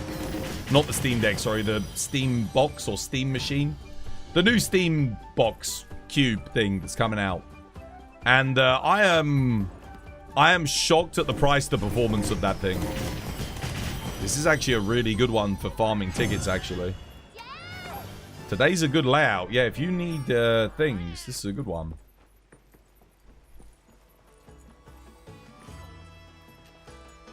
It's better to just get a PC. Yeah, there is a Amazon Prime Day sale on at the moment, so you can get a lot of components, like, I wouldn't say cheap, but a much more reasonable price. Germany lost to Ecuador 2-1. I know, dude. I can't believe it. That's crazy. Is that enough to wipe Germany out, though? At least it's not just England that's dropping the ball, so that's good to know. Germany normally kick our asses, but if they're losing 2-1 to Ecuador, we might have a chance of beating them for once. So that's good. Germany has 2 wins. Oh, okay. I wonder what was happening. Oh, do you reckon they just fielded like some less experienced players just to give them a chance on the pitch? Maybe. Because it didn't matter if they won or lose. So they were like, hey, we should just maybe just like get some players off the bench, give them a chance to play, get them some practice. Were they just trying like some weird team composition? That might be why, honestly. I didn't see the game, but like if they'd already won 2 games, they were in, right? So it didn't really matter what they did there. So perhaps they just wanted to give some newer players a chance to actually get on the field. And obviously they weren't particularly good. They had their strong players on the pitch. Really? Wait, they ran like their best team setup and everything, and they lost 2-1 to Ecuador. Damn, dude. Well done, Ecuador, then. Does that give Ecuador enough to get through, though? There was a tech channel that built a PC for the price of the Steam machine. Yeah, that was Linus Tech Tips, but I don't know if you can do that in this country. I mean, maybe you can, because PC components are typically a little bit cheaper here in the UK than they are in the US. But, I don't know. Anyway, guys, there's an ad break. I'm going to go get some tea. This was by design. It's like Capcom looked at all the other weapons and was like, all right, how do we make these fun? And then they looked at Switch Axe in Sunbreak, Frontier, World, even in GU. And they're like, right, now how can we make this an annoying piece of dog shit? How can we make this weapon so that every single Switch Axe main for the past 12 years loses the will to live? Dude. Exactly what I wanted. Oh my goodness. What? Oh, what the hell was that? What the hell? Excuse me? What? What?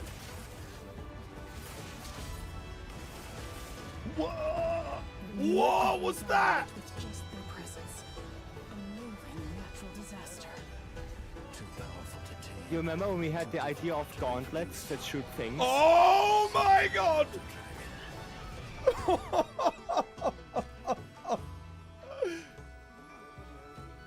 Oh my goodness, dude. The Ascendance. There you go. Oh my god, dude. What?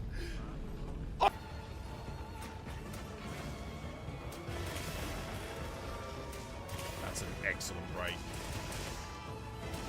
And I mean, that's an excellent break. Really well timed. I'm a bit concerned about my stamina here, but I don't think I've got mutual hostility barrier, do I? I think he like... Did he... Oh no, he's in rage. No, I do have mutual hostility barrier.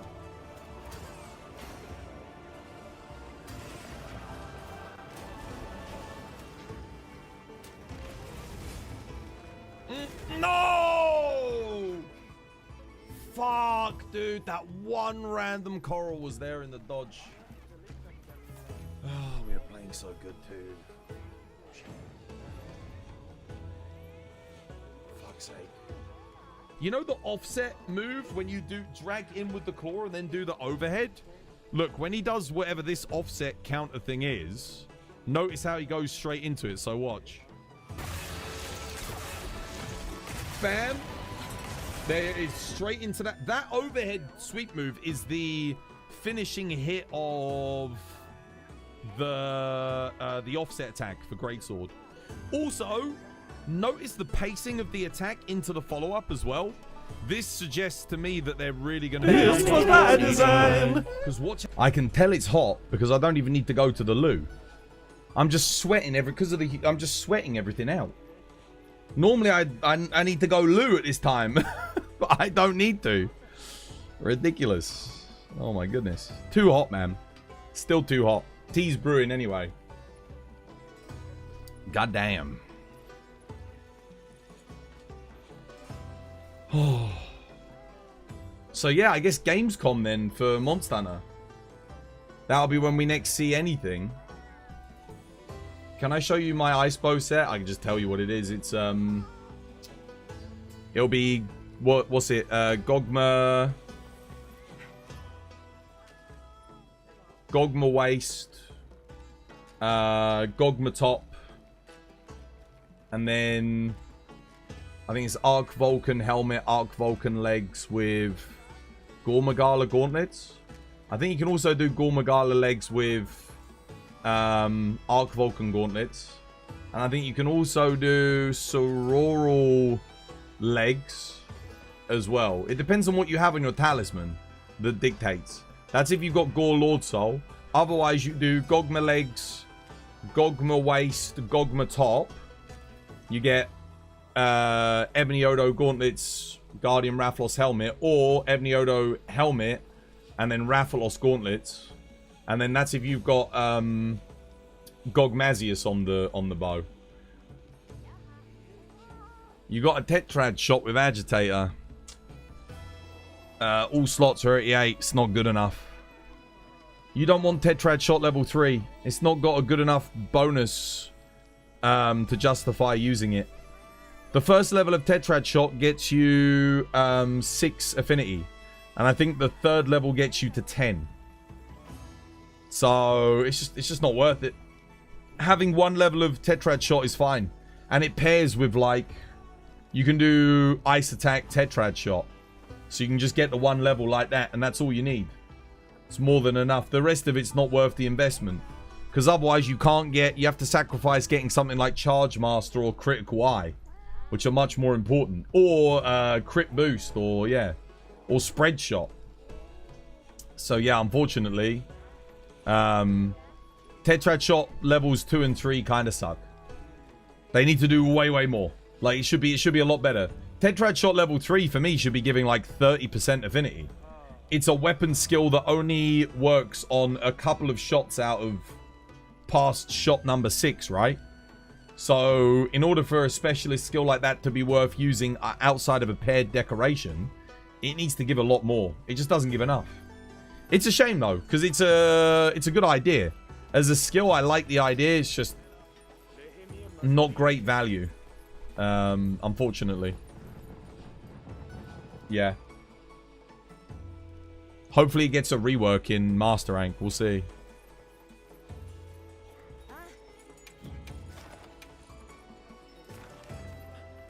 Right, what's next? What are we thinking? What are we thinking? What's I9 Twas saying?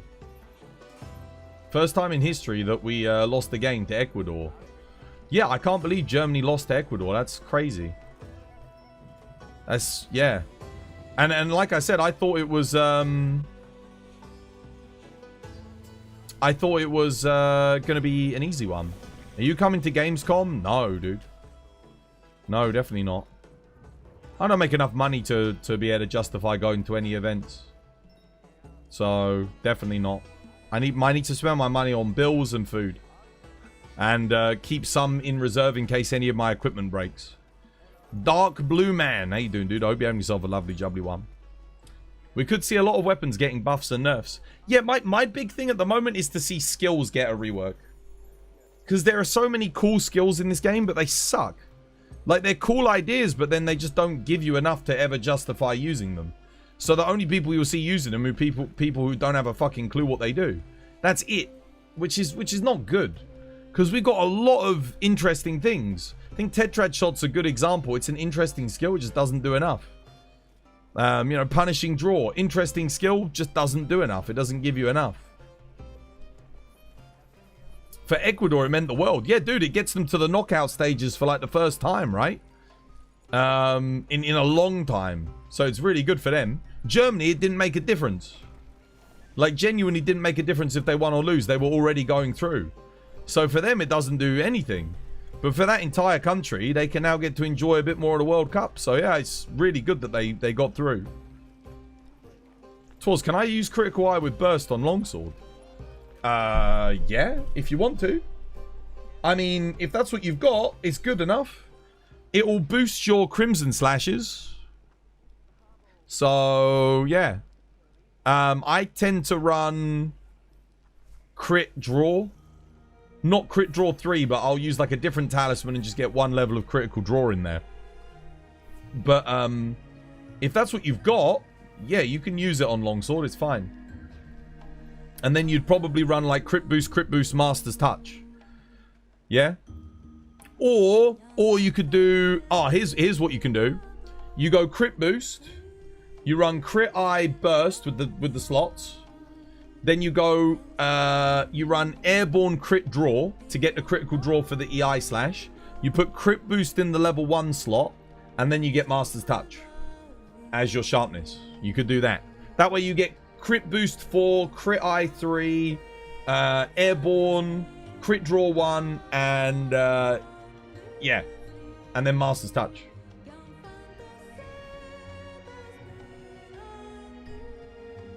It's straight away from gaming. What, Gamescom? I don't know. Let's see how it goes this year. I'm not going to go. I'll cover it, but I'm not going to Gamescom. Definitely not. For me, there's more growth and money to be made by just streaming the event rather than actually going there.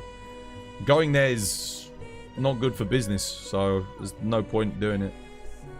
Not really. And if I did an IRL stream, I mean, how many people are going to watch it? I might even need a press pass to do that in the first place anyway. It's too much faff. And it will cost me a shitload of money, so... Nah, I'm good. Like I said, I need the money for other things. I don't know if you've noticed, but, like, stream numbers aren't exactly good these days. Money's tight. Even with the support that we get. Remember, Twitch takes 50% of everything I make. So... It's tough. Like, it's... tough times. Can't go... the same reason I couldn't go to that Monster Hunter tournament they did in France.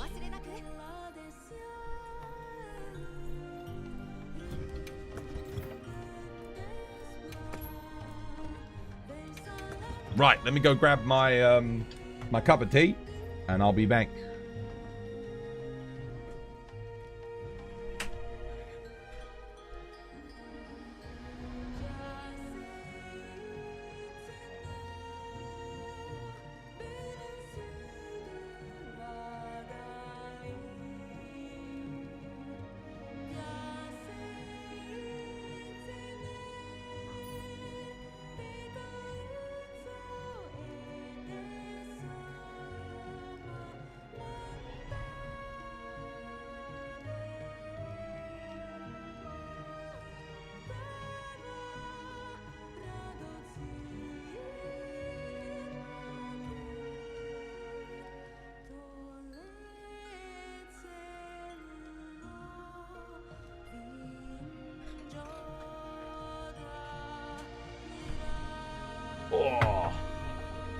50%. Yeah, dude.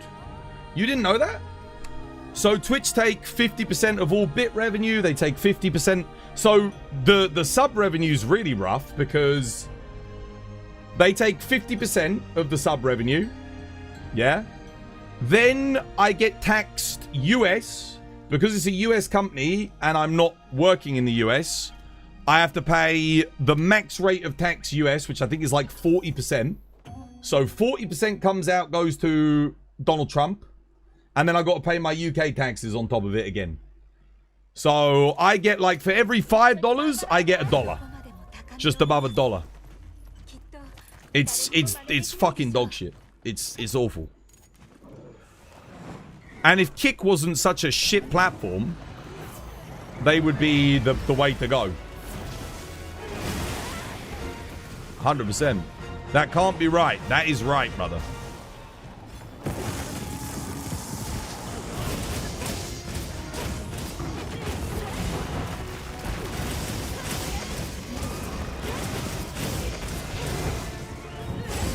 $40% tax? Yeah, because I've got because it's a US company that America takes 40% because I'm not in America.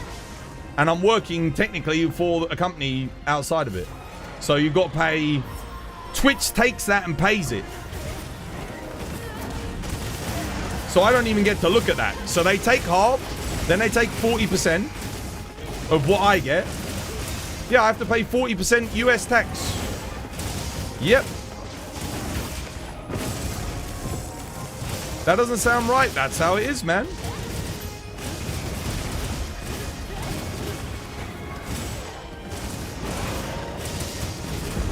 That's how it works. The US, if you're working for a US company outside of the US, you pay max rate of tax.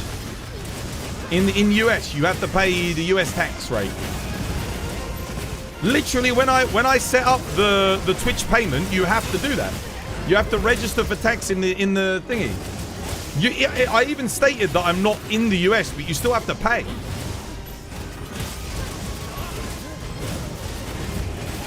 It's 40% for people outside of the US. That's what. Why do you think all the streamers are in the fucking US? They all move there. When they can afford to move there, they go to the US. Why did you think that was? You think they do it for fun because they want to go live in the US? No, it's because they get 40% more money. Well, not 40%, because you have to pay, like, you'll start to pay, like, I don't know, 20% tax or something. Like, you won't have to pay 40% though. Did you speak to an American CPA? You don't get to speak to anyone.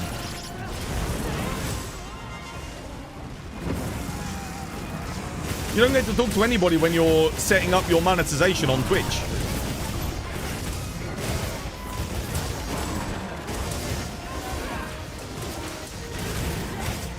That's bullshit, bro. That's the fucking way it is. That's the way it's always been.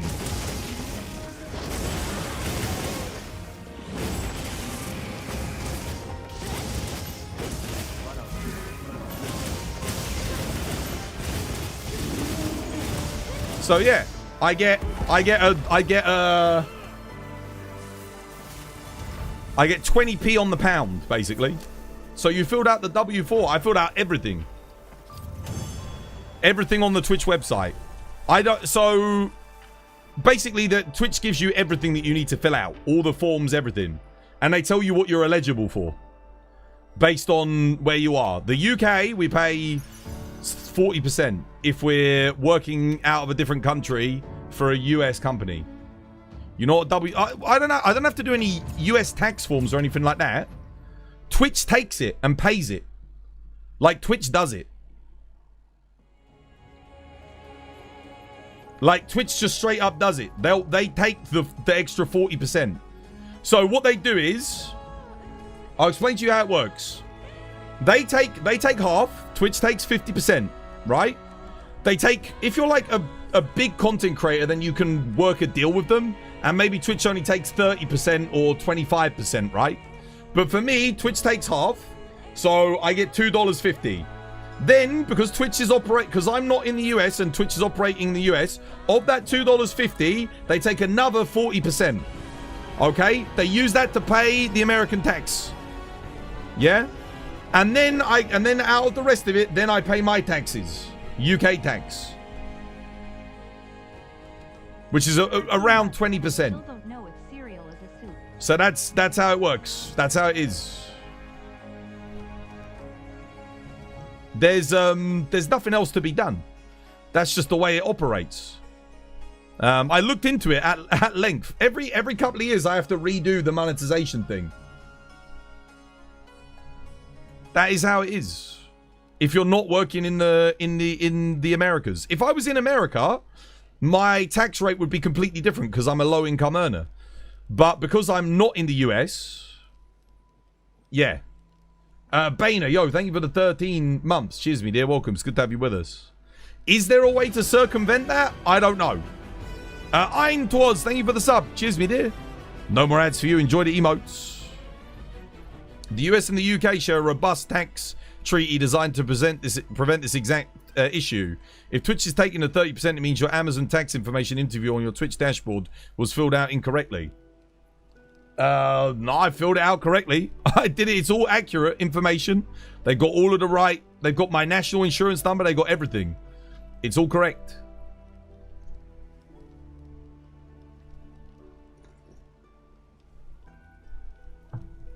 If you reside permanently in the UK and perform all of your work there, your wages are typically foreign sourced and exempt from the US withholding. You generally do not fill out a standard W. No, I didn't have to fill out a W-4. I did not have to do that. There's definitely something that you filled out wrong. I promise you it's all correct. How would I be getting paid if it was wrong? That I wouldn't even get a payment if I filled it out incorrectly. Go to your Twitch partner affiliate onboarding. Yeah, it's all green. I checked it the other day. Everything's good. When prompted for a non-US tax identification number, enter your UK... Yes, that's what I did. That's exactly what I did. That's what it's got, my national insurance number. And I get the max tax rate. Whatever it is, 30, 40%. Warfell, thank you for the 100 bits. Cheers, me dear. I know my income should be, technically, like there should, because we got a treaty, but it doesn't work. I put in my national insurance. Dude, if I didn't put in my national insurance number, I wouldn't even be getting paid. I wouldn't be getting anything.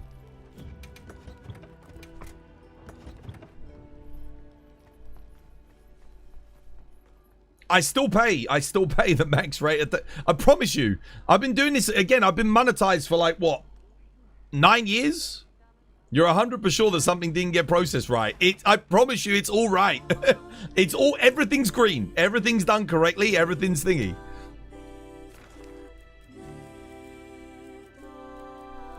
That's how it is, man.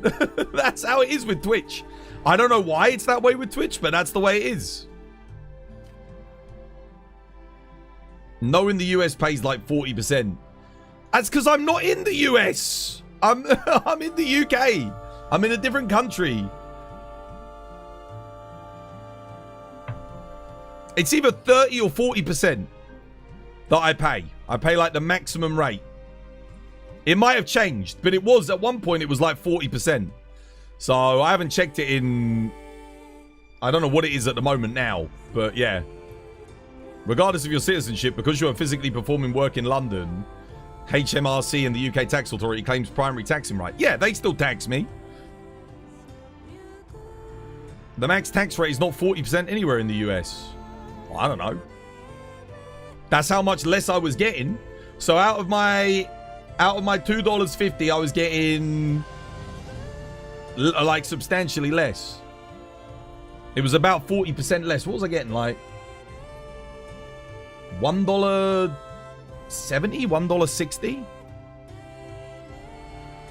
He's not in the US, I know, exactly. A Yishuan? Oh, who are we helping with this Yishuan? Someone needs Ebony Odo? Where the hell is it? Down here?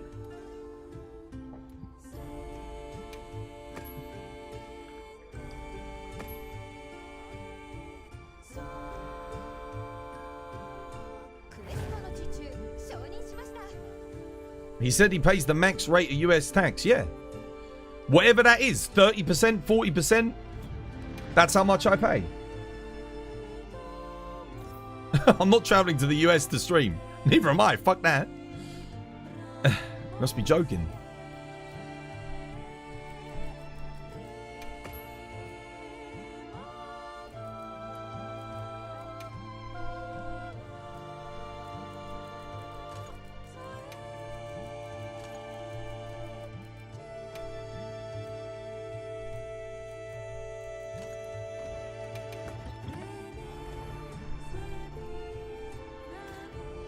Tax rate is 35%. Yeah. Okay, well, that's what I pay then. 35%.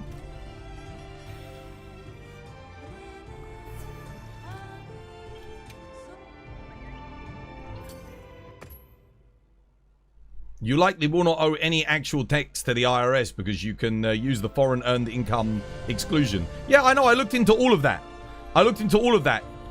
There's no way on Twitch that they say, no, you pay the whatever it is, the 35, 40, 30%, whatever it is. And that's it. And that comes out of every single payment that I get, I'm paying that rate. It comes straight out of it. So they take the 50%. So if you, like I said, if you give me $5 for a sub, the 50% goes. Then the US 35%, 30%, whatever it is, that goes. And then the rest, when I earn over the threshold in the UK, I pay I think it's 20% on that for the baseline of taxation. That's what it is. So when all is said and done, I'm getting a very small percentage of my earnings. It's basically get robbed dry. Why aren't there more British UK streamers? Why do you guys think there's not more British UK streamers? So you make next to nothing. Well, if I wasn't getting, let's put it this way, if I wasn't getting taxed that rate, and if Twitch didn't take half, the month that Monster Hunter Wilds came out, I probably would have made around $25,000. Somewhere in that region. But I ended up making, I think, $7,000 in total. Because obviously, like I said, Twitch takes half, so they take like 12.5k. Then I paid the 35%, and then I got paid the British tax. So that's how much I actually make. So yeah, dude, I'm paying like shitloads of taxes, and then obviously you got the Twitch tax, which is 50%. Twitch takes 50% of everything. I'm surprised you guys don't know this. This is how it is for foreign content creators. You're acting like it's like not a thing. It's a thing. That's how it is. Now, it's not the same for every country. But, yes, they charge me at the max. I don't know what. Am I speaking fucking gobbledygook? Am I speaking Somalian? They charge me at the max rate of tax. That is what they charge me at. They charge me as if I'm a high income earner. That is it. They tax me at that rate. You know how the taxes work because you have also claimed the tax treaty. You doubt any country has a better deal than the UK. What? Yeah, we probably have the best and it's fucking nothing. You are getting overtaxed.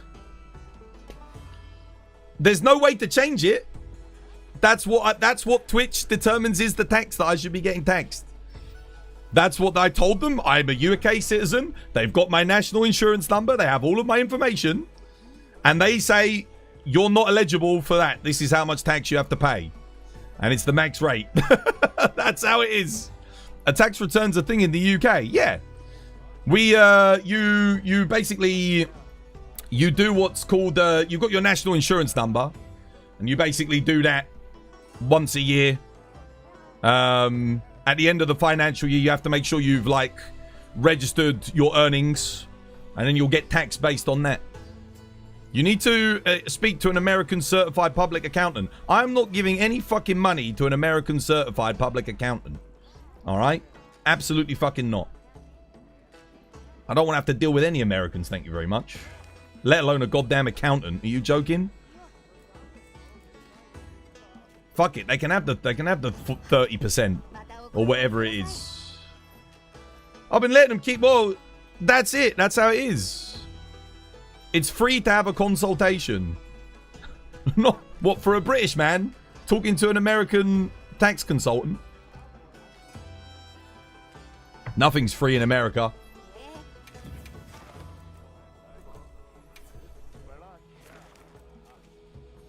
Right. Anyway, I don't want to talk to you about taxes anymore. I'm trying to do a Monster Hunter stream. Alright? I've told you how it is. You go set up a stream for yourself. Go have a look at all the settings. When you get a partnership, you can do all your monetization options and then you can see exactly what happens. Come live in the UK and you can see how it is. That is how it is. Now, there might be an exception because of the type of business that Twitch is, being an entertainment business or something like that. That means it isn't exempt from the taxation in the US. You don't know all of the different tax thresholds and tax what's it called? What's the name for it? Denominations, shall we say, based on what the type of business is. So Twitch obviously has some kind of different taxation rates based on what type of business it is. I'm sure many businesses don't come under that taxation, but for Twitch that's not the way it is. That's not the way it's ever been. Again, you don't think I've looked into all of this? I've looked into all of this everywhere. That is the rate of tax that you pay outside of the US when streaming on Twitch. That is how it is. I promise you. Listen, if I had done something wrong, I wouldn't even be getting paid. I wouldn't even be getting money. I can't get money if I don't give my tax information correctly from the UK. I would not get anything. They would withhold my money and they wouldn't pay it to me. Because you have to. Because otherwise you can't pay taxes. That's how it is, man. If I'd done something wrong, I wouldn't get paid. 100%. I promise you. I would make zero money. It would be zero.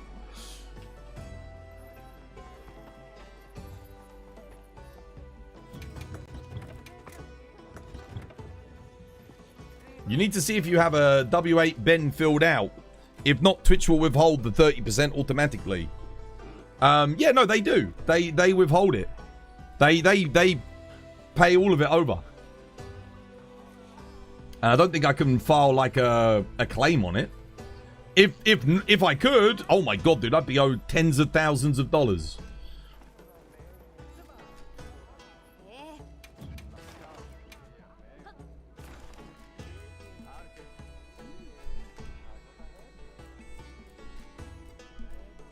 But no, they know I'm in the UK. They know. Twitch wouldn't not tax me correctly. That doesn't make any sense. They wouldn't do it, yeah. What I'm saying is you should not be double taxed. So they probably don't have a W8 Ben. There was nowhere for me to hand anything like that over to them. I don't think. As a form. There was no... When I was signing and filling out everything, that wasn't an option. I don't think. Or at least it doesn't ring a bell. I don't feel like I've filled in a form called a W8 Ben. I feel like I'd remember the name.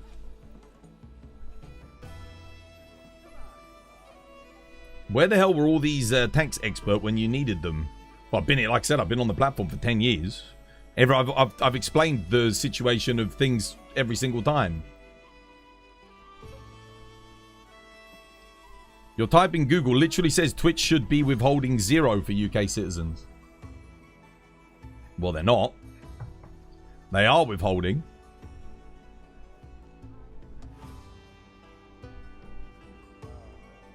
You got the unks here now. Okay, so I need to look up a W8 Ben form. Yeah? And I need to state on it that I'm a UK citizen and then somehow give that to Twitch. You need to look into an IRS form 1040 NR to claim a refund. And I can do that in the UK?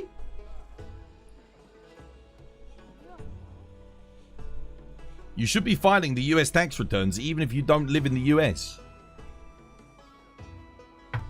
So I need to be doing that on the US as well. But they just take the 30%. Or whatever it is. You need to file it online. Okay. What, and I can claim it back? Because I'm a UK citizen. I can claim back my 30% that I paid them. Is that what you're saying? You should be getting that money back. So wait, if I file on the US, can you do back taxes? Like, how far back can I claim? Because they'd owe me 30% of my earnings for the past, like, 8 years. And I've got a record of all of my earnings. It's all on Twitch. It's all saved. I've got records of every single paycheck and everything. All filed.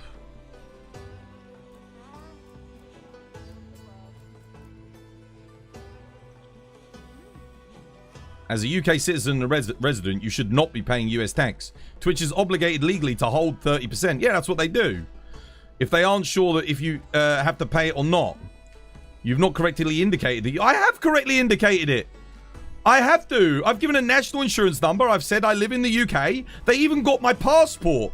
My British passport. Like, they got everything.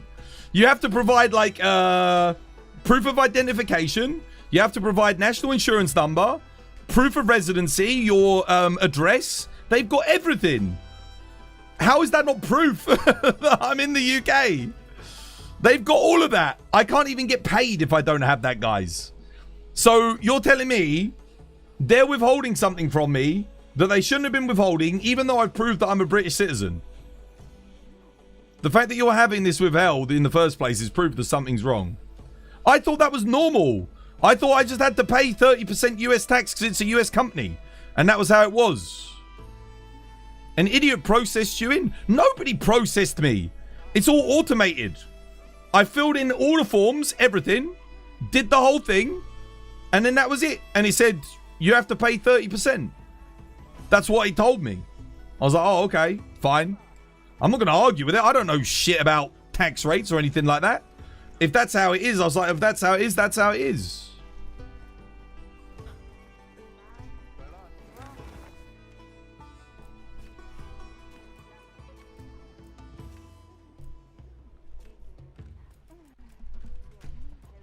Right, what are we doing? What do we need help with? I9 Twas. Okay, they're going in and doing Invader from the Stars. Have you got a Thunder Insect Glaive, though, yet? I9 Twas? We should probably get you at least a Laggy Glaive. Or, yeah, before we do that. Do you want to return from Quest? We can do it, but I think we get you a Thunder Weapon first. Because he's weak to Thunder. Probably be worth... Because your build's good. Twas about to be booking a vacation soon then. Well, if I can get it back... Because if Twitch is still withholding it... I thought Twitch was just taking it and then just... That was it. Like, that was how it was, because they're an American company. They pay the taxes... Whatever, because I'm not working in the US. Because when I Googled it, they were like, no, if you're not a US citizen, you have to pay max rate of tax. I was like, oh, okay. I didn't know anything about a UK treaty where we shouldn't be paying it. I thought, oh, that's the cost of doing business as in a American company. You're not a streamer, so you don't know the process for Twitch. But you'll bet your life that something's incorrect. The 30% is automatically withheld because Twitch isn't sure that you're a UK citizen. How can they not be sure? I can't get paid if I can't prove that I'm a UK citizen. Because I have to give my national insurance number, my passport, all of my like details. They have everything. Because you can't get paid. Like, they've got everything. They have my UK bank. They've got my address. They've got my passport. They got everything. There's no way they can't know I'm a UK citizen. That's impossible. How is that not proof that I live in the UK? Because that would mean I'd be getting paid to a UK that I can't access. I'm gonna have to look this up tonight and look into it, because this is all confusing me.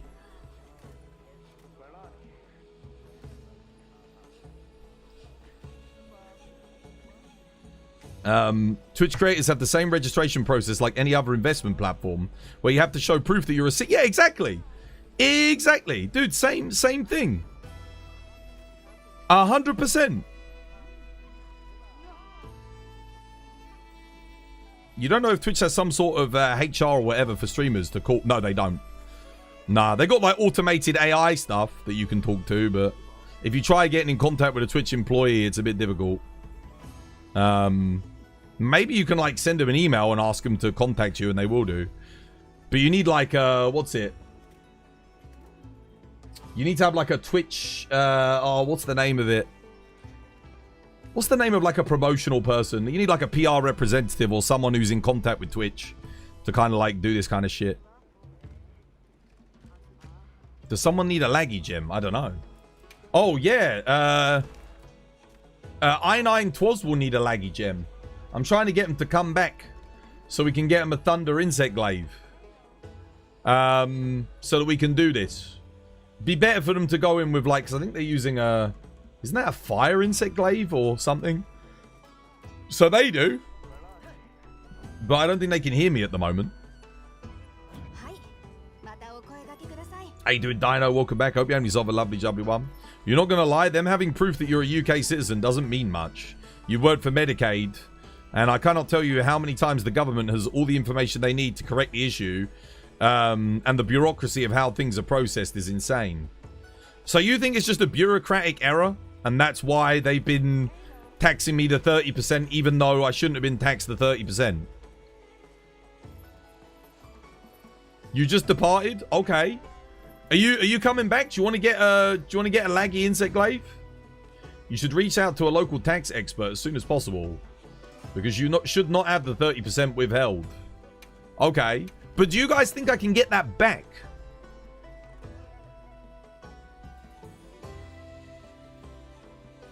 If Twitch has been withholding it, do you think they're still withholding it? They wouldn't like take it, would they? Or would they?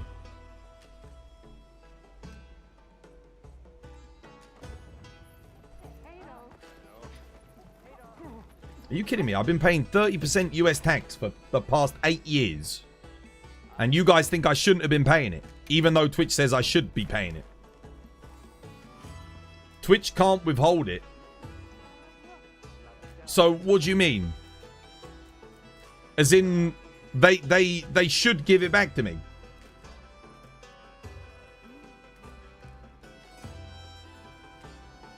Should I get latent power decoration for Switch Axe? No. Yishuan, you want to post the laggy up? Because I think I9 Twas is here. They need laggy gems. You just need the laggy stuff. So yeah. Yishuan's going to post it. They've got it. If they didn't, you're the only obligated to pay Twitch 30% from your total earnings. No, I have to pay 50% from my total earnings. Twitch take 50%. 30% is only for like the big streamers. So Twitch takes 50%, and then they take another 30% from my cut for US taxes. That's how it's always been for me.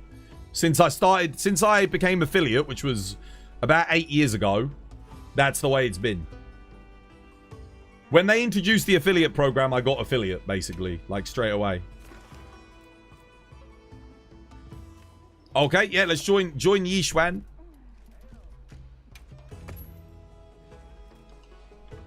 Here you go, I9 Twas.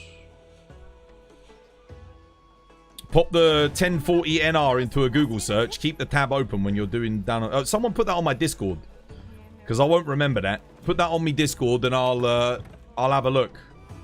So if I fill that in and then send it to Twitch, but then how do I? Does anyone know? I mean, you guys are all saying you all know taxes. How do I get that money back? Because I've got 8 years of 30% taxation that they owe me. We're talking a shitload of money. Like, I'm not even joking. We're actually talking a shitload of money. We're talking tens of thousands of dollars, if that's the case. How you get it back is the 1040 NR. So will they have, like, the past 8 years of record of being withheld 30% of all the money that I've owed then? And they can send that back to me? Can they do that? Bro, holy shit, dude. We're talking about almost 10 years of earnings at 30%. That's a lot of money. By filling in a hardship form with the IRS. Can I do that as a UK citizen? I can do all of this as a UK citizen to the US. The IRS can issue a direct deposit or a paper paycheck. Damn, dude. Crap. Wait, for the full 8 years. The whole time. Because let me tell you, I've been paying 30% the whole time. They can see all of that. In other words, Twitch owes you a lot of money. Dude, they owe me a fuckload of money. Dude, I need to get on this.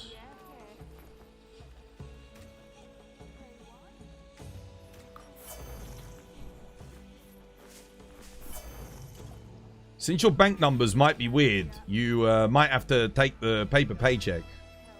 I'm with the same bank I was when I started. My account, everything is exactly the same. Everything's the same. Nothing's changed. Twitch doesn't owe you money. The United States government. Oh, Trump owes me money. That's even better. I like the sound of that. I think that big orange bastard should be paying me more. Thank you, Trump. Wait, what the hell? What the shit? What happened there?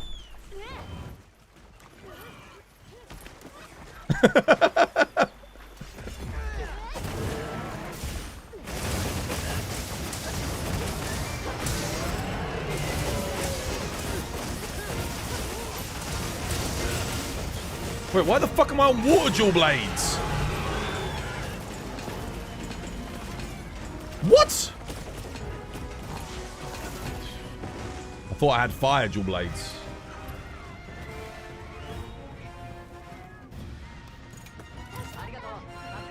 Dude, I don't even have decorations in this goddamn thing.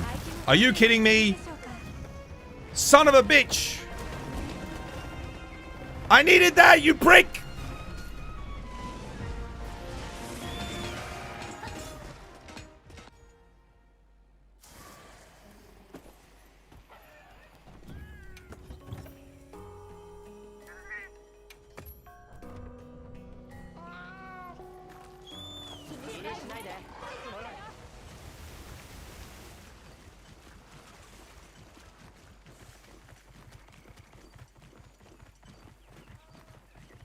The hell?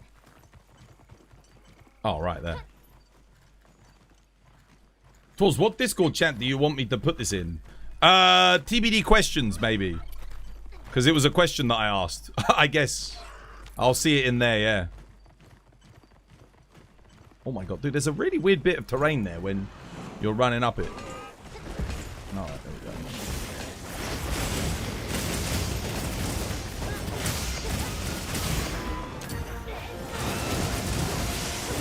Yeah, cheers, guys. No, I promise you, I filled in everything correctly. Like, so it must be like you said, it's some kind of bureaucratical error or something.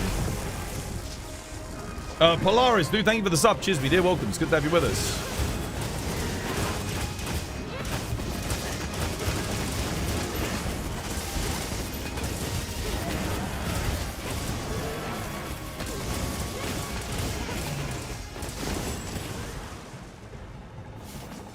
Try and lock him, hang on a minute.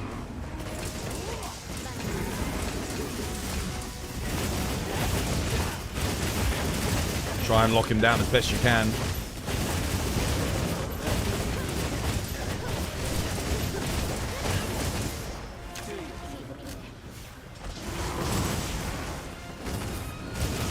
Trap him again. Trap him again.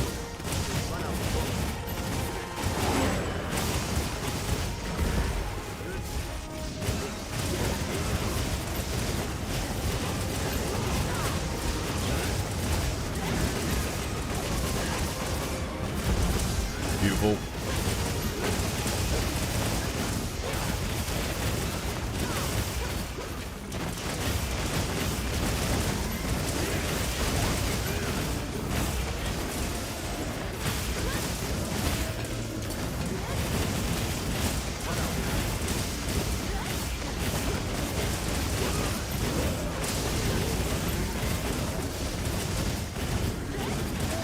Oh, he's ready. Nice, well played, GG. Am I allowed to put links in the chat? No. Put it in the Discord. Only links for chat is for like clips and stuff. Typically. You just looked up. Look like the US and the UK have a reciprocal tax treaty. You pay 0%. And this is in reference to Twitch streamers. So I should have been paying 0% US tax for the past 8 years. And I've been paying 30% US... Okay, dude. Holy shit. I need to get my money back, guys. I am owed a fuckload of money. Like, a fuckload of money.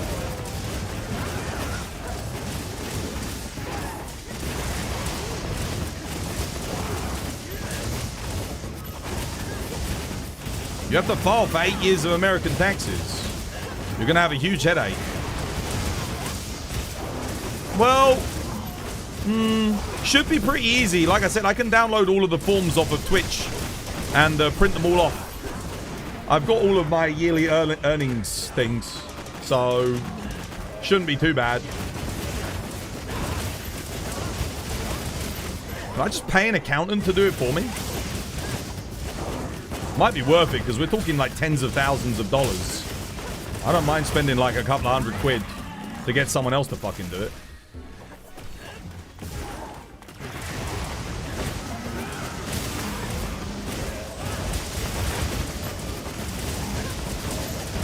I feel like that's so predatory. Well, like I said, I didn't know.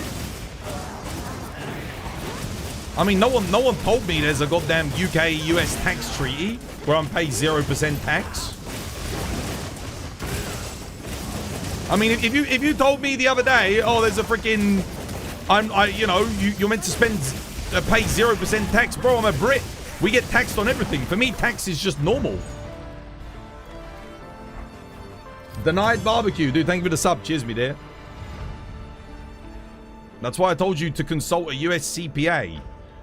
They want like $400 per filing. Well, I'd only have to file once. Nightblood, thank you for the sub. Ivan, thank you for the sub. Adenel, thank you for the sub. Cheers, me dear. You don't know if late filing and amending costs more. Okay. Sehi Rosso, thank you for the sub. Cheers, me dear. Welcome. It's good to have you with us. Jordan Edwards, thank you for the sub. Ivan Kuto, thank you for the sub. Cheers, guys.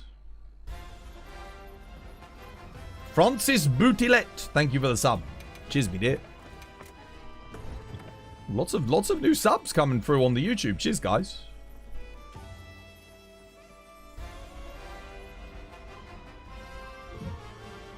Was that like a bug or?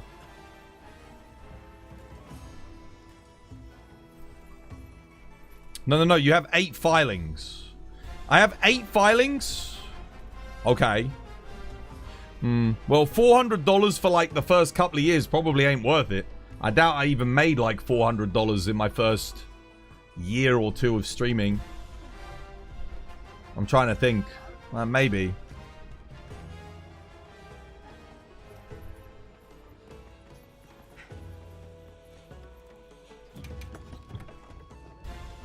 But past that, it's probably worth it.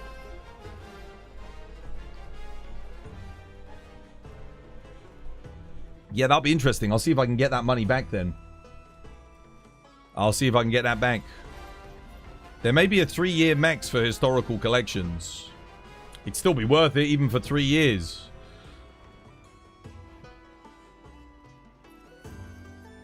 Why did Twitch not tell me any of this? It would have been nice if they could have told me that there was like a tax treaty or something.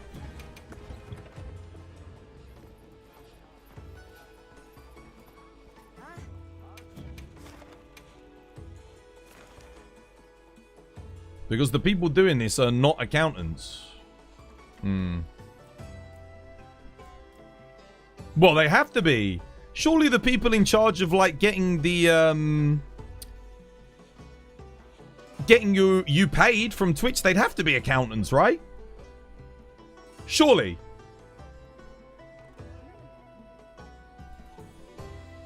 Because they're in charge of the one who, you know, they send out, they give me all the forms, all the stats.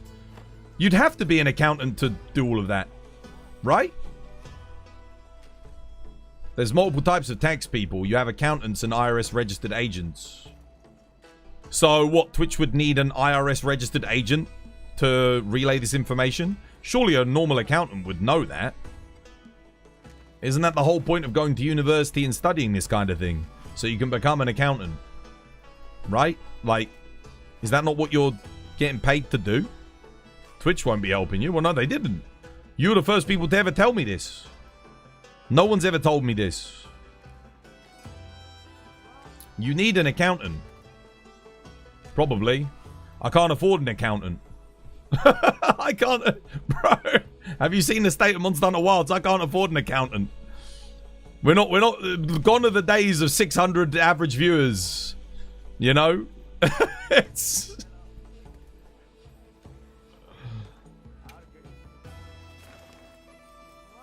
Bro, the accountant would probably take more than the 30% that I'm owed from the IRS. Not an accountant on retainer, but one to consult. Yeah.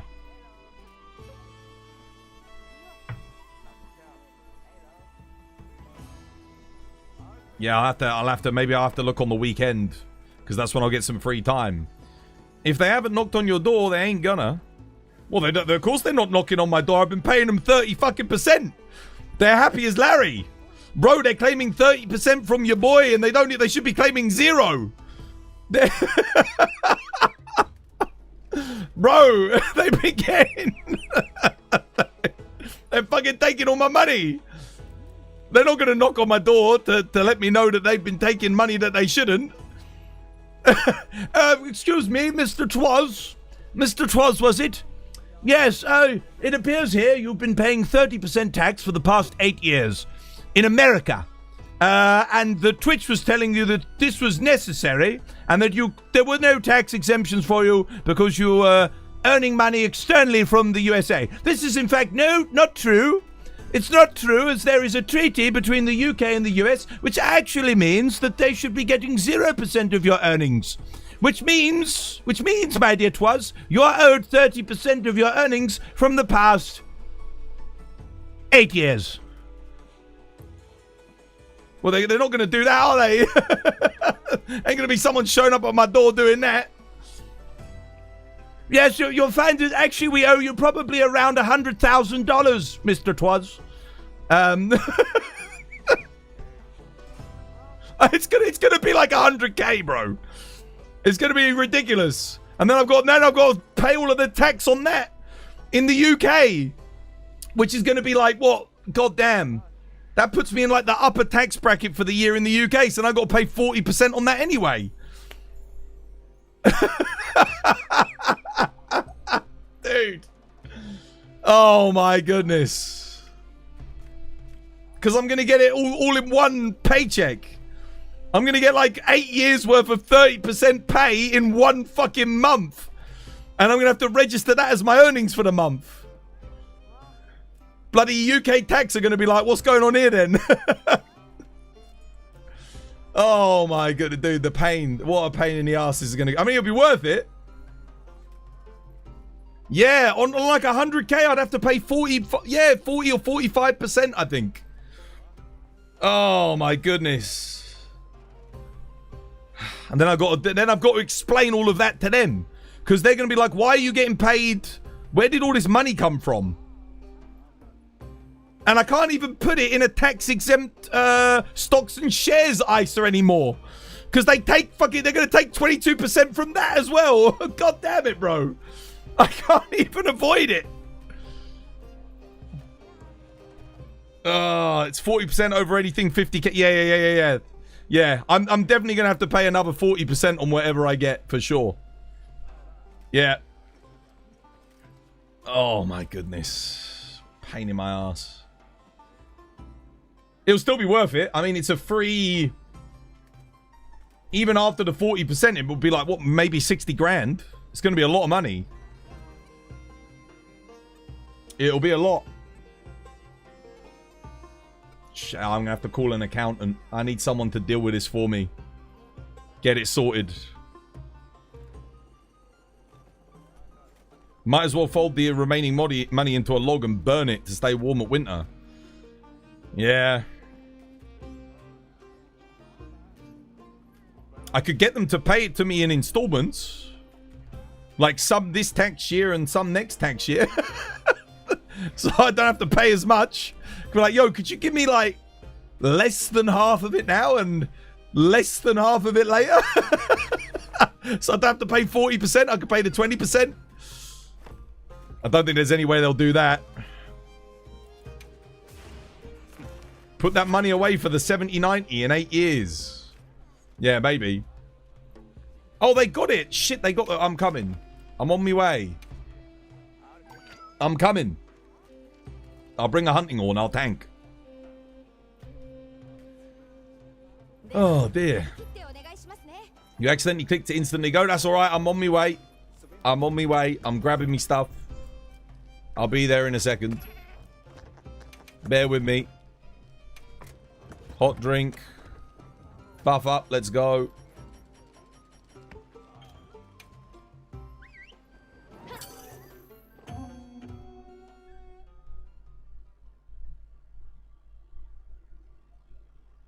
Yeah, the quick depart thing at the top is so weird.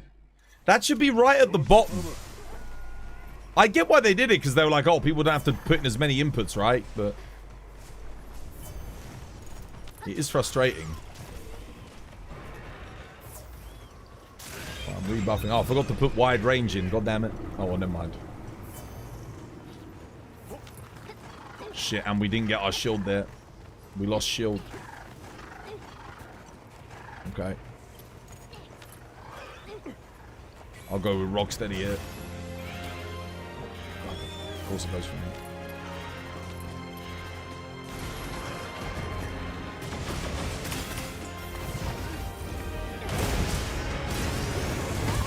Damn it, I needed that.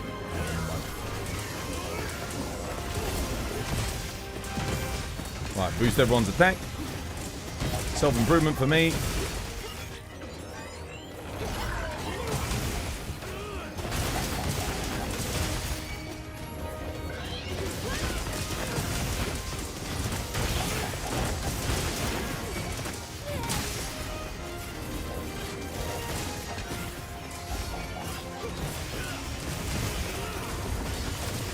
KO.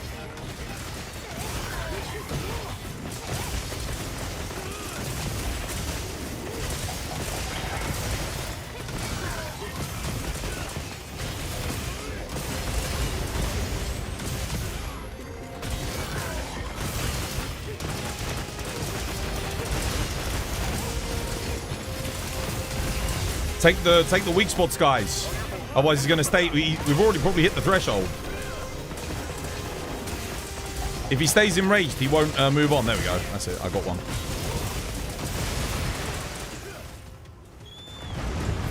Yeah, just take the weak spot straight away. Take him straight away, guys.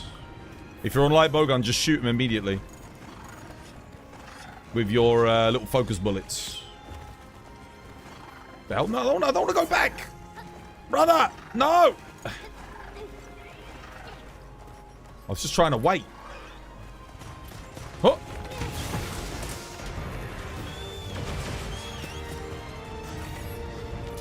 Huh.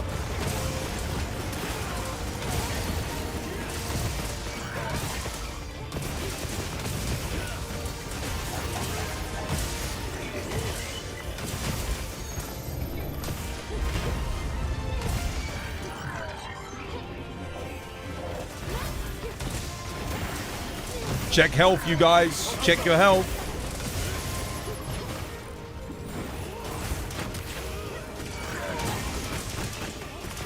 Dust each other.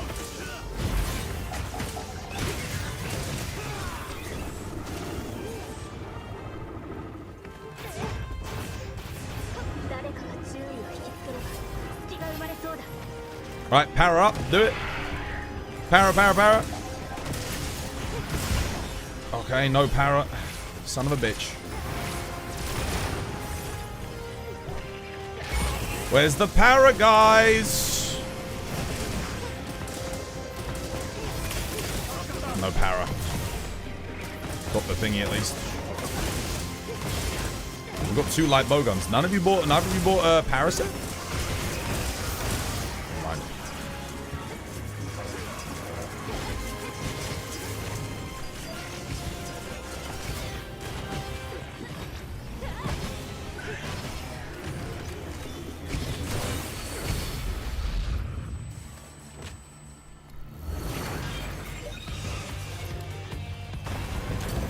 Nice.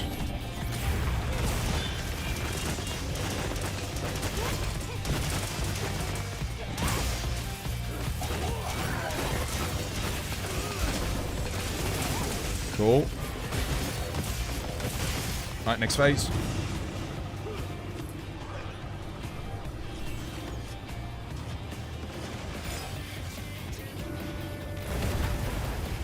Lovely.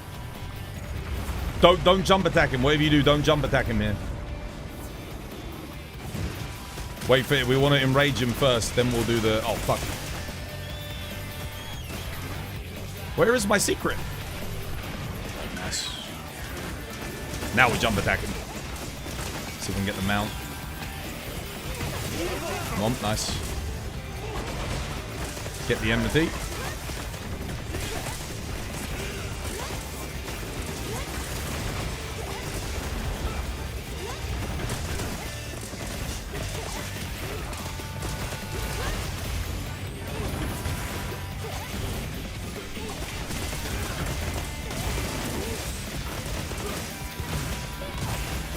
There we go. Lovely.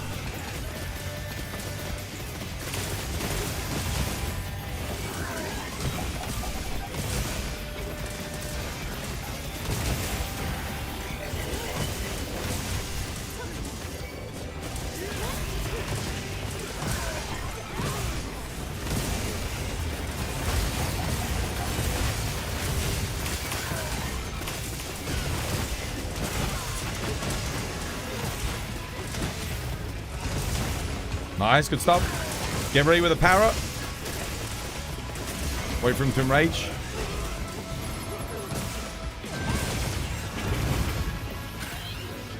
Para him, para him. Do it, do it, do it. Para, para, para. Oh, never mind, I got the KO. Para, para, para.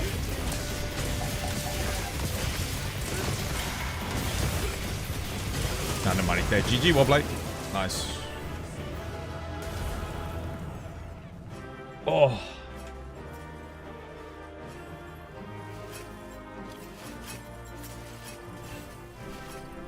Pause, you don't bring para. Guys, bring para. Bring para on your secondary for light bowgun.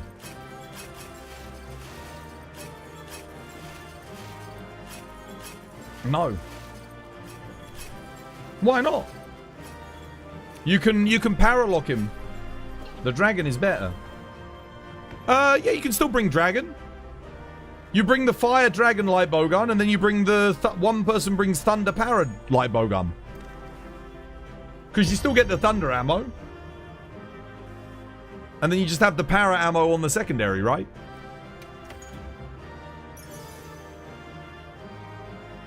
But you lose damage.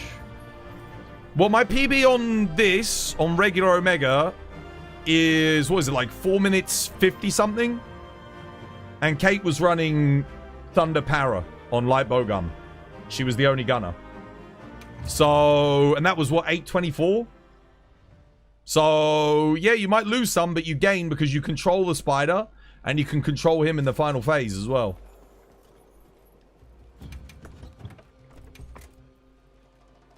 So, it's worth it.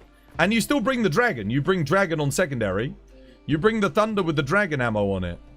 Oh. Why not bring the fire with the dragon ammo on it? You can bring the fire, like the Gogma light bowgun. That way you've got fire for Nacilla. And you've got dragon for final phase. Like your dragon ammo as well. And then you've got, you have the thunder para. So you get thunder para and you get dragon, fire dragon. Sometimes losing some damage results in a faster run. Yeah, those little bits of CC speeds up the quest.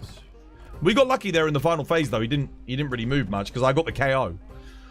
I got the KO before he could break out, but I'm pretty sure it's worth it. Yeah. I mean, if it wasn't worth it, Kate wouldn't do it. Put it that way. She wouldn't bother.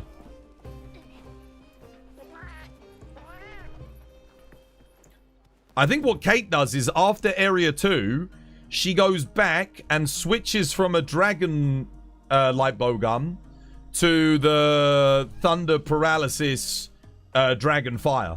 I think that's what Kate does. So for phase 3, she starts off with the thunder para, uses the thunder ammo because it's quite quick. She switches to the dragon fire to use the fire ammo. No, she stays with it, fires the para, switches to the dragon fire, uses the fire ammo on Nasilla, switches back to the thunder para for the end of phase 3, and then in the final phase switches to dragon. Twas, you know what you're doing. No, I'm just telling you how I think Kate does it.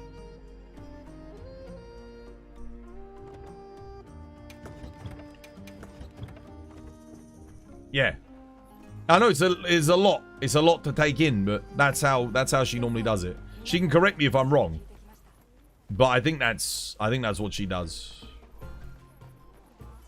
That way you don't lose any DPS in phase 1 and 2 because you just use your normal thunder light bowgun, right? But that way you switch out when you get to third phase. Because again, it's not that big of a deal if you lose some magazine capacity on your thunder light bowgun in phase 3 because it's relatively short anyway. Yeah. And then, like I said, you've got your dragon ammo for the finale. Or you could bring the cuckoo bowgun for fire para, and then just stick with the. Then you could stick with the thunder dragon if you want. For the finale, that works as well. I don't know if you get as much dragon ammo in the capacity though for thunder dragon. I'm not sure. You should. I mean, I think you can. Maybe you can still get 4. I'm doing good, Robert. How you doing? You also know what you're doing. You just brought the wrong build. Yeah, fair enough. Is Omega Savage any easier? Well, if you farm max builds now, it should be. But if you were struggling with it before, you'd probably still struggle with it now. Because it's not... The builds will help you do a little bit more damage, but yeah. Cuckoo's worse than the Gogma Para. Yeah, I figured as much. I'm just saying if you don't have the bowgun and that's the reason you don't do it, you could still bring that as an option. It works. Like, it gets the job done. Yeah, I'm doing alright, dude. I'm okay. Right. Now what are we doing?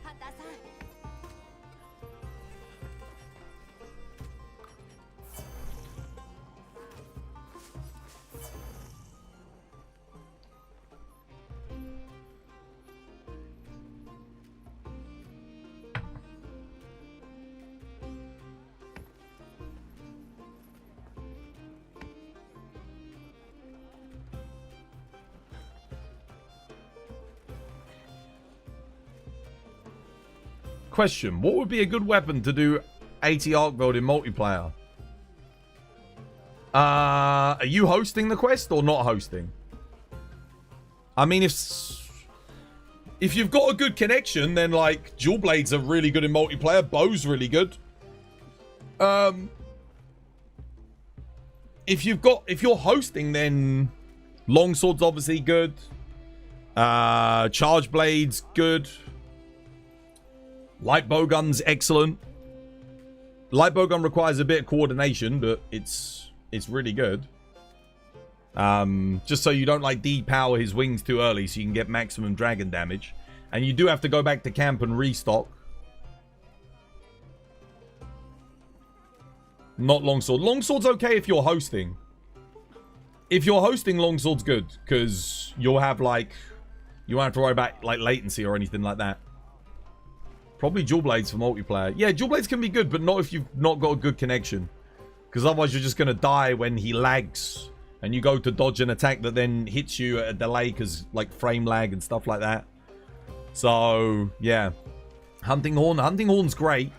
Especially if you're controlling the fight. If your team's like bringing traps and stuff, then Hunting Horn is amazing. Yeah, really, really good. I mean, Hammer's okay. Hammer's decent. I've never really had an issue with Hammer in multiplayer. Gunlance.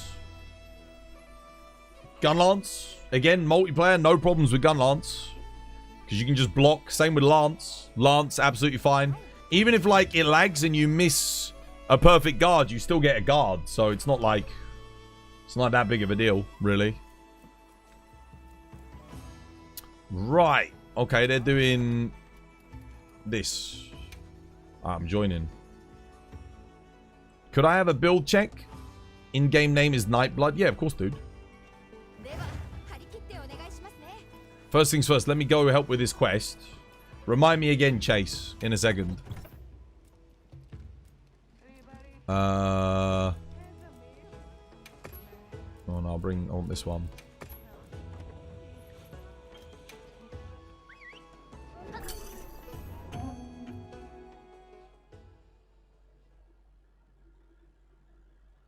Gunlance is good in multiplayer. Yeah, Gunlance is solid on Arkveld. Yeah, especially Evade Gunlance. If you take the Evasion Mantle, really, really good. If you do an Evasion Mantle dodge, and then you get that and you do a Wyvern Fire, it actually speeds up the Wyvern Fire. So you get a fast Wyvern Fire.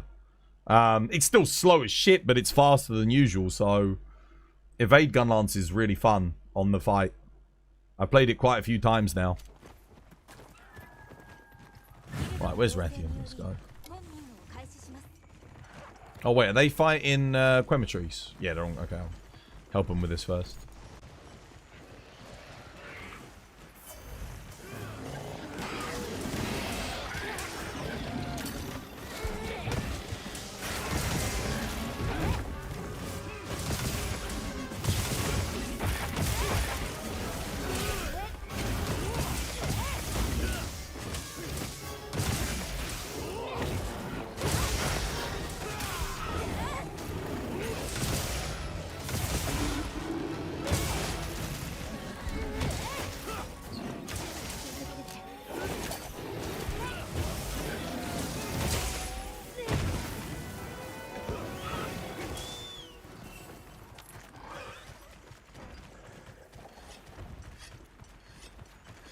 Longsword's not good for Arkveld multiplayer.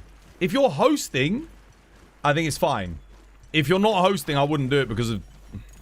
Honestly, most people do not have a great upload speed in this game. And if there's any lag and you're playing Longsword and you're not the host, it can be very, very rough. Through no fault of your own, either.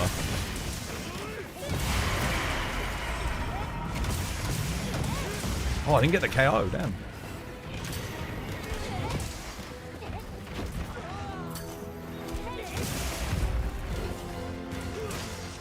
One hit away.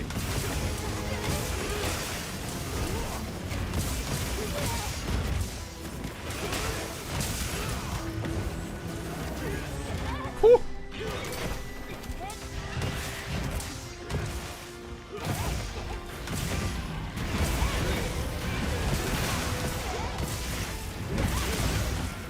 Who's that? Leona! Oh, sorry, Lenoa, sorry. Thank you for the follow. Welcome. It's good to have you with us. Cheers, me dear.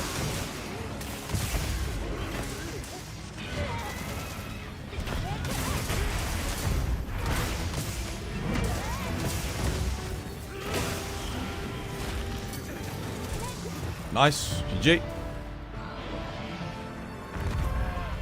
How does Evade Gunlance work, may I ask? Do you have to put Adrenaline Rush on your build too? I mean, if you get Seregios Lord Soul... So I've actually got a Seregios Lord Soul queued up on... So I need to go through like a couple of hundred of materials, but I've got one on my Dragon Gunlance ready to get. But I'd need to cycle like another weapon. Roll it. Well, I need to pick something else to cycle to get down to that number. I don't know what to do though. I'd have to make like another build. But yeah, you go, basically you take the Evasion Mantle, you get Seregios Lord Soul, and you go 1-piece Seregios, 2-piece Ebony Odo, and 2-piece Gamma. So you get Lord Soul, Seregios, Ebony Odo Garen. You get yourself a... Well, you could do a wide shelling or normal shelling gun lance. It's kind of up to you what you go for then. Yeah, basically you play it, you iframe through attacks. So you use a Zeus platter with maybe some evade window. You get your peak performance, you get agitator, burst, all of that stuff. Yeah. Does Steve give you extra shells for gun lance? Yeah, but the Steve stats are too low, unfortunately. So if we look at the Steve gun lance, even with the buff, it doesn't quite give you enough. So if we look at its the stats, it's got 220, which even when you get the thing is, number one, you can't get artillery load shells, attack, and everything else in it that you kind of need. 220 is very low. Like, the thing is, and then you've got, like, if you look at the shelling, it's only slightly strong, which I guess is fine. Slightly strong's okay on normal. But then if we look at, like, this, for example, it's at 244. So you're already getting like a 10% boost without the Steve bonus. Yeah. I don't know. It's a difficult one. And that's not a normal shelling gun lance. Like, there's a normal shelling. It's at 248. And again, I don't even have this max rolled. I can still get more attack on this. This coincidentally is the gun lance that I rolled. And I do have Seregios Lord Soul on it, but I need to roll down to that many parts. How do I make my high rank thing silver like yours? Your high rank thing? How do you mean, dude?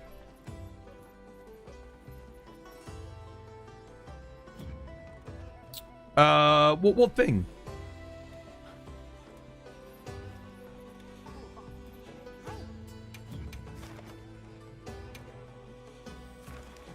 Is an Artium weapon better, or is it different for gun lance? So, unless you get a max roll on Gogma Artium, we're talking like technically 4 attack or more, you should probably be using...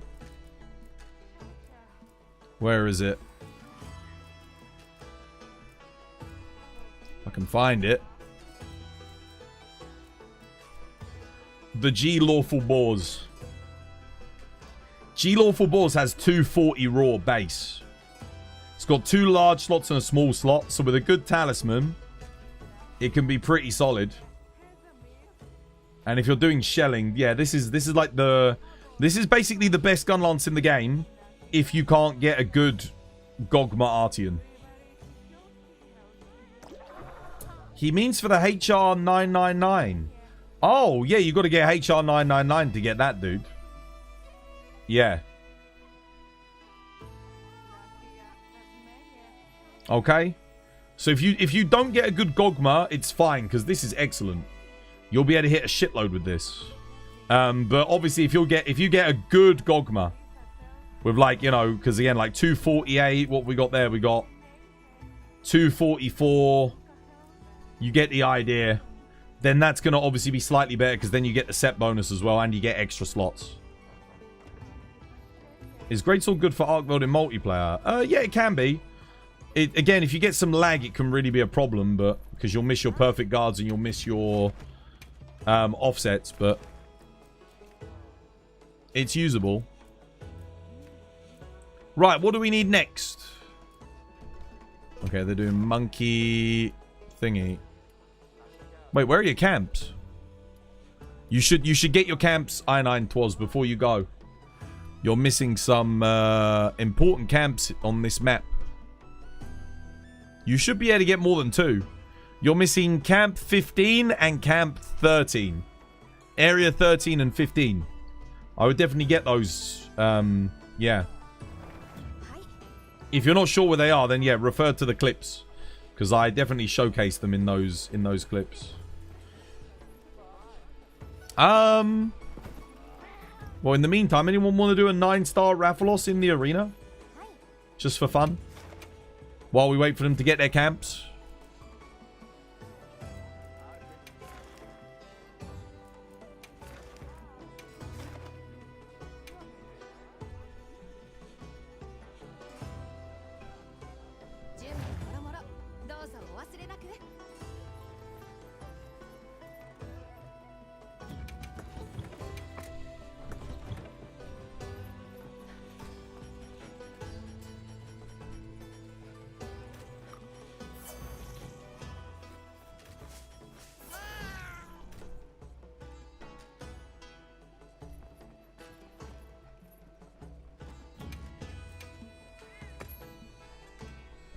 What's the best quest start farm HR? I have no idea.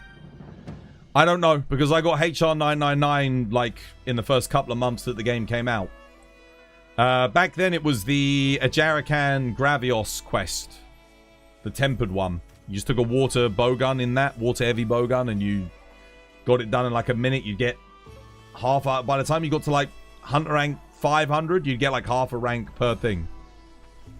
So, since then, they've added loads of event quests that give bonus HR, and I don't have a clue which one's the best. I honestly couldn't tell you. Remember, it's not about how much Hunter rank you get, it's about how much you get per minute, on average.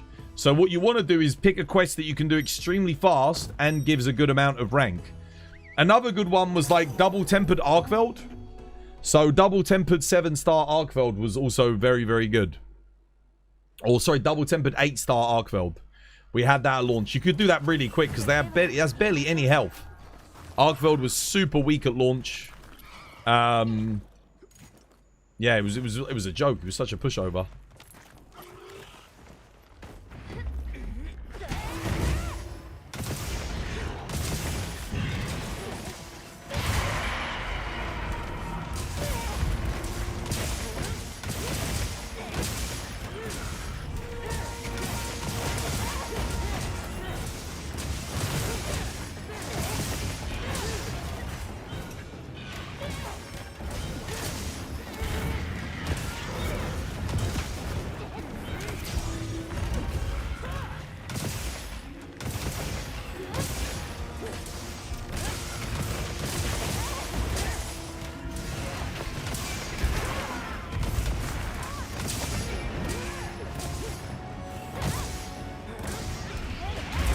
Oh, I didn't get that? Bro.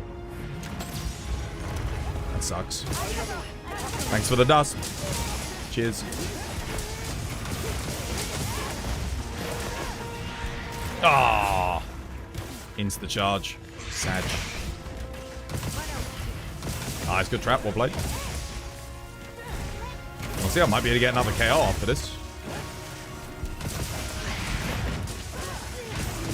Yep.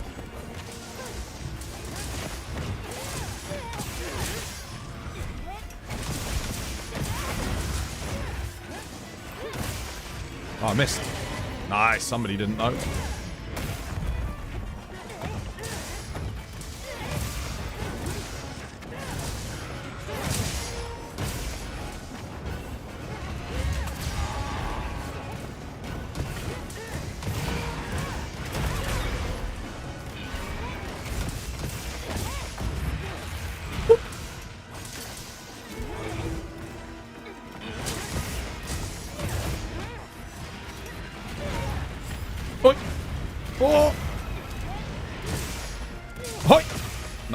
Quite missed it. Whoa!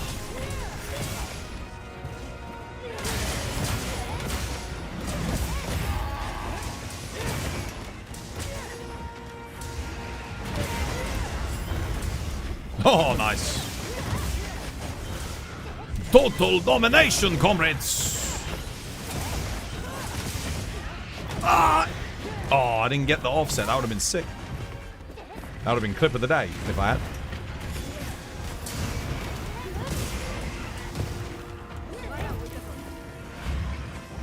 I got no more flash.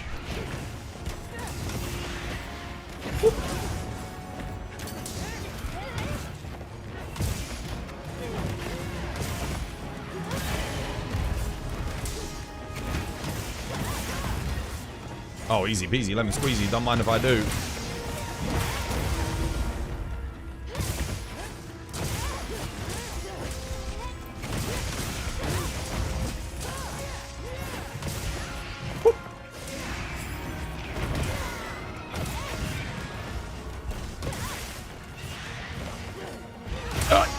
No charging for you. None of that.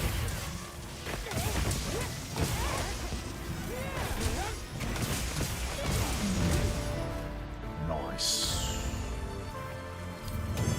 Have you seen that Rockstar has confirmed that the prices of GTA 6 are based on the Ultimate Edition? Yeah, they're selling an $80 copy. I always knew they were going to do $80, but everyone was like, it's only going to be $100. And there is an $80 version. I don't know what you get with that. The only thing is, though, something that's interesting to note about it. Swaz, what's the best mantle for longsword? Depends on your playstyle. If you're delaying till Enrage, Corruption Mantle will boost your DPS on your Crimson Slash. If you're evading and Foresight slashing, then Evasion Mantle is going to give you more damage. So it's $80 and $100, but it doesn't say you get access to GTA Online. Have you guys noticed that? There's no mention of GTA Online. And people are starting to suspect that they might be charging separately for GTA Online for once. So they might be double dipping. Dude, people would be pissed. Imagine if you spend $100 on GTA and it has no multiplayer mode, and then you got to pay for the multiplayer mode. Have you seen the differences in all the shops and stuff you get? No. I don't know about that, but that's what every game does these days, isn't it? Fucking bonuses for the $100 version. They always do that with the deluxe version. So, I mean, here's the thing. Are they going to make it so that you can get the game early in the deluxe version? It's ridiculous. Whoa, I mean, every fucking game does it, doesn't it? It sucks. It's a whole ass page. Whoa, they've got to justify it being $100, haven't they? So what do? They take stuff out of the game and sell it back to you. That's what they do, man. I told you this is going to happen. It's not going to stop people from buying it. Of course they're going to do that. It says this is a single player experience. Yeah. Because it doesn't say anything about you getting multiplayer. I think you're going to have to buy GTA multiplayer separately. I don't think it's going to come with the game, guys. I think you're going to have to buy the multiplayer separately. I think they're going to sell $100 for deluxe GTA Online. I genuinely think that's what they're going to do. The good news is I'm on PC, so I don't have to worry about it. I'll get to see what the console players get, and then if I want to get it on PC, I can make an informed decision later on. But I don't know. I don't know about the way it's looking. It's a bit weird. We'll have to wait and see. You think that's fair? It's the most anticipated game. Yeah, I mean, $80 is still a lot. To not include all the game content is a bit shitty. I'm guessing all of those shops are going to be stuff that sell cosmetic items, probably. So all of the shops in-game, that's their way of selling you cosmetics. I guarantee you. All the stuff that's listed in that deluxe edition are going to be cosmetic, like clothing stores, shit like that. It's just their way of giving it to you. It sounds really bad because it's like, oh, you get access to these shops. But it's probably all just going to be inconsequential trash that you don't really need. I would imagine. If it's actually items that give you a benefit, like access to unique weapons and stuff, that's going to be a problem. Because then again you're selling people an advantage for $20. Do you get the soundtrack or anything else in the deluxe edition? I mean, that would be crazy, dude. If you get like the soundtrack, it's worth it. Like the other stuff, whatever, but GTA soundtracks are usually really good.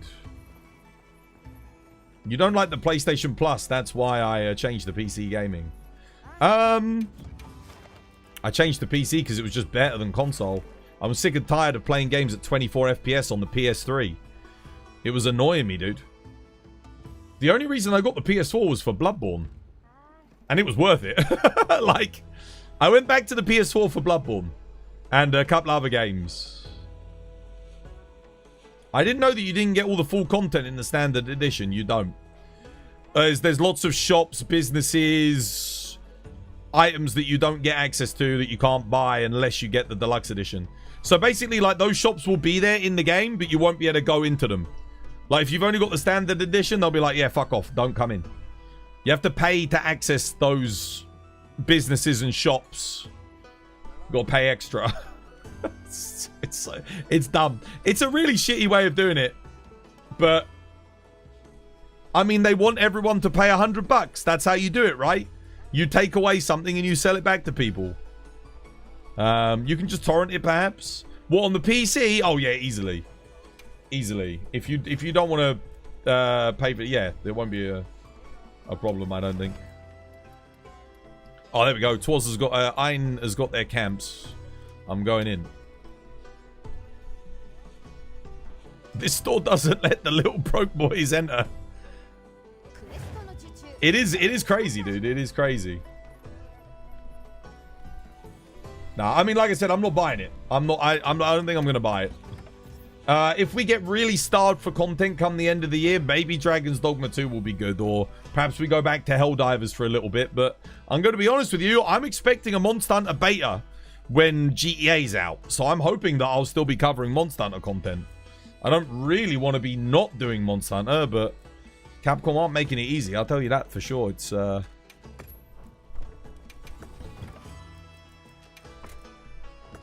definitely making it tough.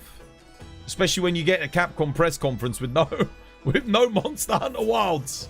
It's like, damn, dude, not even a little teaser for me to, like, you know, just to tickle my nutsack a little bit, you know? It's rough.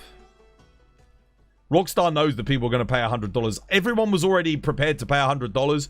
People that don't want to pay $100, I'm sure they won't mind. It sucks, but most people aren't going to care about a couple of cosmetic shops. Your average gamer won't care. I'd care. But your average gamer, they don't give a shit. Like, let's be honest.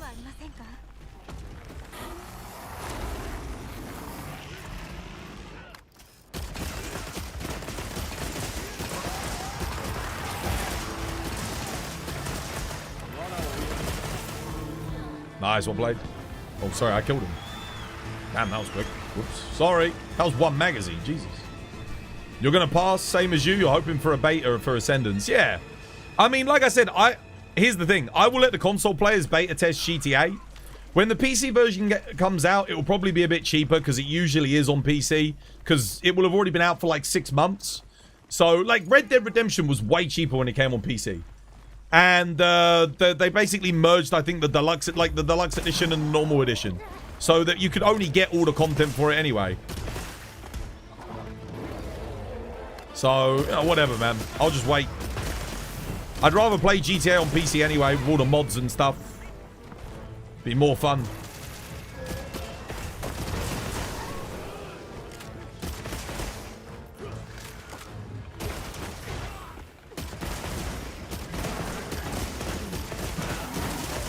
See, I don't mind missing out. Again, I haven't built my audience up around GTA, so there's no pressure for me to play it, like, straight away or anything. And like I said, I'm really hoping that Capcom, like, do something with Monster Hunter come the end of the year, so I won't have to worry about it anyway.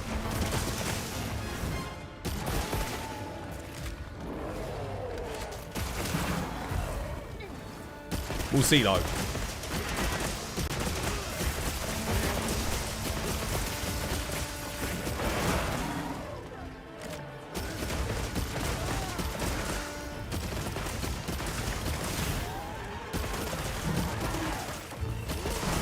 GG, he's done. Well played.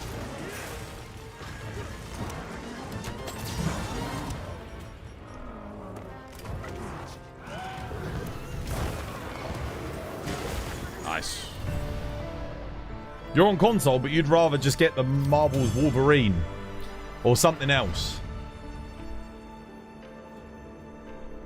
The thing that has me a little bit, like I said, it doesn't say, it says no online.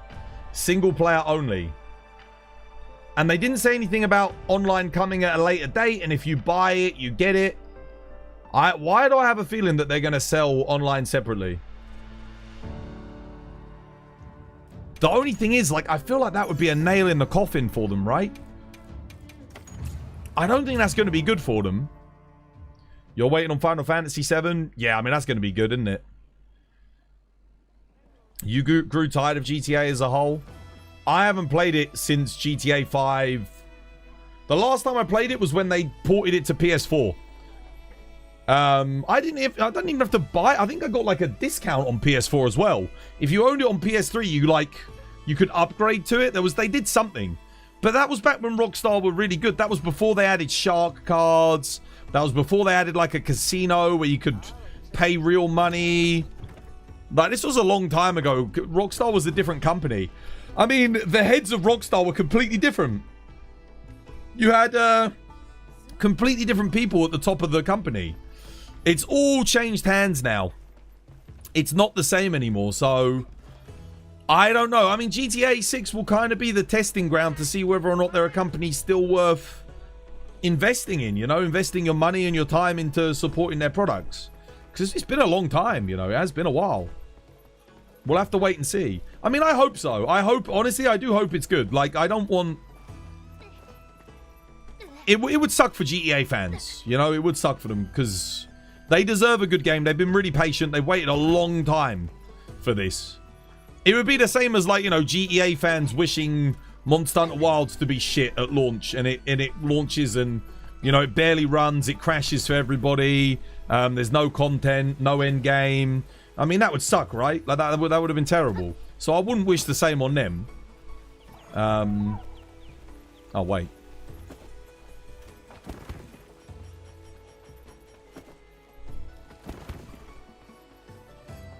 If there's an online at all. GTA Online isn't GTA 5 online, but distinctly GTA Online. Wait, do you think they'll just do an engine update? And then, like, imagine that if they put the GTA 5 map and you could just get on a plane and go to Vice City from GTA Online. Imagine if they did that. So you get to keep all of your GTA Online stuff, log in with your character. Dude, that would be freaking crazy if they did that. Oh my god. I didn't even consider that as an option. Only thing that annoys me about the release is that it's going to be everywhere. You hope people like it, but you just don't care about it personally. I'll care about it if it's good. Like, yeah, I mean, a good game's a good game. If the story's good, you know, the characters are good, the single player's good. GTA single players, like, you know, GTA 4, GTA 5, San Andreas, those have been some of the best single player games I've, like, experienced. Like, the single player campaigns. They've been really good fun. So, yeah. If it's good, I'll definitely be interested.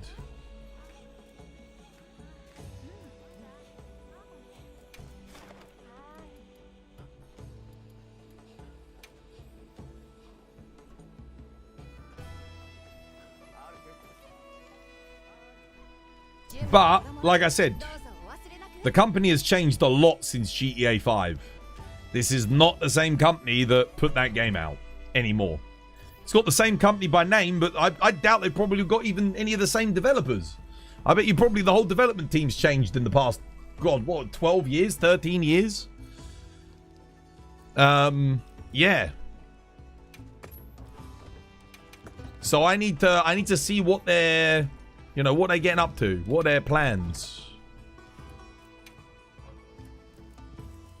Don't bloody focus. Let me get focusing.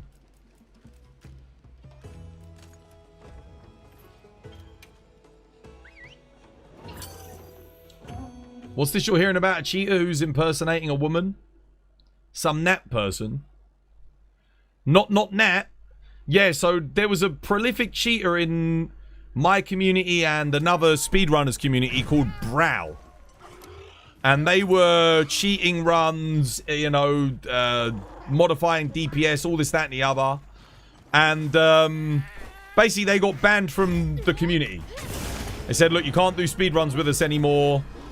I didn't really ever get to talk to them after they cheated, but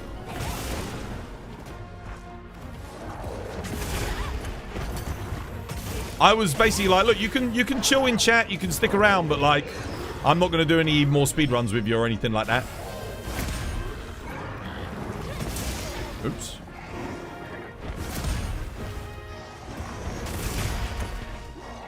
I'm surprised that didn't get an offset, actually. Oh, okay.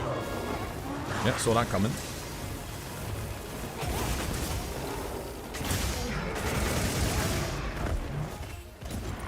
Like, what is the point in that focus strike? What the fuck am I supposed to do here? Am I a joke to you?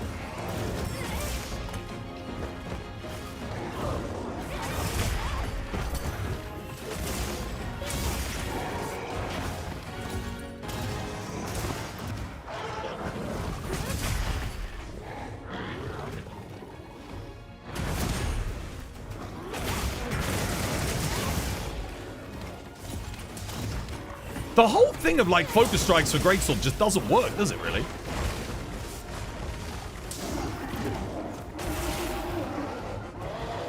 A lot of the time. Because it doesn't give you enough up time to get the thingy off.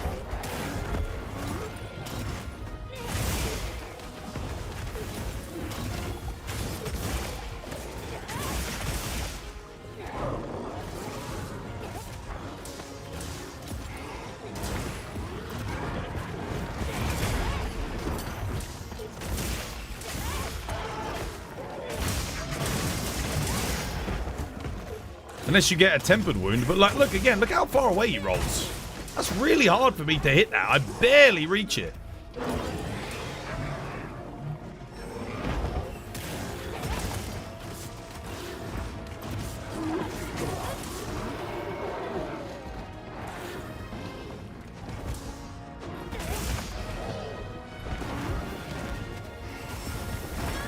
Okay. I thought I timed that right. 1, 2. Oh, he's done. Rip monkey. Gotta put it underneath him, brother.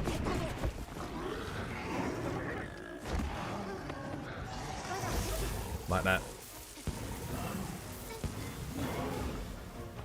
Right, let's see. Can't wait for Ascendance, dude. It's a long wait, man. It's a long old wait.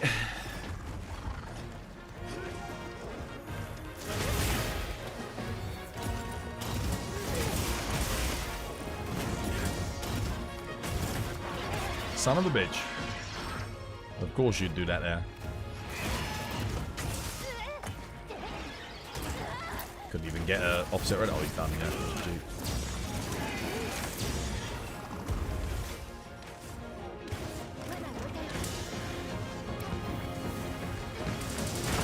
There you go.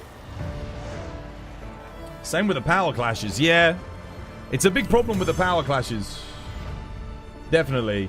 It's a problem for Greatsword because you do a focus strike. The focus strike doesn't do that much damage. And then you want to do a TCS, but you can't. Like, and then when you do a tempered wound, you knock it down sometimes too far away. And the power clashes, you'll get a power clash and you go into a TCS. And outside of Legiacrus, which I want to point out, they actually patched so that he stood still for long enough for you to do an attack. Most monsters just come back and hit you straight away. So you don't even get to do anything there with the TCS.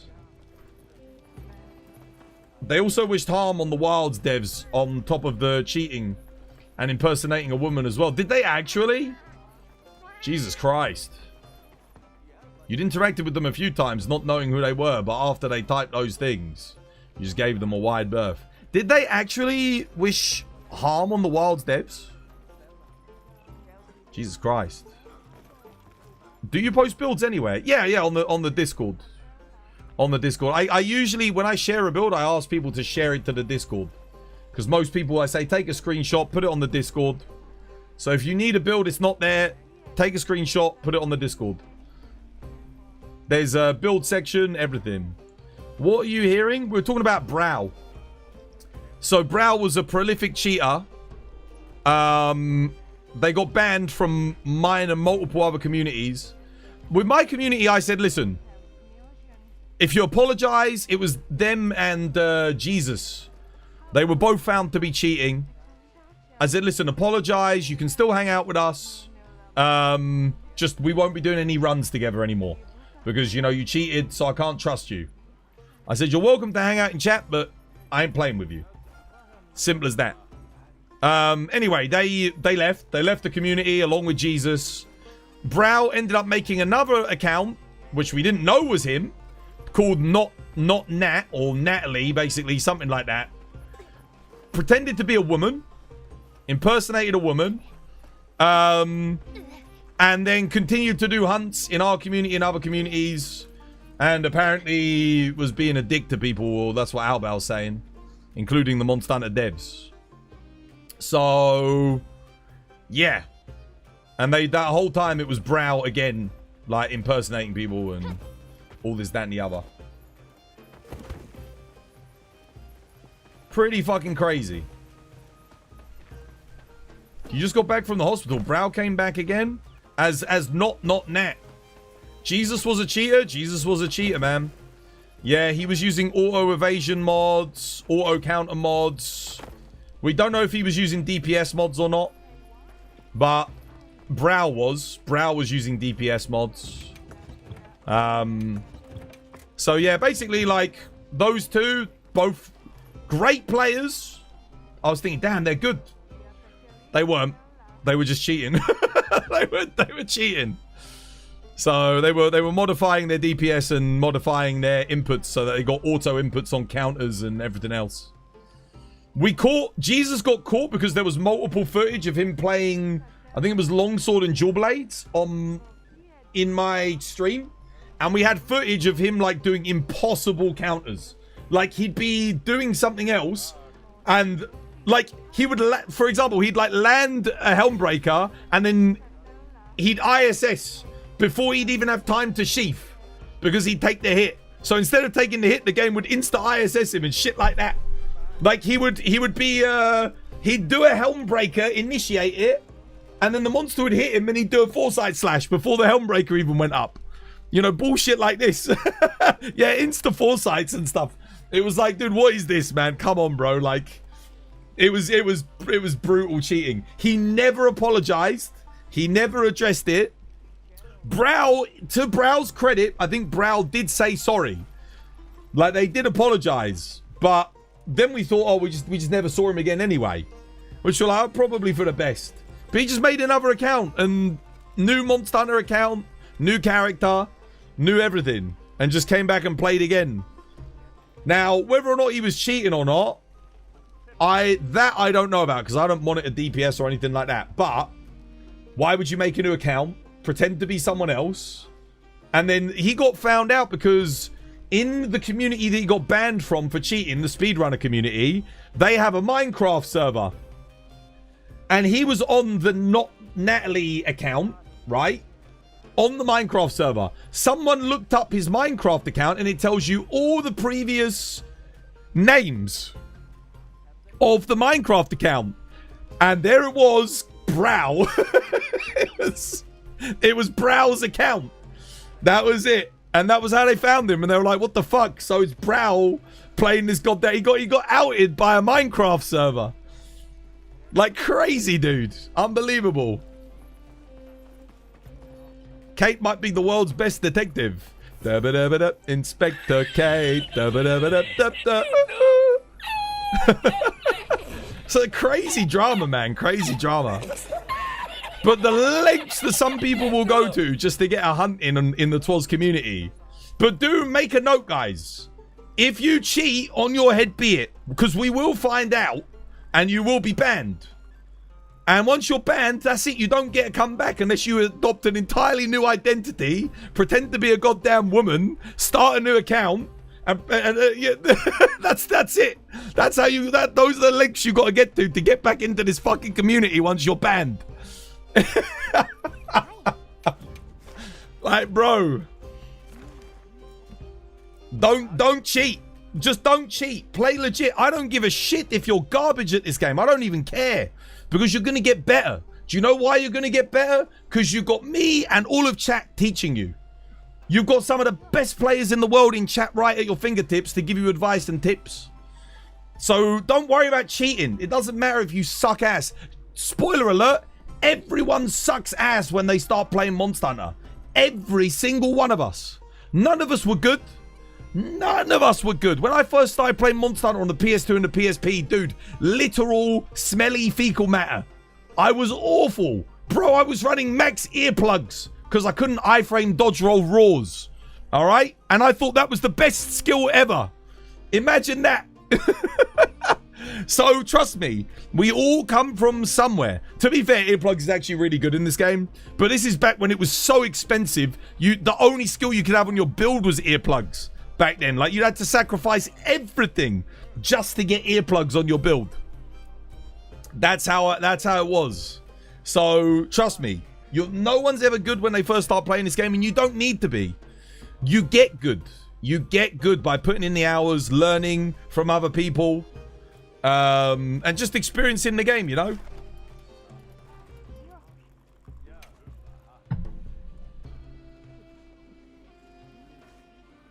You're a new player that thinks the earplugs is one of the best comfort skills. It is. But in this game, you don't have to sacrifice anything, really. It's actually... I'm not talking about Wilds. I'm talking about back in the old gen. In old gen, you had to sacrifice everything if you wanted earplugs. Because monsters roared a lot more. If they roared, the animation for the earplugs was so long, they just turned around and one-shot you. So it was deadly. Like, if you couldn't iframe roars back then, it was game over. Now, if you get roared, like, you're usually fine. You know, nothing bad happens. Just slows you down a little bit. But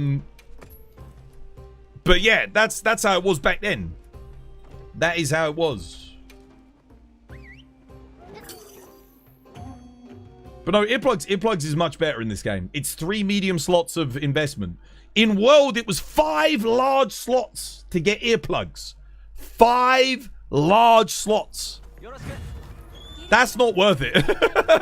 Earplugs. Dude, I don't think any monster had a punish on a roar.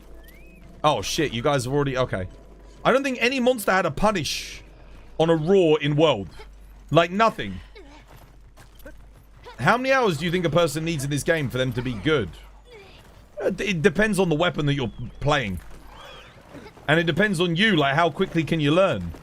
If you're a fast learner, I'd say 1,000 hours, you should probably be, like, really good with at least one weapon. You should be. It's not guaranteed, but... Because, again, it depends on you, but that, for me, I'd say that's probably the metric.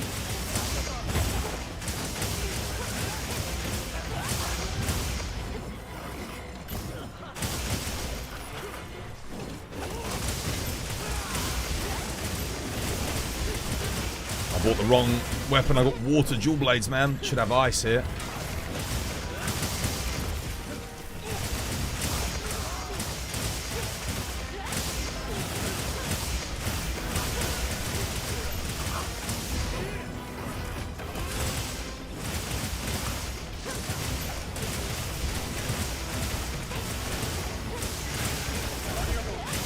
Got it.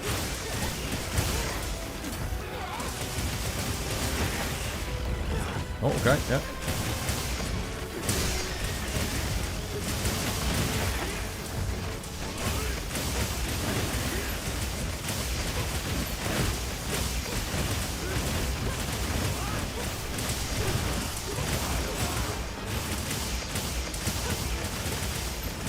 He's done, GG. Well played. Nice. 1,000 hours is too much time. At least 300 hours for one weapon to master it. No. If you think you're a master in 300 hours, I hate to break it to you. No. Have I got a decent SNS build? Yeah, of course, dude. I don't think anyone can master a weapon in 300 hours. It's I certainly couldn't. There's no way. I've got like, again, I've got 20,000 hours in the series. There's no way you can master a weapon in 300 hours. Master it. Mastery to me means perfection. Like, no mistakes, maximum DPS, no downtime. You always make the right, execute your combos correctly. You could probably get competent with a weapon in 300 hours, I reckon. But master it, I don't think so. Not that quickly. Unless you played a previous game and you have a head start. Maybe if you played another game, like, let's say you played Dual Blades in Sunbreaker and Iceborne, and you came into this game and you picked up Dual Blades, maybe in 300 hours you could get really good with them because you've already got like a good foundation. You understand the fundamentals, you just got to learn all the new mechanics. So maybe then you could do it, but you've mastered Greatsword in 300 hours? Maybe. I don't know. Again, maybe your definition of mastery is slightly different from mine. For me, a master is like, I would say Aris, Greatsword. Like, that's someone who's mastered the weapon. They can play it to near perfection, essentially. You know, godlike abilities. We're talking master. For me, that's mastery. Like Viseri on Lance. Or Peppo on Longsword. That's a master. So, if you consider yourselves as good as those players, then... yeah, you've mastered the weapon. Mastery means there's like, you're at the top. You're playing at the top. There's not much above you. In my mind, that's like my definition. A tier below master, an expert. Yeah, so a master, you have expert. You got like a journeyman, expert, master. Who's a master at the Dual Blades? Admin. Admin is, I know he's taking a break from the game, but when he was playing, one of the best Dual Blades players in the game. So, yeah. He's a Dual Blades master. If you were going to learn from somebody, you'd learn from him. Which is what I did. I watched him play. I did speed runs with him. I learned the weapons from him. We have footage to learn from on YouTube or anything. What, from Admin? Yeah, you can watch... you have to go back a bit, but you can watch some of the speed runs that I did with Admin. You can watch his gameplay. You love how you give props to people. You know they're gross if Twas is vouching for them. Dude, if I vouch for them, they're a beast. Trust me. These are the people that I learn from. These are the people that I watch. If I need to get better at a weapon, if I want to get to their level, that's who I'm going to watch. You got the, I mean, there's a lot of really good players. I'm just coming up with the people that I know. But, yeah. Is this what they need? Do they need this? Gypsaros, is that what we're doing? I'm actually not sure what we're helping them get at the moment, to be honest with you. I can join this, why not? I'm not sure what our objective is. I'm just sort of joining quests at the minute and doing whatever.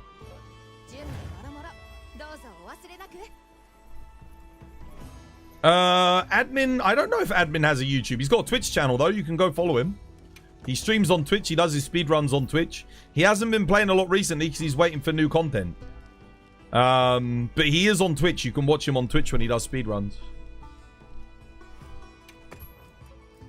He probably has a YouTube channel. I just might not be subscribed to him. But if I'm not, I need to. I actually genuinely don't know. He'll be here at some point. You can ask him. He was here today. I'm still waiting for Mabs to sort themselves out and come back. Speedrunner. Because Tidus was never about in my community particularly, but Mabs always was. Noob, novice, intermediate, advanced, expert, master. Yeah. We can go with that. I'd probably put a journeyman between intermediate and advanced.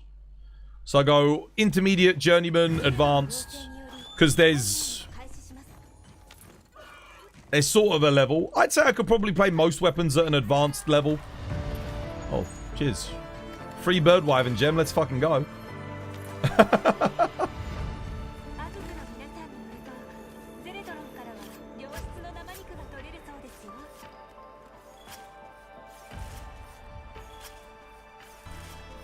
I have been invited to leech.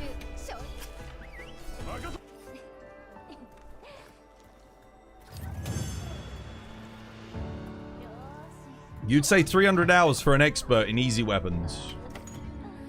I don't know. I don't know, man. I don't know. It depends on the person, like I said. Maybe if you've got like that super autism that lets you learn things real quick, maybe. Maybe. But for me, it takes a while for me to learn. I'm a slow learner. But I put the time in. I'm slow, but I put the time in. You're farming the gems for Transcendence. Oh, okay. Yeah, I get you. I get you. Nice. Yeah, makes sense. Yeah, go on. I mean, I don't know who this is, but hopefully they don't mind me joining. I mean, they can kick me if they don't want me in. It's fine. I don't mind. You're also autistic in a different degree. What, me? I don't know. I've never been tested. I have no idea. You have a theory that slow learners, if they stick to it, typically have a higher ceiling, besides the exceptionally gifted. Yeah, I mean, I'm very persistent. I think that's one of the good qualities that I've got. I don't give up on things. Like, even if I suck, I'll keep going until I get good. I don't like giving up.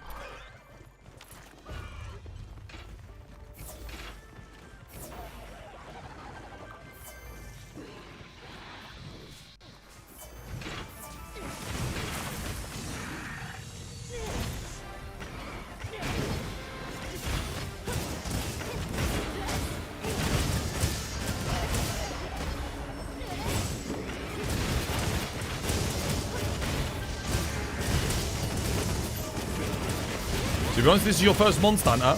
You dabbled with a few of the weapons, but in my opinion, they are difficult. I mean, yeah, everything's hard to learn in this game. Nothing comes easy in Monster Hunter.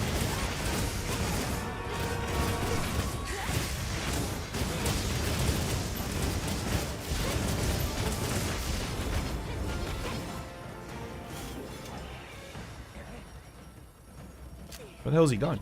The hell?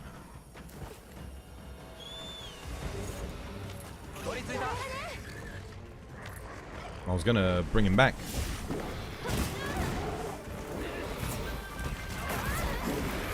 The hell? Ow.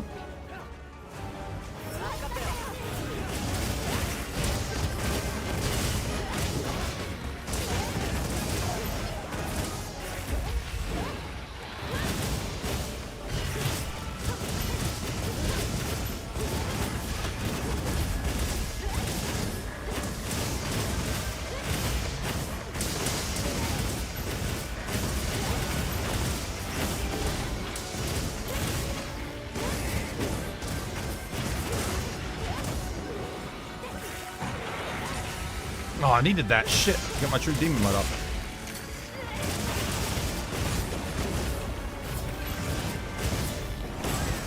Oh, I think they kicked me. Oh, never mind.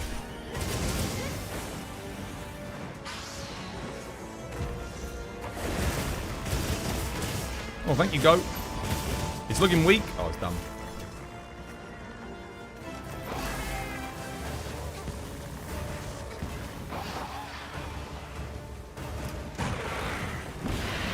He just enraged when he was already enraged. The biggest learning curve is item management. Yeah, learning, I think, learning what all the skills do, learning what all your items do, learning effective builds, that takes time. My stream bugged for a second. Oh, did it? Oh, maybe I lost connection then. Did it bug when I got DC'd from the quest? Connection error. Am I still in the lobby? Did I get kicked from the lobby? No, I'm still in the lobby.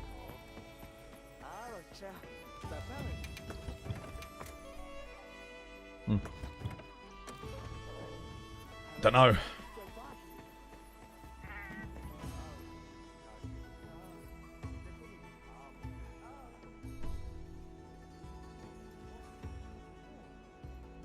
It was a big difference from 1,000 hours in Souls-likes.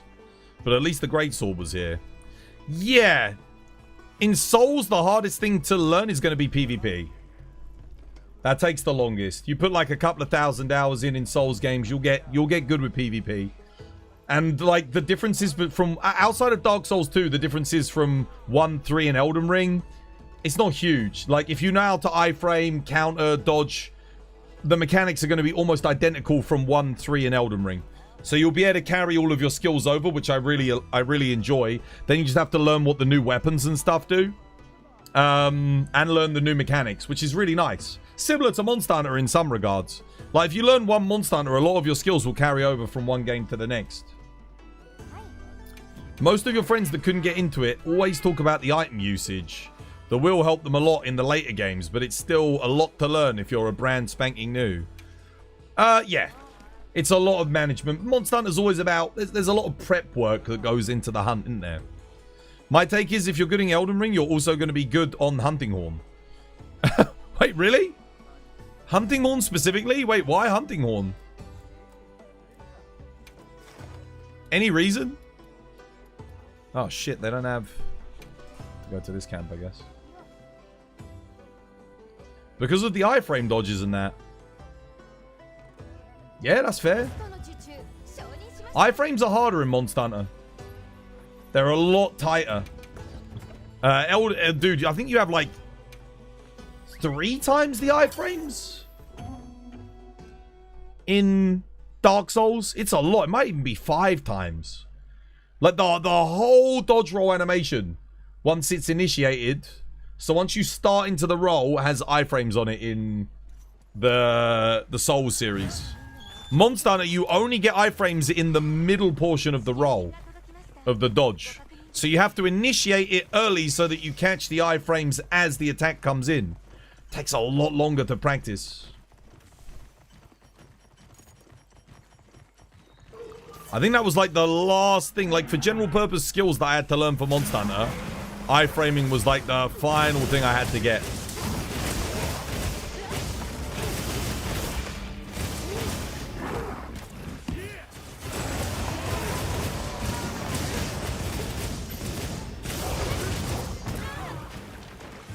And even now, to this day, I still don't always get them.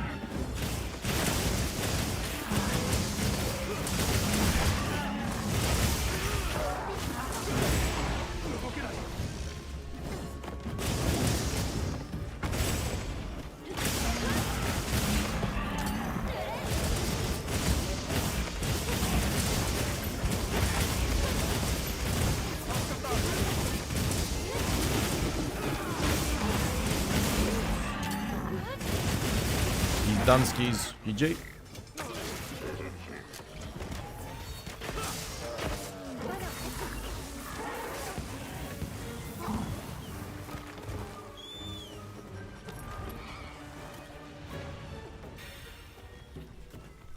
The animations of the Hunting Horn are similar to the Elden Ring to me as far as the running and rolls go.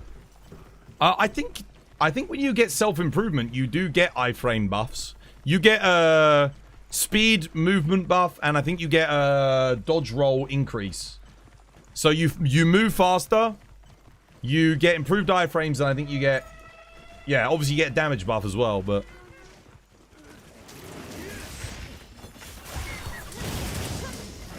I can tell Ein and Twas is having fun with the IG.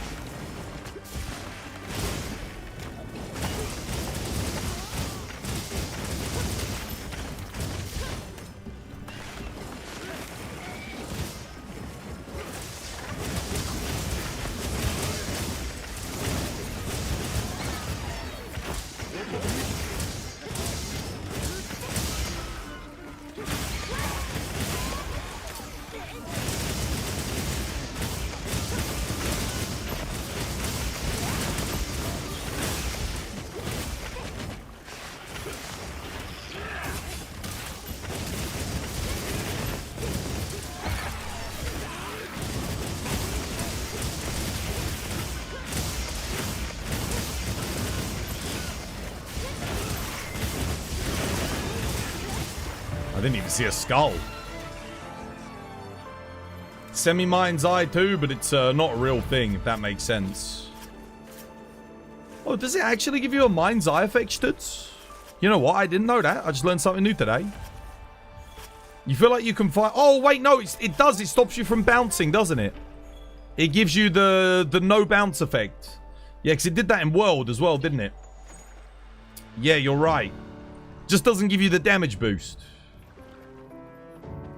You're right. It does stop you from bouncing. You feel like you can finally make some builds after it taking me 110 hunter ranks to get one tenderizer deck. What the hell? Bro, what quests were you doing? Hang on a minute. Wait, are you in the lobby? You've only got one weakness exploit decoration. Dude, we should help you get some decorations. That's crazy. You should have gotten loads. To HR 110.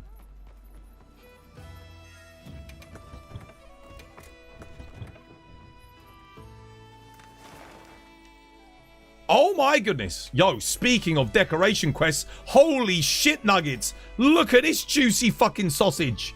Oh, that's a big boy, that is. God damn. That's 27 decorations. That's really good. Look at that. 27 in a single quest. Holy crap. That's what I'm talking about, dude. And just when I was running out too.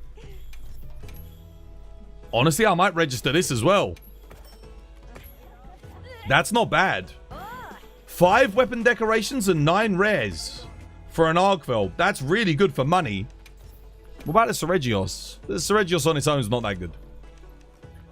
That's some good freaking quests. Oh my goodness. Oh, let me quickly go to thingy. That looks like Saber's end of quest screen. When they fight Rompy Pompy. God damn. Poor Rompy Pompy. That's my end of quest screen when I fight goddamn... Oh, no, it isn't. No, Zoshia doesn't give decorations, does it? I swear, my rewards for 10 stars Zoshia are basically like normal Zoshia rewards. Just a bunch of Artian components. That's a good quest. Zoe is better.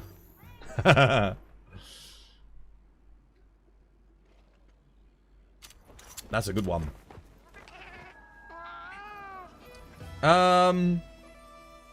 Tempered Seregios. Okay, brother. You don't fight tempered monsters if you want decorations. That's why it's taken you 110 hunter ranks. The best decoration quests come from non-tempered monsters. Like this. You can't get a quest like that from a tempered monster. Or it's very, very unlikely to happen. Because tempered monsters often give stuff like this. They get Artium parts in the mix. So this is like probably as good as you're going to get most of the time. But non-tempered monsters, you can get stuff like this. Do you need Well, if you've only got one Mind's Eye, come and freaking join. This has got a shitload of decorations in it.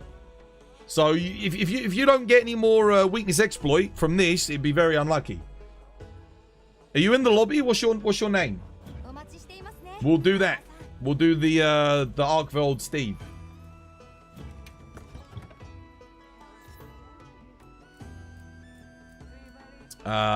What shall I bring? What do I play? That's the question. I could just play Thunderbow, actually. Yeah, that'll get the job done. Thunderbow it is.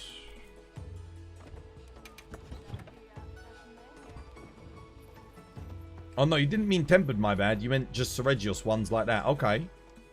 Well, come join. Let's get you another weakness exploit decoration. You can't just have one. You want to have a full set. You want to have 5 of them.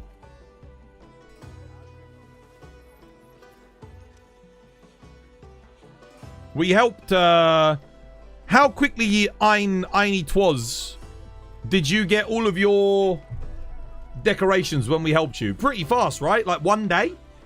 One day they had 5 Wex, 5 Agitator, Burst, everything. Maximum Might. You appreciate the offer, but you're done hunting for the day. Oh, okay, yeah, fair enough. No worries. Maybe some other time then. Do you have any recommendations for a Dual Blades build? You want to try it, but you're afraid to hunt Gog and Arch-Tempered Arkfeld. So you don't have Gog and you don't have Arch-Tempered Arkfeld and you want a Dual Blades build, yeah?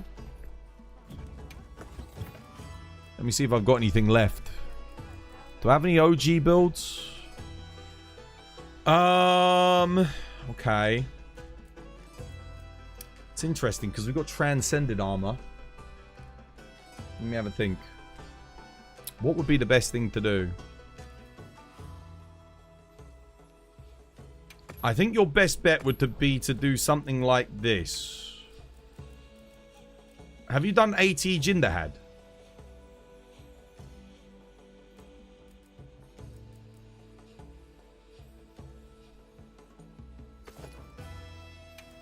I guess it doesn't matter too much. I'd probably go like... Oh, you need Stamina Surge though, don't you? Yeah, maybe Jin.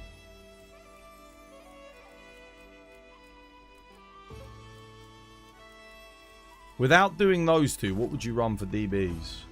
Do we still take Goro? I think we go Laggy bonus, honestly, because... Gore just doesn't give you enough skill slots. It's very good, but it's better when you only have to run one piece of armor. I think if you have to run 2, it's better to pick Laggy. So probably something along these lines for the time being. Yeah, that'd be pretty good with the Stamina Surge. And then Helmet.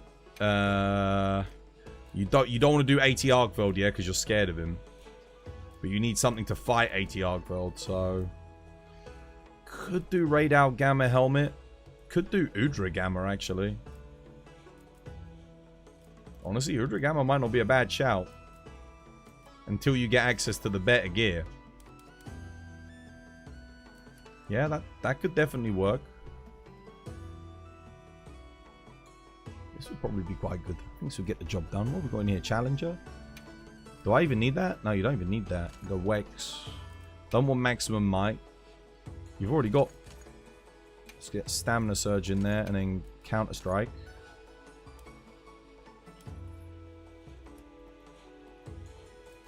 You'd want a Talisman with... You want a Talisman with Wex if you can get it, but...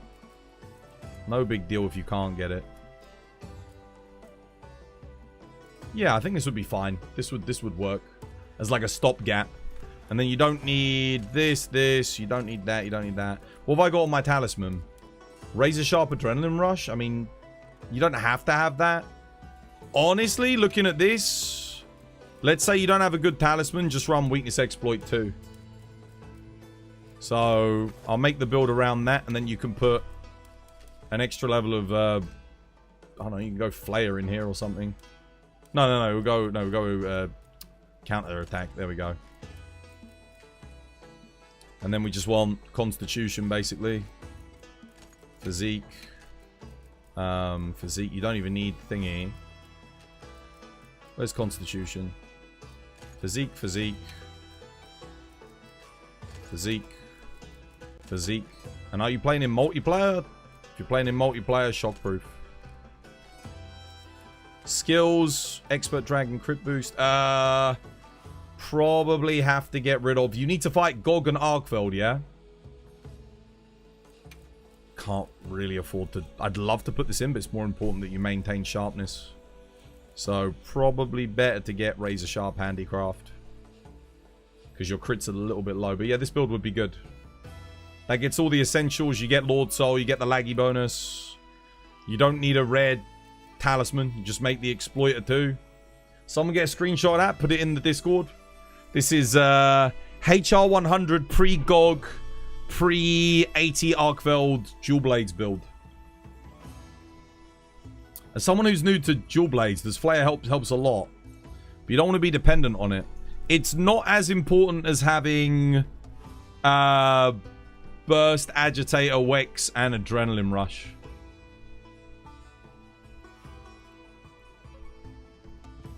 Your post-GOG. You said you're afraid to hunt GOG and Arch-Tempered Arkfeld. If you're post-GOG, you can make this build anyway until you get access to like a good roll on your Gogma Artians. This build is still going to be really good. You hate failing the hunt. Then get this build, you'll fail a lot less. Yeah?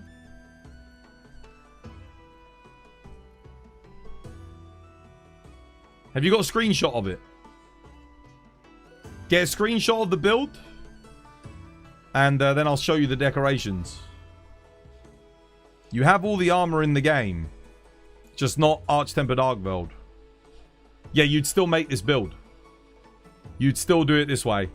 We don't use Gogma on Dual Blades until you get access to Artian Dual Blades with like Gogma Lord Soul or Gore Lord Soul.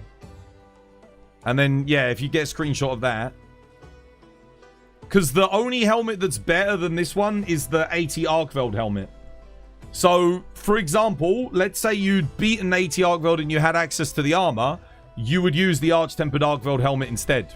And then you wouldn't use this talisman. That would be the change. Get a screenshot of the talismans as well. Of the decorations. But this build would be solid. You'd have a... So, basically you get really efficient armor pieces. You get access to all the best skills in the game. You get Lord Soul as a group bonus and the Lagiacrus bonus as another bonus to give you some extra stamina. And the build has, assuming you get some affinity, you want 2 affinity rolls ideally on your dual blades. So 2 affinity, 2 attack. Make sure you craft the dual blades with all attack because you can get 100% affinity later on down the line. So you'd end up with like 20% on the EX rolls. You do element focus, so you actually do get the full 20%. Then you have Wex is going to give you 30. That takes you to 50. Agitate is 15. That's 65. And then normally you'd go with like Gore Magala bonus and then Expert to get the last bit of it. But in this case, we're just doing the Laggy bonus, which is an extra 15. Takes you to 80 when it's active, which is fine. And then we're not like investing too much into anything else. That's a pretty good build. This build would be very good. You could use this build and then just switch out the element on whatever you want. And it doesn't require you to have good rolls on your Gogma. It doesn't require you to have a good talisman. You can just use this on anything. It'll be effective on everything. Like, it'll be fine. You get good damage boost. You get nice boost from this as well. Sorted. Yeah? Could you show us a Sword and Shield build for starting post-GOG? Post-GOG Sword and Shield build. This would be the go-to. You need to get Gore Magala's Tyranny on your weapon. That's it. Don't worry about Lord Soul. If you get Lord Soul, there is another build you can make. But this is... Getting Gore Magala's like a 1 in 24. It's not too rare. On average, you're going to have to do like 24 rolls. Okay? So... Well, not even on average. But... If you get unlucky, you're going to have to roll 24 times. It's not too bad. Yeah. Guardian, Razor Sharp. Again, you can do Master's Touch here. You can totally use Master's Touch if you want. Doesn't have to be Razor Sharp. Talisman. Whatever you've got. I've obviously got a God Talisman, but if you don't have a God Talisman, you can do... Just do this.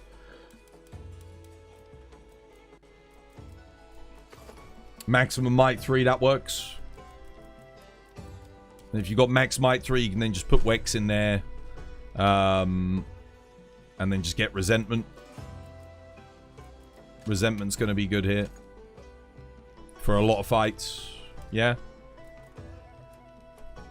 And then you just need to make sure you put Antivirus in, like so. And then... Yeah. This is the build if you don't have a good Talisman. Okay? For Sword and Shield. Okay? You don't have to worry about anything on this one. It'll have decent damage. Like, really solid. The Resentment will activate when you're blocking. You get Wex Agitate. You get Flare as a bonus skill from the armor. You get Maximum Might. from the talisman. All you got to do is roll gore. Don't even need to worry about Lord Soul, okay? Get some decent rolls, like attack 3 affinity sharpness is probably what you want to go for, but if you get like attack 3 with whatever, that's fine. Okay? Have you got a screenshot of that? Who was it that asked for it? Platypus, yeah? Gotcha. So Gormagala on the weapon. Yeah. Can you explain transcending benefits? You don't... None of this needs to be transcended. The only benefit for these armors is extra defense. It's not that big of a deal. You get like a little bit more defense. The most important armors to transcend are like... there's Rarity 6 armors. Because you'll get extra decoration slots. Those you need to transcend. But for this build, you don't have to worry about it. Just fully upgrade the armor. You'll have probably about 430 defense. But if you want to get to like 469, then transcend it. It's very expensive though. If you're going to transcend any piece of armor in this build as a sword and shield main, it should be the Dahad Gamma and then the Sororal helmet probably. Yeah. You don't have to transcend the Arc Vulcan. You've watched your YouTube videos, but to be honest, you didn't think bro had ball knowledge like this deep. Is he the guild master? Who? What, me? You didn't know I knew about Monster Hunter? I don't know. It's the one game I know a lot about, bro. That's what I do. I hunt and I know things. That's it. That's my whole shtick. If people aren't sure about something, they come to old Twazboy. They come to me. That's who they double check and see if I know. I'm glad you're here. This guy's Monster Hunter knowledge is next level. I didn't realize until you joined the stream either. That's the one thing I'm good at. Is Monster Hunter. I don't have many things I'm good at, but I'm good at Monster Hunter. This I know. This is me. I've been playing it for 20 plus years. I should hope so. Thank you. You're welcome. Anyone else? Anyone need help with anything?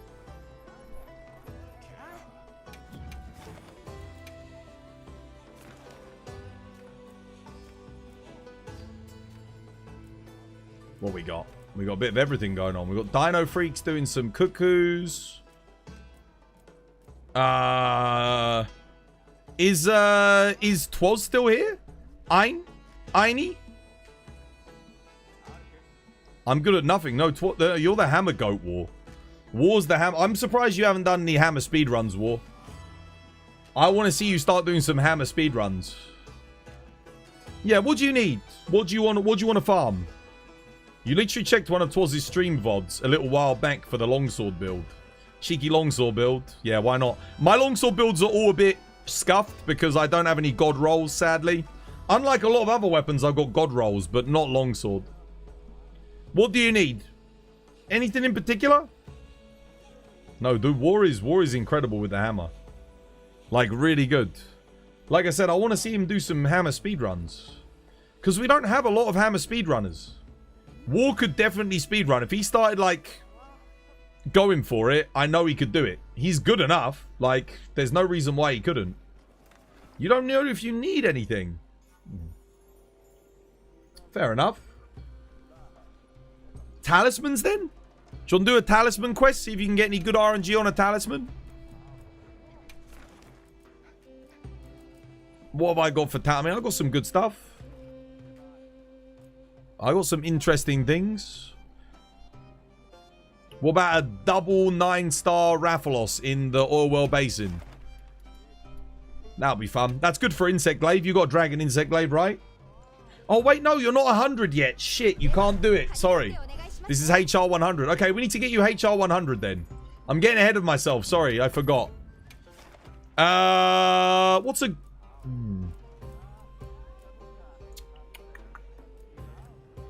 Let's do, I'm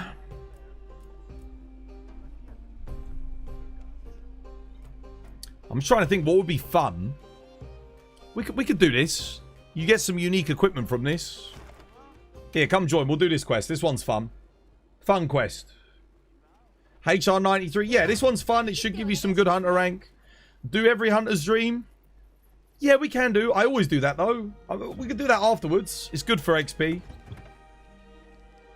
You want to come join War? You want to come do some quests?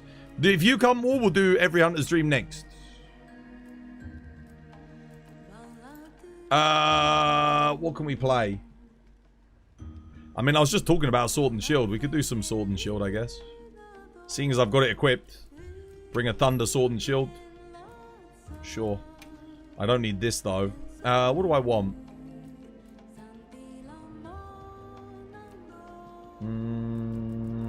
Item Prolonger, probably. Item Prolonger is always good. Can't say no to more uptime on some item buffs. Where is item? Am I blind? What the hell? Oh, enduring, dude. Couldn't see it. Cool. Yeah, looks good.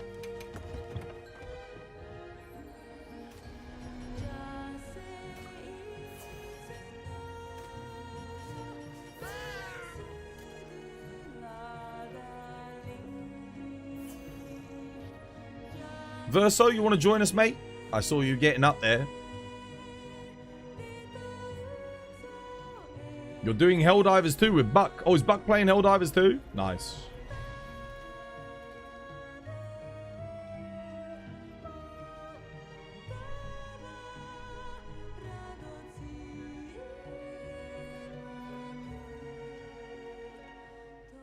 Yeah, why is my YouTube stream like back at the beginning of the live stream? What happened there? That was weird. I think my YouTube's glitched out. It says 0 likes. And it restarted my stream from the beginning for some reason. That was odd. I am still live though, according to the thing. From what I can see. Right, let's go. How you doing, Bloody Nine? Welcome back. Hope you have yourself a lovely, jubbly one.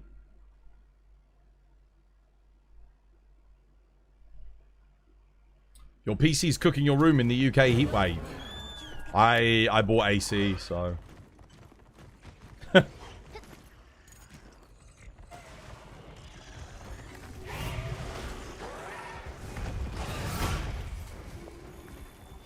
My PC would probably crash in this heat, honestly.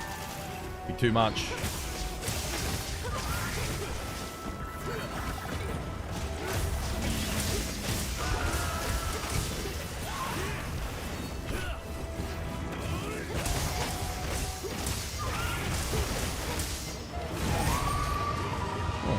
I think they both roared at the same bloody thing.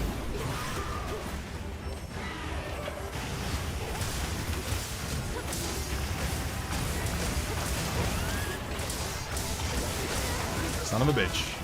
He actually hit me there.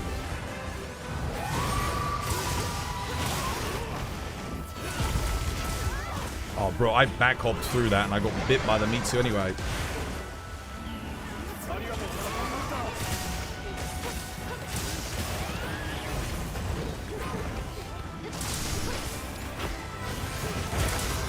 He's so slow.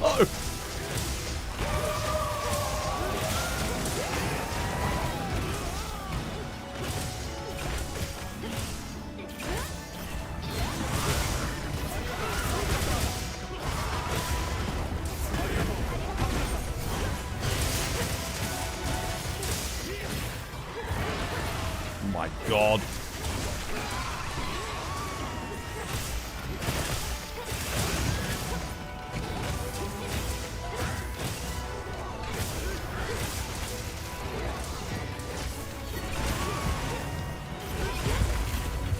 Oh, he's just too slow. He's just a bit too slow.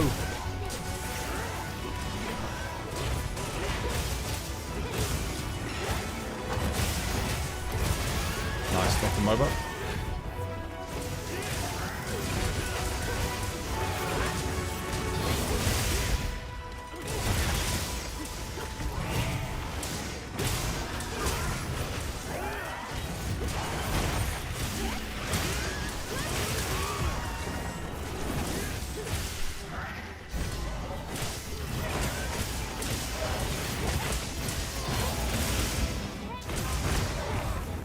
Did I just hit 188, or am I tripping?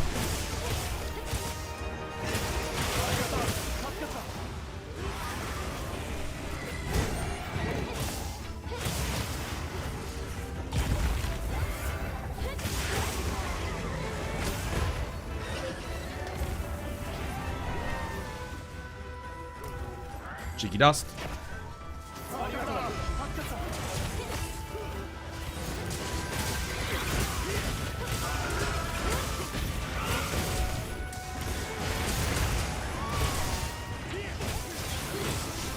Mitsu's done. Kappa, cap, cap.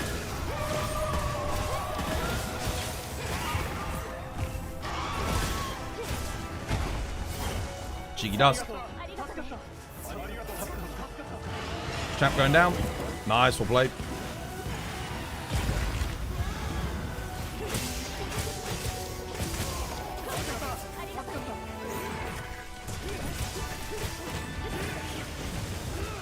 This was his favorite monsters in this quest. Dude, I hate this thing. It's so slow and annoying. Like, it hasn't got good hit zones. Like, oh. The only thing that redeems it is its armor has a really cool design. And its weapons are okay as well. They look nice, but that's about it. Like, I actually don't mind it visually. I think visually it's quite cool.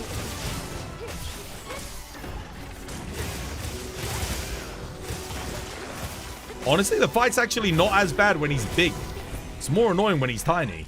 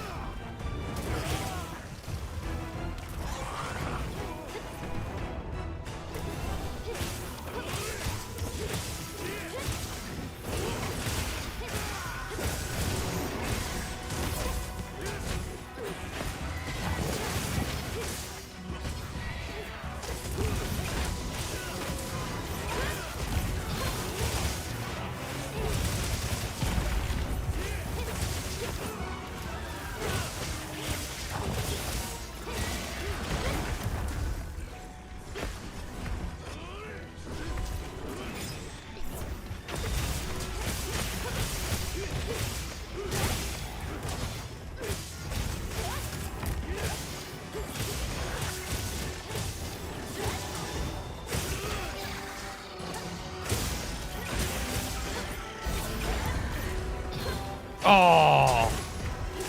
Not enough reach.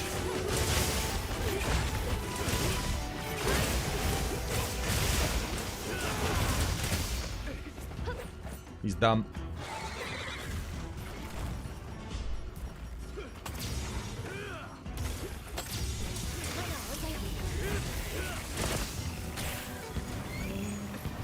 GG. University living doesn't come with such luxuries. What, the old, the aircon? Honestly, I looked on Amazon the other day because I was thinking of getting a second unit. So one for the upstairs. And, who was that person that was telling me the other day, like, they don't change the prices based on demand? No, they're like currently £900 on Amazon. And the one that I bought is completely out of stock. They don't have any of them.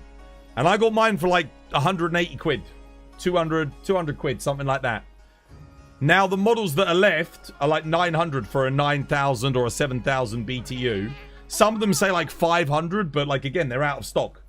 So they've all been bought out. Like the UK, they're sold out. Amazon is sold out. I don't know where you'd get one from. Maybe Argos or somewhere else, but yeah, they've been bought out. There's none left. Damn, dude, that's the business to get into in the UK right now. Ready for next year. Set yourself up an air conditioning unit. You will sell out when summer comes. We get another heat wave like this. God damn, dude. You're going to make money, guys. Buy yourself some inventory. You know, what's that? Your great auntie passed away and left you with 20 grand? Dude, when winter comes, buy up a ton of air conditioning units and sell them. Get ready to sell them on Amazon during the summer. You buy them for like 200 quid each. You sell them for 600 each. They will sell out. Trust me. Same thing happens to space heaters when he gets super... Yeah, exactly.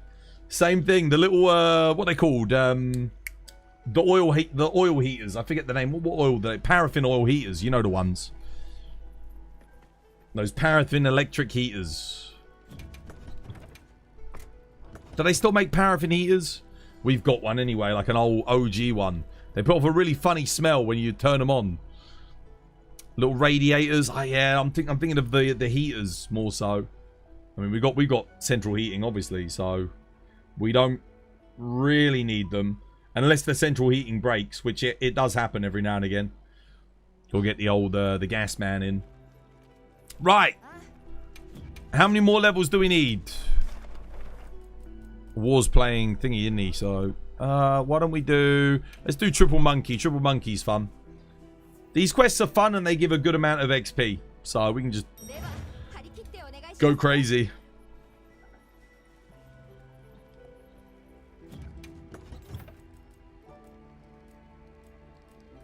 Time to Lance.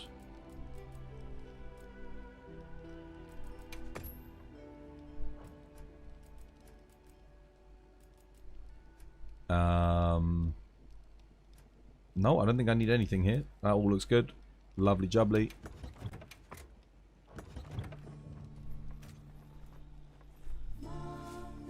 Five more levels. You should get a couple from this quest, I think. You'll at least get 1.5. You have 5 Yen Cuckoos. Does that give a lot of levels? Nah, Cuckoo doesn't have the best because he's only a tier 1 monster. These monkeys count as 8-star, which counts them as a tier 3. So for that reason, they give quite a lot. You're looking for tier 3 monsters to get like the big XP. It would be okay because you're fighting 5 monsters, so you'll get a decent amount, but it's not that good, I don't think. In that case, it's better to do the Gravios with the Ajarakan tempered. Anyone fancy quintuple monkey chaos? Or sorry, not quintuple. Triple monkey chaos. I'm thinking of the Quematrice quest.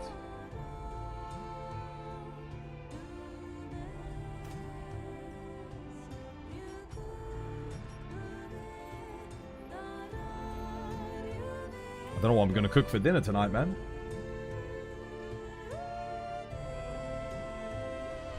I've got rice and chicken. Could just make a curry. Yeah. Curry time, I think. Reminder to check your build. In-game name. Again, Chase, what was it, dude?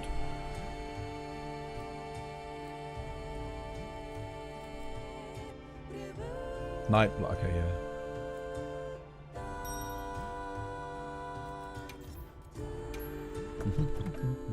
Guardian Crit Boost Mastery, very good. Gormagala, lovely. Yeah, very good rolls. That looks excellent. I say that's really, really solid. Guardian Rafflos the hard. Guardian Rafflos the hard. Okay, yeah. Yeah. Sure, why not? Don't bother with latent power. So latent power, we only used it when you get the Raid Owl Gamma bonus. The Raid Owl bonus. Takes too long to activate otherwise. Too much investment. And it's... You only get like a little... You don't get as much uptime either without the Raid Owl. It's just not worth it. So what you want to go for here is get Flayer in here. So Flayer's pretty good. What would you go for a talisman instead? Probably Resentment, brother. The thing is, you don't need that much crit anyway because you've got 8% base, which is pretty good. You've got Wex giving you 30, so you're at 38. Challenger gives you 15. It's taking you to 53. Then you've got Max Might. Takes you to 83.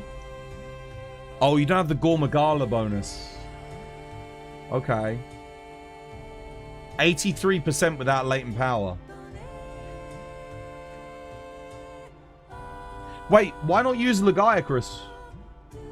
Why not use Laggy? You go laggy legs, laggy helmet. And then you can do either new Udra gauntlets or Radar Gamma gauntlets. That would be much better for you. That would get you basically, that would take you to 98% affinity.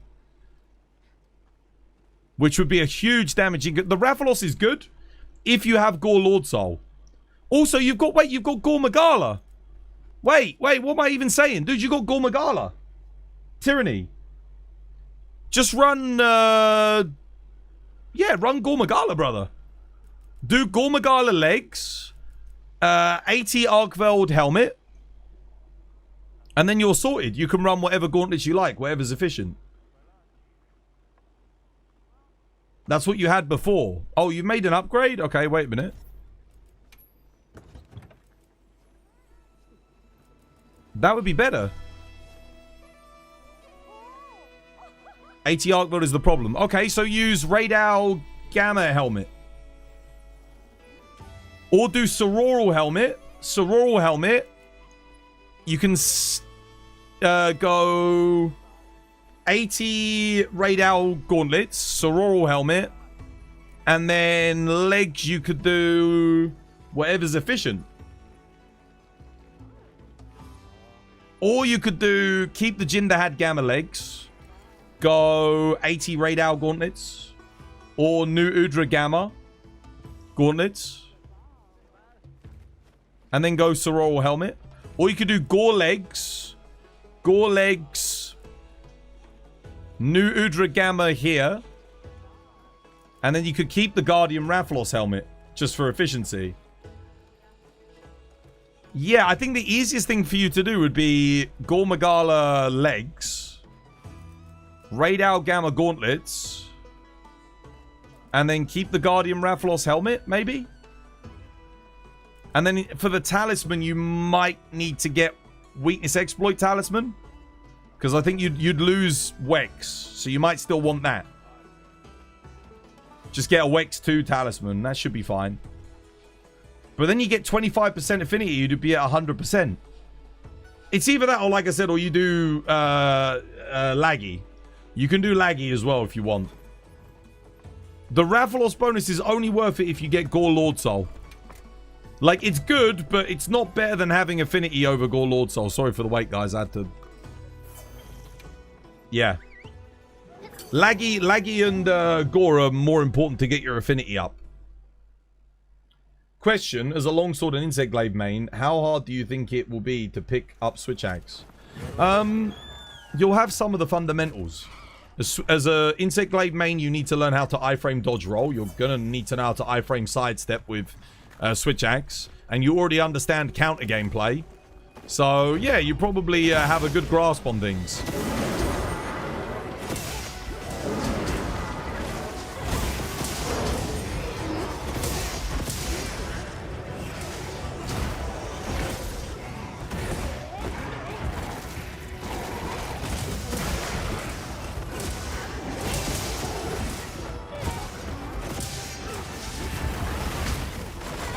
What? Wait, how did that hit me? Wait, do I need guard up for that? Damn, okay. Maybe.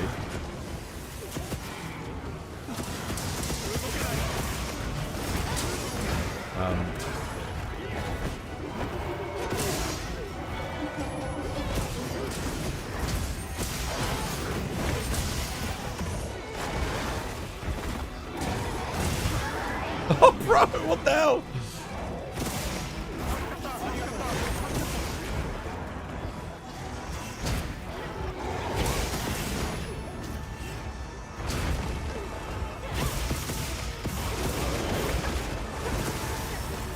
Okay, that's good.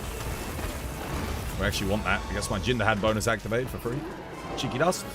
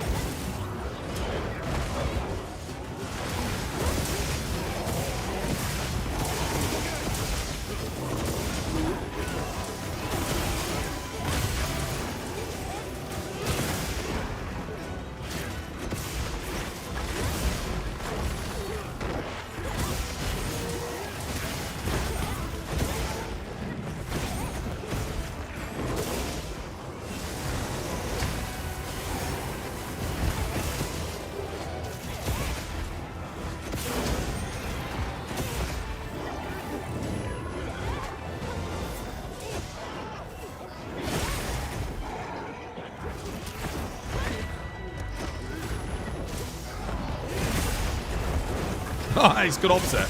I saw that, Twas. I saw it. Oh, KO! KO on the shield bash. Sit down, monkey. Watch my back. Make sure no one's coming behind me. Oh, yeah. Okay. Ooh! Ah! Get me out of there! Oh, my God.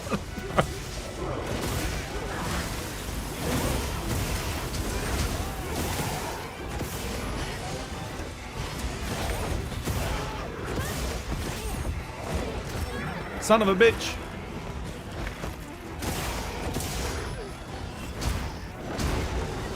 Oh, I thought I could burst the weak spot.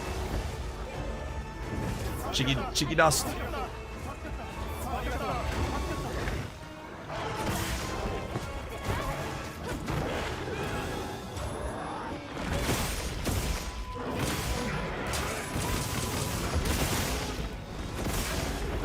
Oh, nice. Good kill. Or good takedown, rather.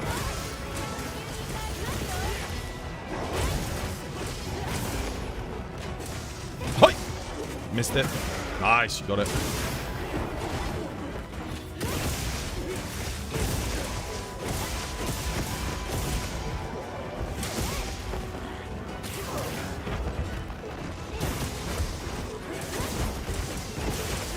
One of them's ready for capture.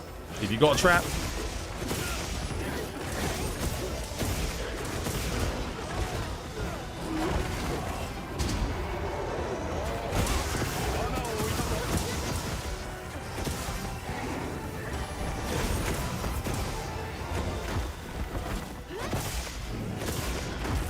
Oh, shit. Monkey collateral. Oh.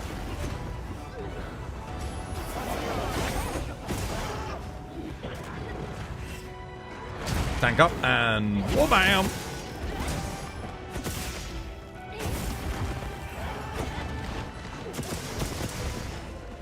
Oi.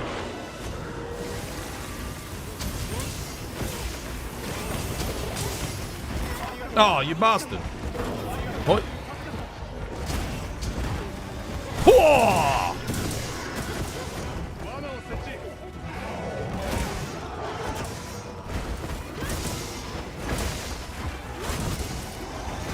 Ow. We're trying to pull him in. Oh. I got sharpened. The one that's not ready for capture fell in the fucking trap, bro.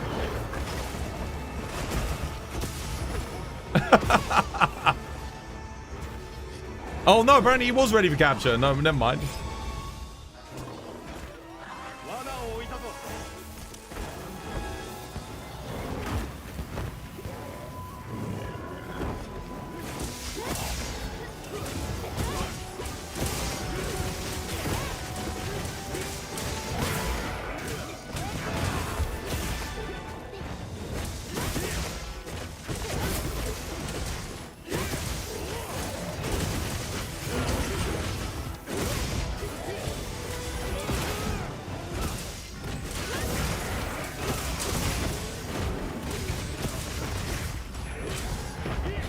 Oh, damn it, I needed that. What's your charge up lance move using? How do you mean? Do you mean how do you do it? That? Kinda wish there was a weapon that makes you watch sharpness a little more. Well, the only reason I don't have to worry about sharpness on this is I got 2 sharpness EX. So I don't have to worry about it. But most of the time you do have to watch your sharpness quite a bit. You don't know if you said it already, but could you check the dragon build when you're ready? The dragon longsword. Is it your build? I love that quest. That quest's crazy, man. So much fun. In-game name?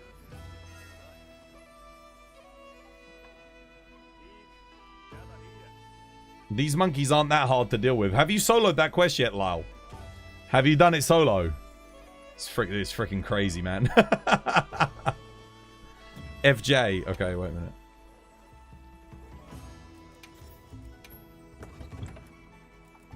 Mastery. Crit boost, good. Attack 5, crit draw, converter. That's really good. Yeah, that looks excellent. Rolls, Gore, Lord Soul. Perfect. Attack 3, affinity, sharpness. Perfect. Probably want to get a sharpness EX in there. That would help you a lot with the Master's Touch.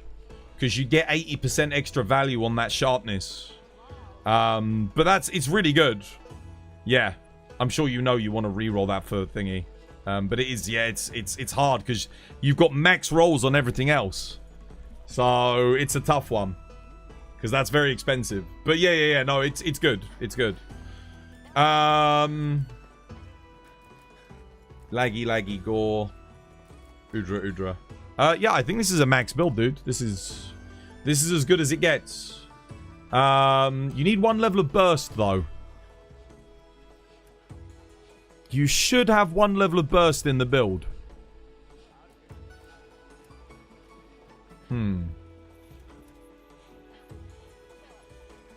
Why do you not have that 1 level of burst? Oh, is that just because of the talisman not having burst? That might be why. Yeah.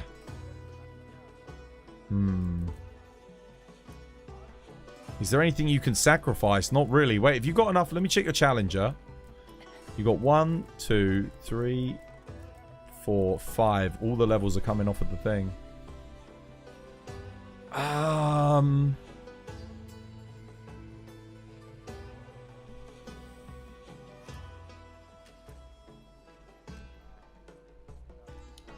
Yeah, it's really good.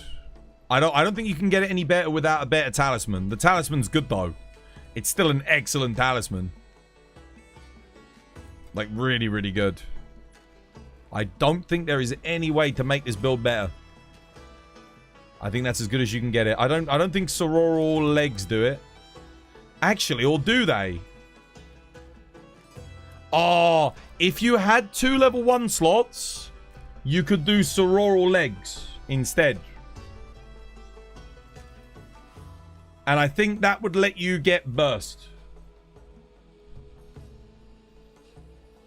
You have to go Wex instead of Agitator. He's got crit draw. This is fine. He doesn't have to. He's got crit draw, max might, and Agitator with antivirus. He absolutely does not need to go Wex. His build is perfect as it is. He does not need to. Agitator's better for this build. His build's spot on. He literally just needs to get a better talisman. But he's already good. Like, his talisman's already fantastic. He just needs one with burst. With like that, but with burst and max slots. And then if he gets that, he doesn't need to change anything. But even if he gets one with like Agitator, Agitator or burst with that works. Yeah. But I mean, he's got convert element instead of burst, which is fine. Like, that still works. Yeah, it's good. No, I wouldn't change anything, dude. Honestly, I don't think you can make it any better. I don't think it's possible. At the moment, I don't think there's anything you can improve. Just gotta keep talisman grinding and hope that the gods bless you with something better. Yeah, that's about it.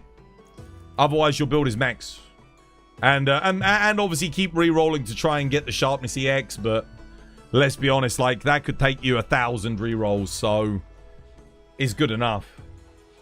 Yeah, it's really good. It's a really good build. Nice. Right. I've got to love and leave you guys. I've got to go cook dinner. Can you check mine next? Okay, alright, quickly. This is the last one, though, because I need to go eat. This is the last one.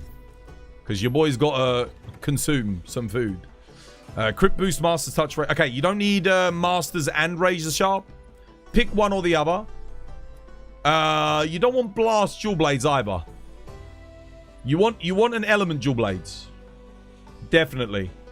So try rolling some different elements. I would start with dragon and then get fire. Then thunder. Those are the 3 most important elements. Then get water and finally ice. So the most used is dragon at endgame. Second most used is going to be fire at endgame. Then it's going to be thunder at endgame and then water. And then if you, after that, get ice. So in terms of your rolls, you want basically the same, but you want 2 affinity. So 2 attack, 2 affinity. All attack, this is good. So all attack, and then you get 2 attack, 2 affinity, 1 sharpness on the reinforcement. That's what you're looking for. Don't bother upgrading these. Don't bother upgrading these. Arc Vulcan, Dahad. Wex, Constitution, Counter Strike, Adrenaline Rush. You need 1 level of burst. Oh man, how are you going to get that in? You do need 1 level of burst. You're actually overkill on weakness exploit as well. What have you got on this? I wouldn't bother with that. It's not worth it. It's not worth it. You at that point you might as well use a Counter-Strike 5 talisman like the crafted one. You're overkill on physique. So a bit too much physique.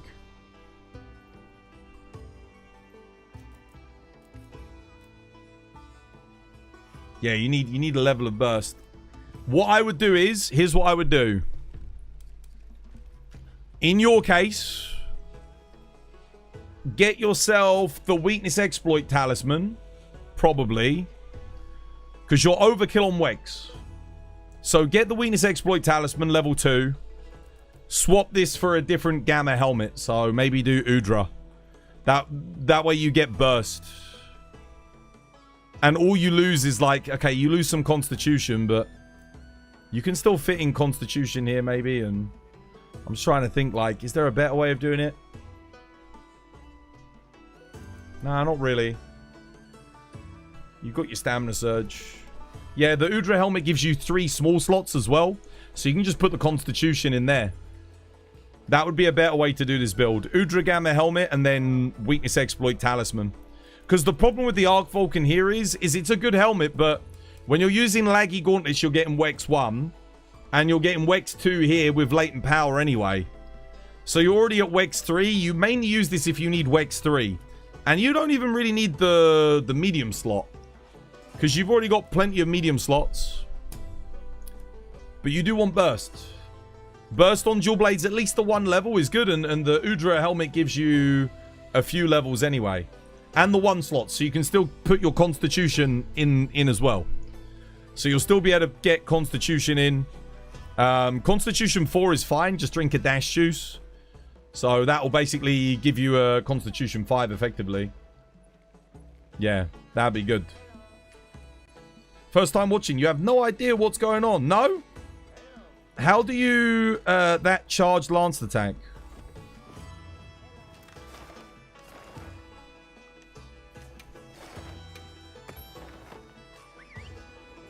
What is much better in dual blades, constitution or marathon runner? For when you're first starting out, marathon runner. When you're experienced, constitution. I'll show you all the different things on thingy. You'll be able to see my inputs. Pay attention to my inputs, yeah?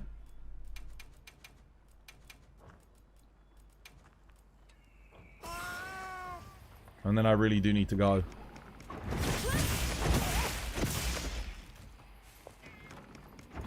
So you got your perfect guard.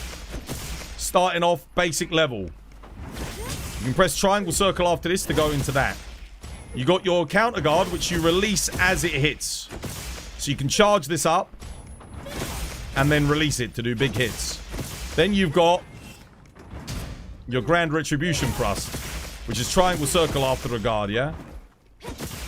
Now grand retribution can hit a shitload of damage. If we buff this here quickly. If we put this onto strong, no, scent flying.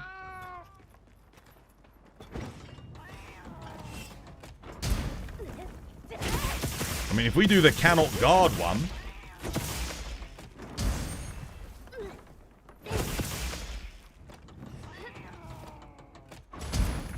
I don't even know the timing on this guard, to be honest. There you go. So do you mean this one? That's your counter guard. That thing hits like a truck. Grand Retribution, you do that, and you press X. Then you press triangle circle coming out of it. You press triangle circle again, you go into a charge. Yeah?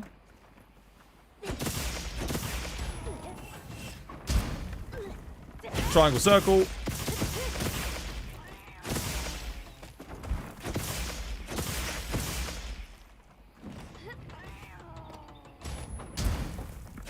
That one, you have to unleash the attack before it comes in. Like that. But you can hold it. So you can hold and wait. Yeah? You got to time it just right. You've got a lot to learn on Lance. Lancer's got a very high skill ceiling. See, if you do it too early, you get punished. But yeah, that's Grand Retribution Thrust. You can also do this. So like if you're doing this, you can just press triangle and come out quickly. That's your other option that you've got. If you have guard up, so where it says strong cannot guard, we can put guard up in. I think we can guard it. So let's have a look. If I do this, just double check. So if we do strong cannot guard, and then we put guard up in. I think that'll let me block it. Let me just double check. So we can do like shield handicraft. And then we can see yeah,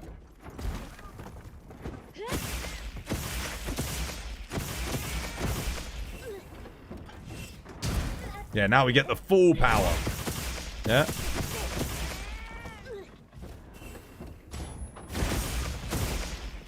So guard up will let you block unguardable moves, yeah? But you press back like that, and then you press X. And it'll go red.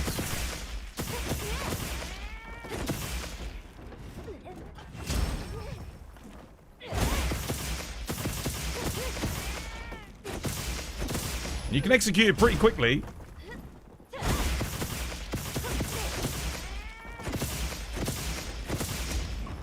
You can also do it and then just press triangle afterwards like that.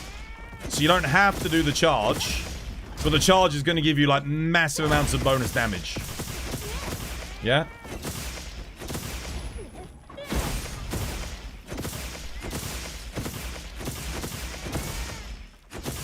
I don't know if we can perfect guard this, but oh yeah, you can. You can go into a Retribution Thrust like that too. So if you perfect guard at the last second, you can just press triangle circle, do a normal Retribution. But obviously that doesn't hit as hard as a Grand. A Grand Retribution, very, very strong. Much stronger.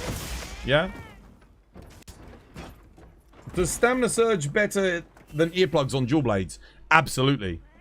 Yeah. Because you can dodge through all the roars anyway. Roger that, thank you. No, you're welcome. Just play Gun Lance, block him, big boom. I mean, Lance is so good in this game. Lance in Sunbreak was amazing. Is it as fun in Wilds? So for me at first, I was like, no. But now that they've like made some changes to it. So there used to be a thing where people could hit your shield, right? And you had no way of stopping them from doing it. But when they changed it so that you can do shockproof in multiplayer, yeah, this is for me, this is the best Lance has ever been. It's not the strongest. It's not as strong as it was in Sunbreak. But playing it is really good fun.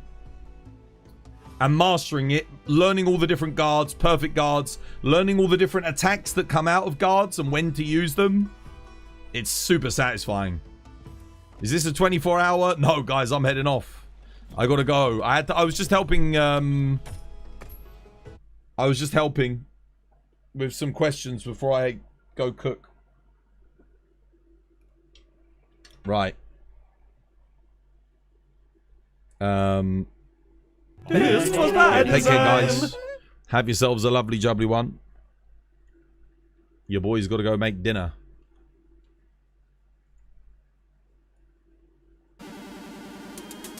The hell? Alright, that's the Capcom Direct that we were watching earlier. I was wondering what that was. Let's see.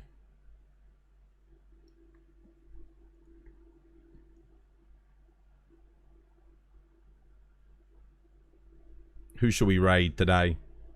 Let me get you a raid message.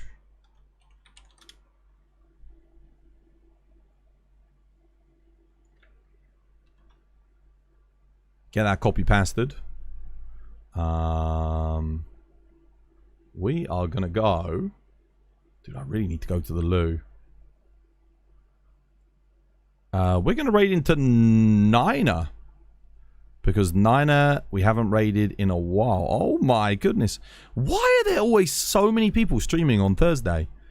The list is... yeah, it's extensive. Oh my god. Like, for example, when I finish on a Monday, there's like barely anyone on. And Tuesday, maybe a couple more. But today, there are so many people. Okay. Right. Let's go see how Niner's doing. I'm guessing they might be getting their cosplay ready. But I haven't raided into them in a while. So, honestly, I haven't really seen them on in a while, I don't think. Right. Let's go. Right, much love, guys. Take care. Have yourselves a lovely, jubbly one. There's links to the Twitter, the Discord, merch if you want to buy merch, Nexus if you want to buy some good games. I think all of the Monster Hunters are on sale on my Nexus at the moment. So, if you want to buy it for somebody else, check it out. There's a link to the YouTube channel, and finally the old TikTok if you want to. I mean, I've been banned from TikTok, but I need to get myself unbanned now.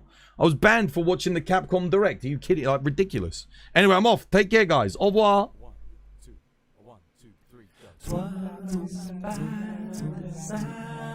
Twas by design, it was by design.